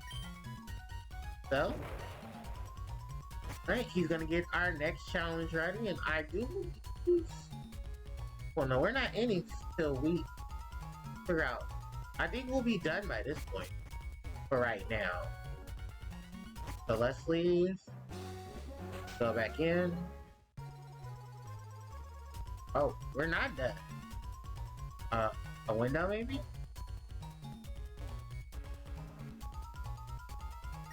Yep. I just had the wrong window. Alright. And we have another challenge. I know there's a challenge where there's nothing but questions, and we have to do those. Strength puzzle. Oh, thank God I run Grappler. Say Golem. God, I run Grappler. Alright, so now we have the strength puzzle.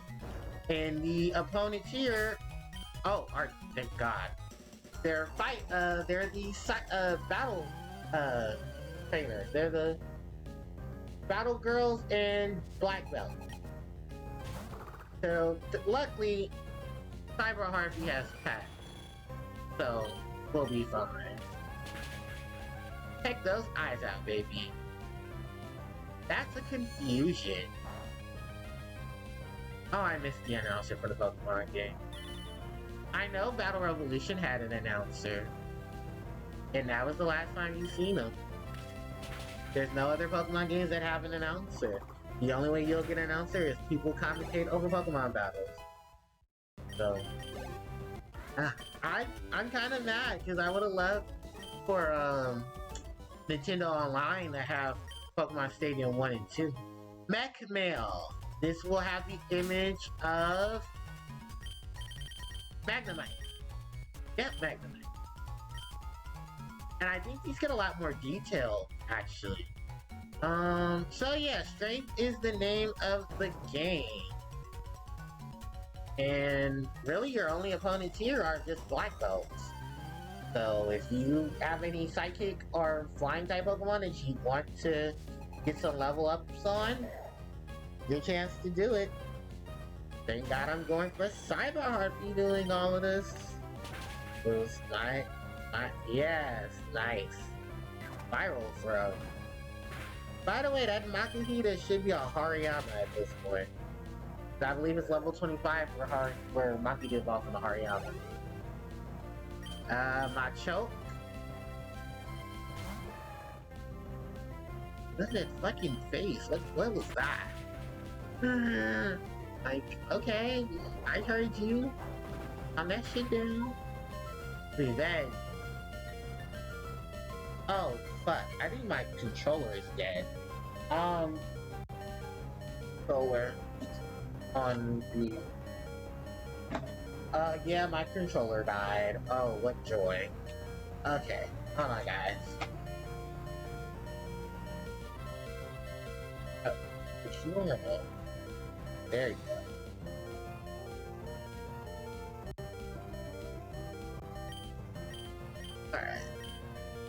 controller died. Yeah, that's never a good thing. I'll have to charge my controller. Likely tomorrow's live stream. But by the way, guys, I'm live streaming tomorrow. I won't have to use it. Because I'll be doing some Post Dragon stuff. Peck its eyes out. Super effective. Alright, and level 29 for Garunin.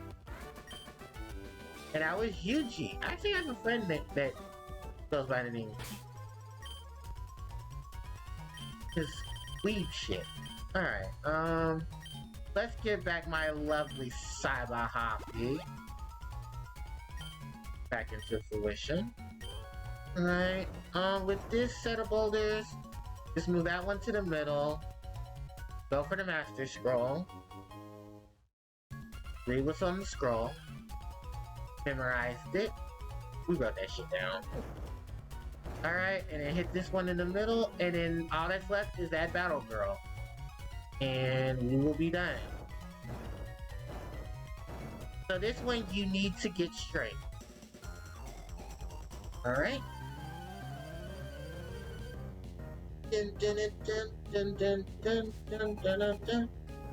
Breloom! The evolved form of Sharunish. Grass, flying, and weak to every flying type move you can think of. When it evolves, it learns the move Mach Punch, which is a quick attack for fighting type Pokemon. Also, in later generations, there's going to be a ability called Iron Fist, which powers up moves that are punches or fists.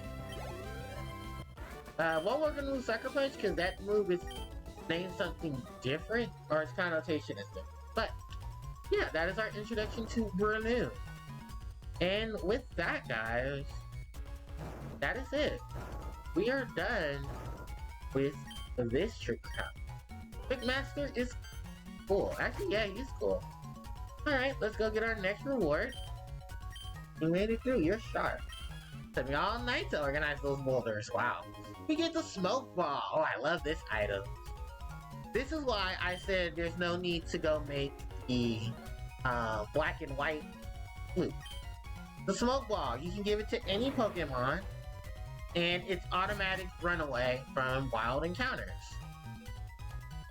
Fun fact, if you battle Coughing will have a 5% chance of having this item.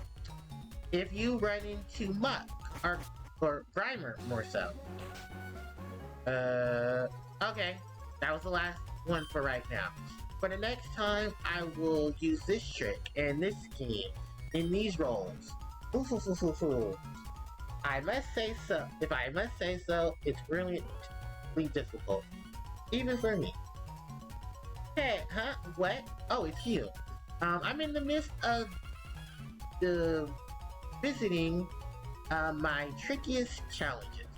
It's not too much to ask for a bit more time for me to think. Is it now?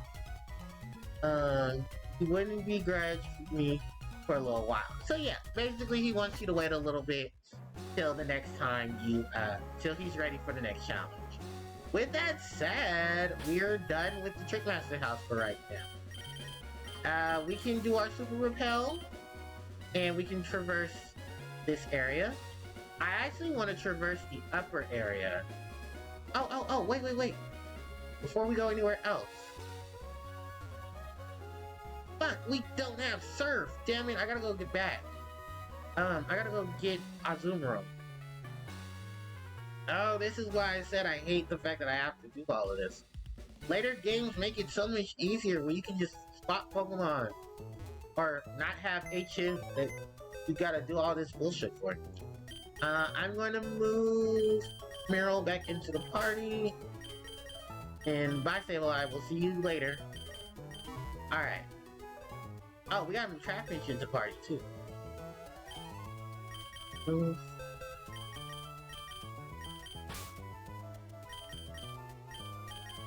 Bye, Beautifly.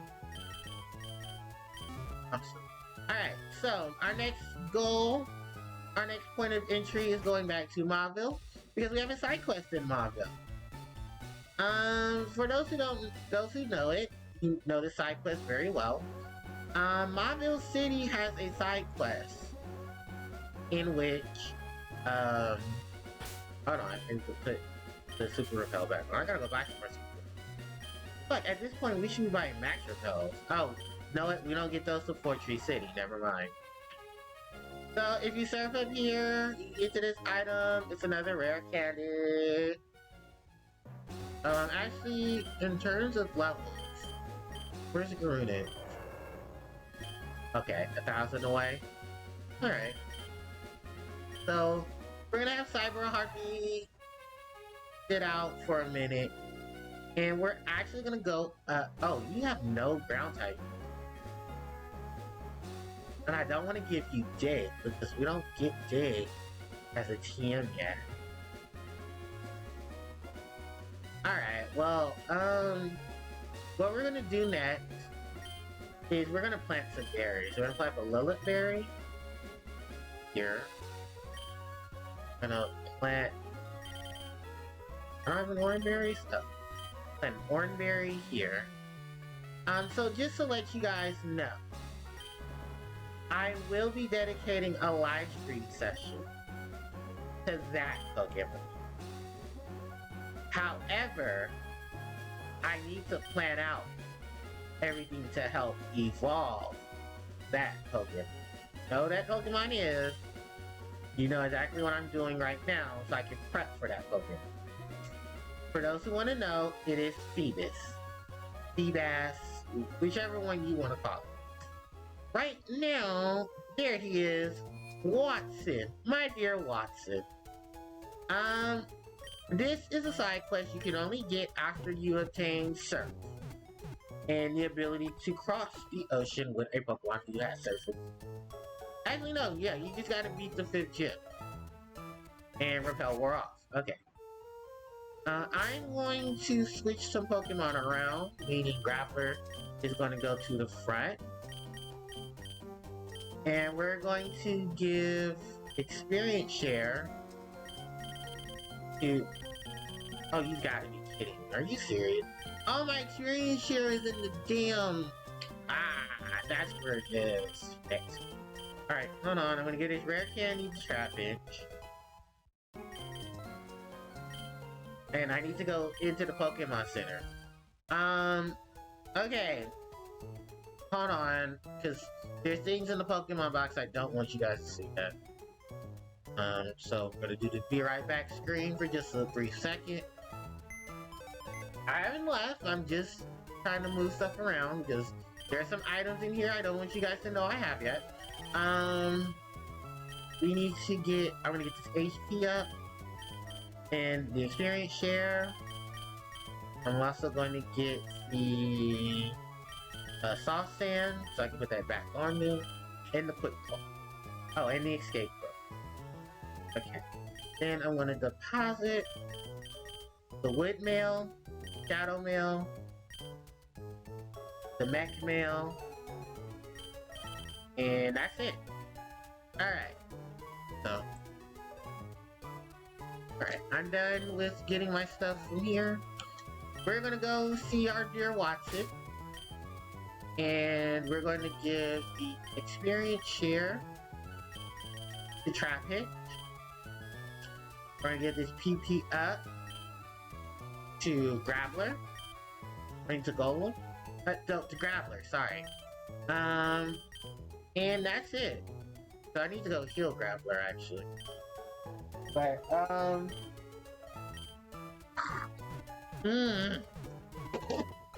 I'm sorry. Mucus buildup. Oh, my body hates me buildup. Alright, so, with this done, let's go ahead and move on to our next area. And actually that leads out to Watson. Oh, Ruby, looks like you got a lot of zip. That's a good thing. Haha. So I decided, I need a favor from you, Ruby. Mauville has an underground section called New Mauville. Ruby, I'd like for you to go there to switch off the generator. The generator has been running a bit haywire, and it's getting unsafe. Here is the key to get into New Mauville. Retain basement key. Watson, don't worry about it. It won't be a challenge for you. The entrance to New Mauville is just a short surf off of Route 110. That is it. Then you have my trust. Alright, so Watson wants you to go and deal with the issues of New Mauville. So let's talk about New Mauville. So this is a new section that has what? We can get none of them here? Damn, I thought this could sell me escape rope. Oh no, you know what? There's an escape rope there, and there's a couple of Pokemon we can encounter. So alright, so just like Watson said, off the shores of Route 110, we can explore this new area. I was gonna say exclusive. No, it's in all versions. So this is New Mauville. Basement key. Yes. New Mauville. Oh, come here.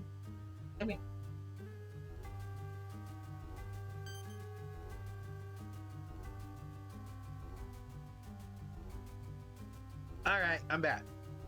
New Mauville. This was actually a construction that Watson wanted to do for... we already heard it. So New Mauville has some wild encounters. We got an escape rope. Cool. So this area, New Mauville, will have only electric Pokemon. I do believe in this area... Oh, that's why I didn't encounter nobody. You can encounter the rare encounters. But first off, Magnemite. If you're looking for an electric type, New Mauville has you covered. Magnemite! Still in the electric. It is a pretty decent Pokemon, I have to say. Basically any of the Pokemon that you witness on Watson's team are here in New Mauville. The rare encounter of New Mauville is Magneton. Magnemite's evolved form, Electric Steel. Will either have Magnet Cool or Sturdy for its ability. It's a pretty decent setup if you think about it. But so what happened is Mauville had an underground section called New Mauville.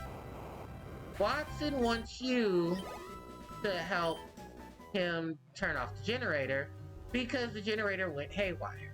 As you can see here, there's a lot of stuff going around that is supposed to be the progenitors to a lot of it. Also, just as you thought that was a Pokeball, no, it's Voltorb, the mimic of this game. And Voltorb, the fastest speed in the game. They do have access to the move Sonic Boom, which is supposed to be their way to get over ground type Pokemon who are their weakness.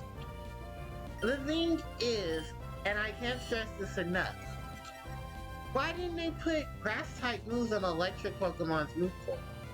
I've seen some of the move pools for a lot of these Pokemon, and most of them have to rely on hidden power, either being ice, water, or grass.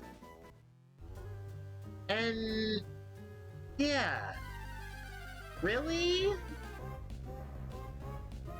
Okay, sure. They could be better. Anyway, yeah, New Mauville just offers us electric Pokemon. This is a great way to at least train up some of your ground types. Or with this, of all these steel Pokemon, your fire types as well. I would be using Trapinch. Trapinch doesn't have any ground type moves till level 24, where it learns Sand Tomb. I'd give it Dig, but that's my only dig. And yeah, I know, I could come in here and just, you know, finagle some things. But I don't want to do that. I mean, I have. I'm not going to say what I did, but Some things have happened. That is Sonic Boom. Insert Guile's theme here from Street Fighter. Sonic Boom does automatic 20 damage, does not apply resistance or weaknesses. And I don't even think Ghost type Pokemon can get over Sonic Boom. Because it's automatic damage. Yeah, there's really not many encounters in this dungeon.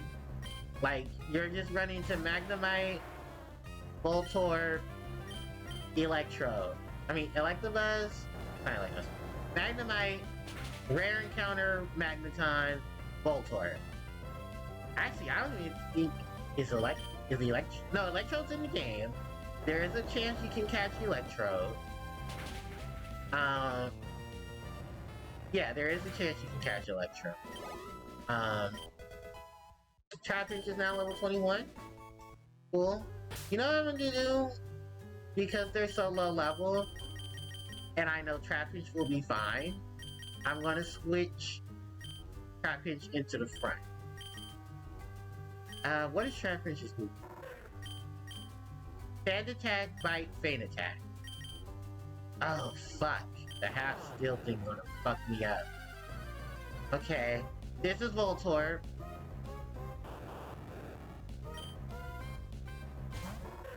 Who I think will only have soundproof as its ability.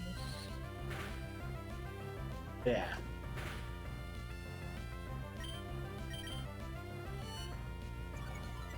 Oh, because these dark type moves are special, they're not gonna do much. Damn it.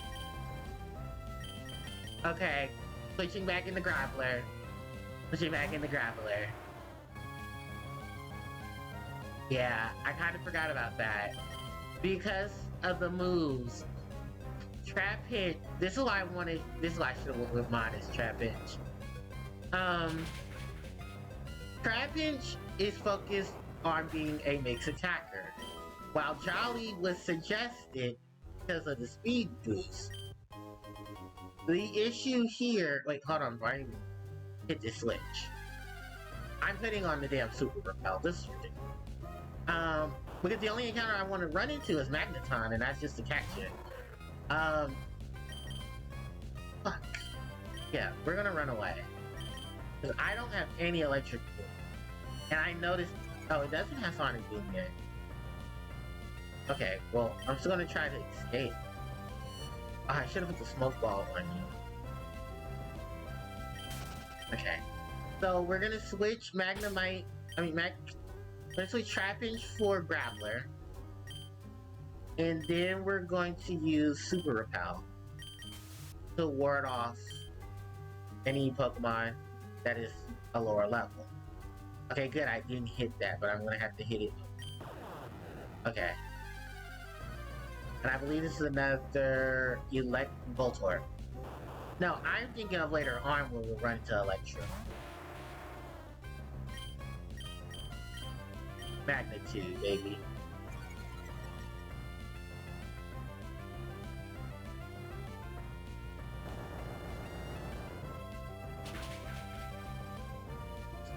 Pusha.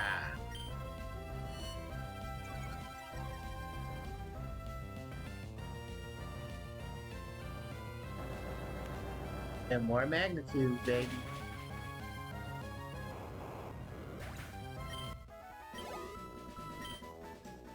Yeah, I'll be happy when we learn Earthquake. Full heal. That's to help deal with all this damn paralyzing that's going on. Alright, so this is the generator. And that is the switch for the generator. We get a Thunderstone! This allows us to evolve a Pokemon who can only evolve through the powers of electricity. Ruby stepped on the switch, click. The generator has stopped. Alright, so we have saved Mauville City from the generator that is in New Mauville. The only other encounter that we haven't encountered is Magneton, who is a rare encounter. And I'm actually quite shocked we have not run into Magneton yet. I wonder, is it because of level that we haven't ran into Magneton? But last I checked, Magneton should have been level 28. At least. Or, oh, it might be level 27. What level is okay, yeah, that's maybe if I switch to Cyber Harpie, we could run into Magneton. Yeah, but I know in this part of it, that was Voltorb. Yeah, because I was gonna say, I know for a fact Magneton is here. Oh shit, that's right. I don't gain that Robert 3, Region 4. But, ooh fuck, yeah, that was a nasty part. And then combo that Sonic Boom. Alright, so there is the wild encounter with Magneton. It's supposed to be. I don't know what's exactly going on. Hold on. But I want to look up New Mobile for just a quick second. Because I wanted to end our journey on this end with a run into New Mobile. Hold on. New Mobile.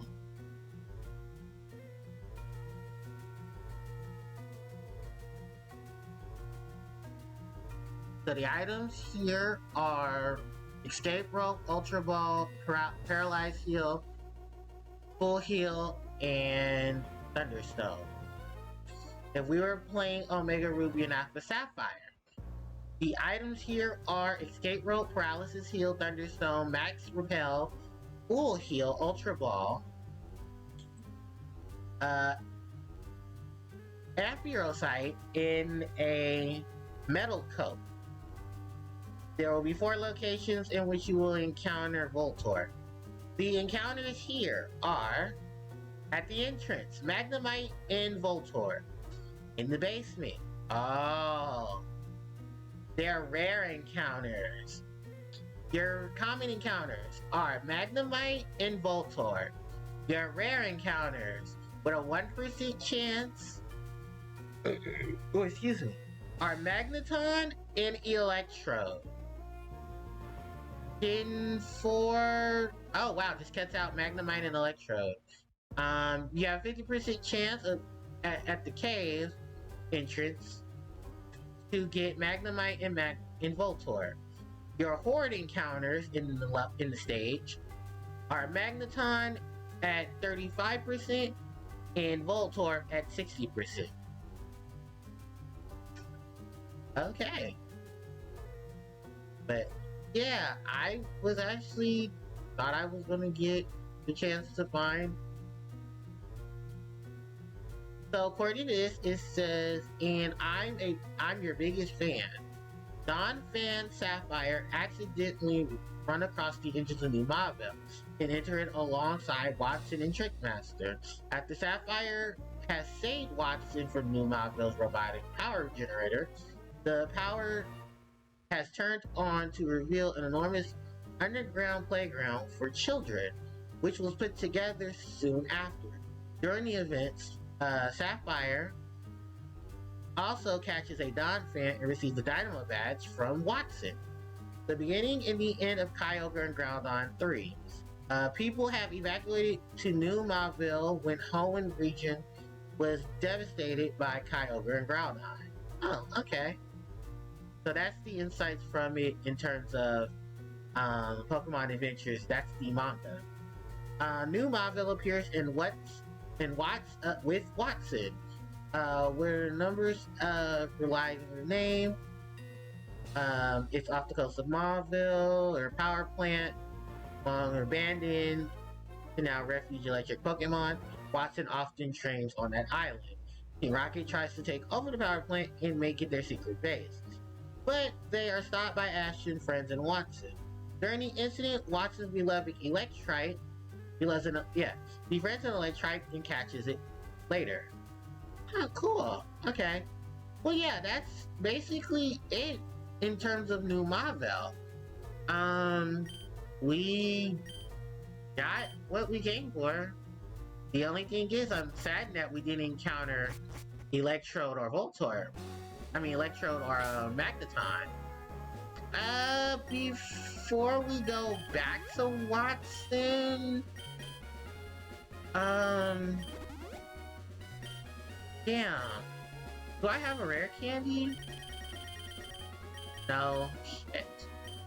What in the actual fuck set do I have to do? Damn, okay. Trap Pinch.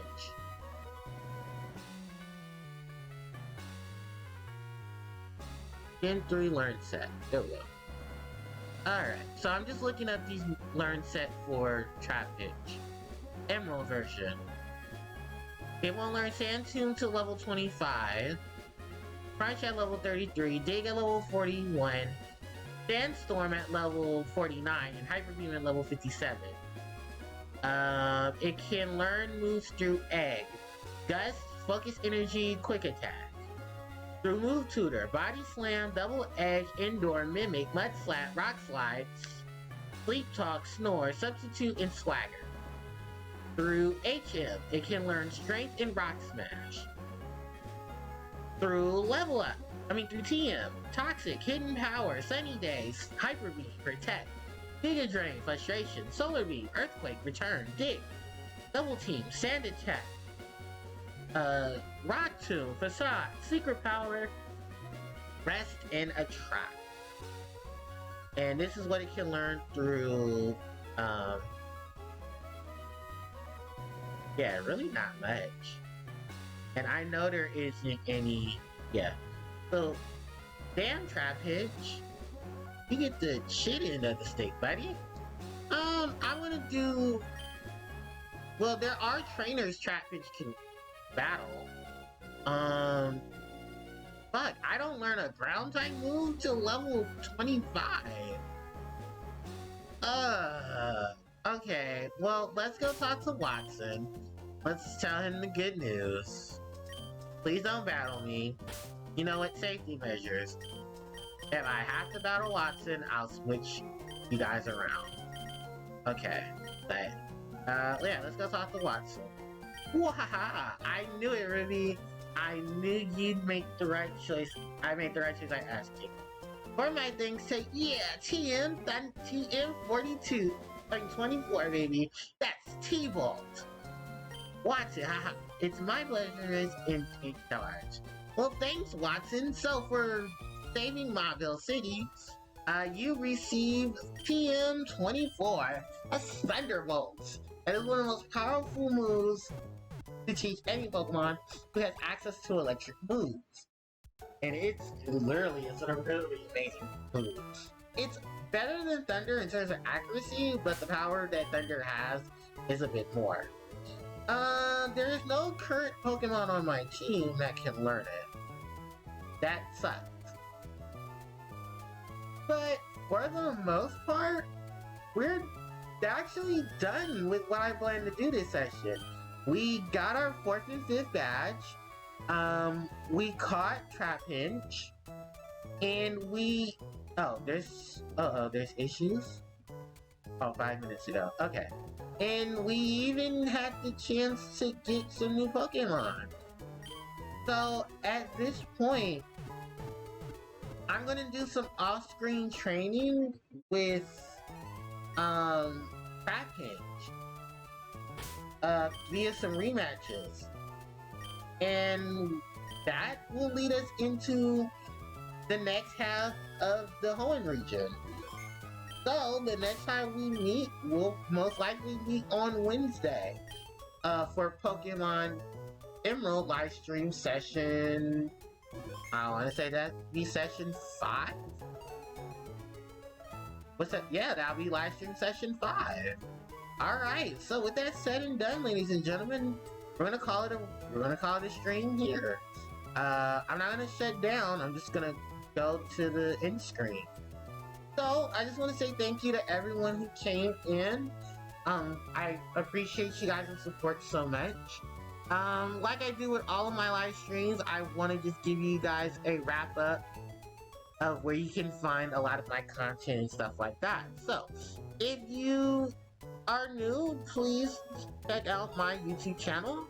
This is YouTube livestream.com/HarpiePlayerJoe, where you guys can interact with me via my main content, which is Yu-Gi-Oh content, which I have not put up any Yu-Gi-Oh content for a while. You can also go to the archive channels, where I have tons of my live streams already posted, and I'll start posting the live stream stuff for Pokemon, because these things are 5 hours. They are extremely large, and they need to be uploaded as soon as possible before anything happens. Knocking on wood.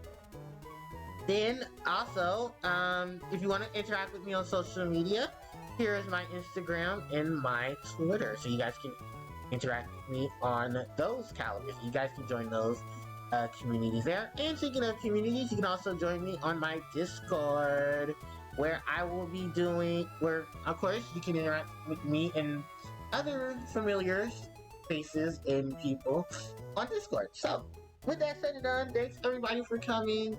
I really do appreciate it. You guys are the best, and I will catch you all next time. HPJ, actually no, I will catch you guys tomorrow, because we will be doing Puzzles and Dragons for Puzzles and Dragons Monday. So, thanks everybody for coming. I really appreciate it. You guys are the best. Thank you guys so much, and I'll catch you next time. HPJ, signing out. Take care.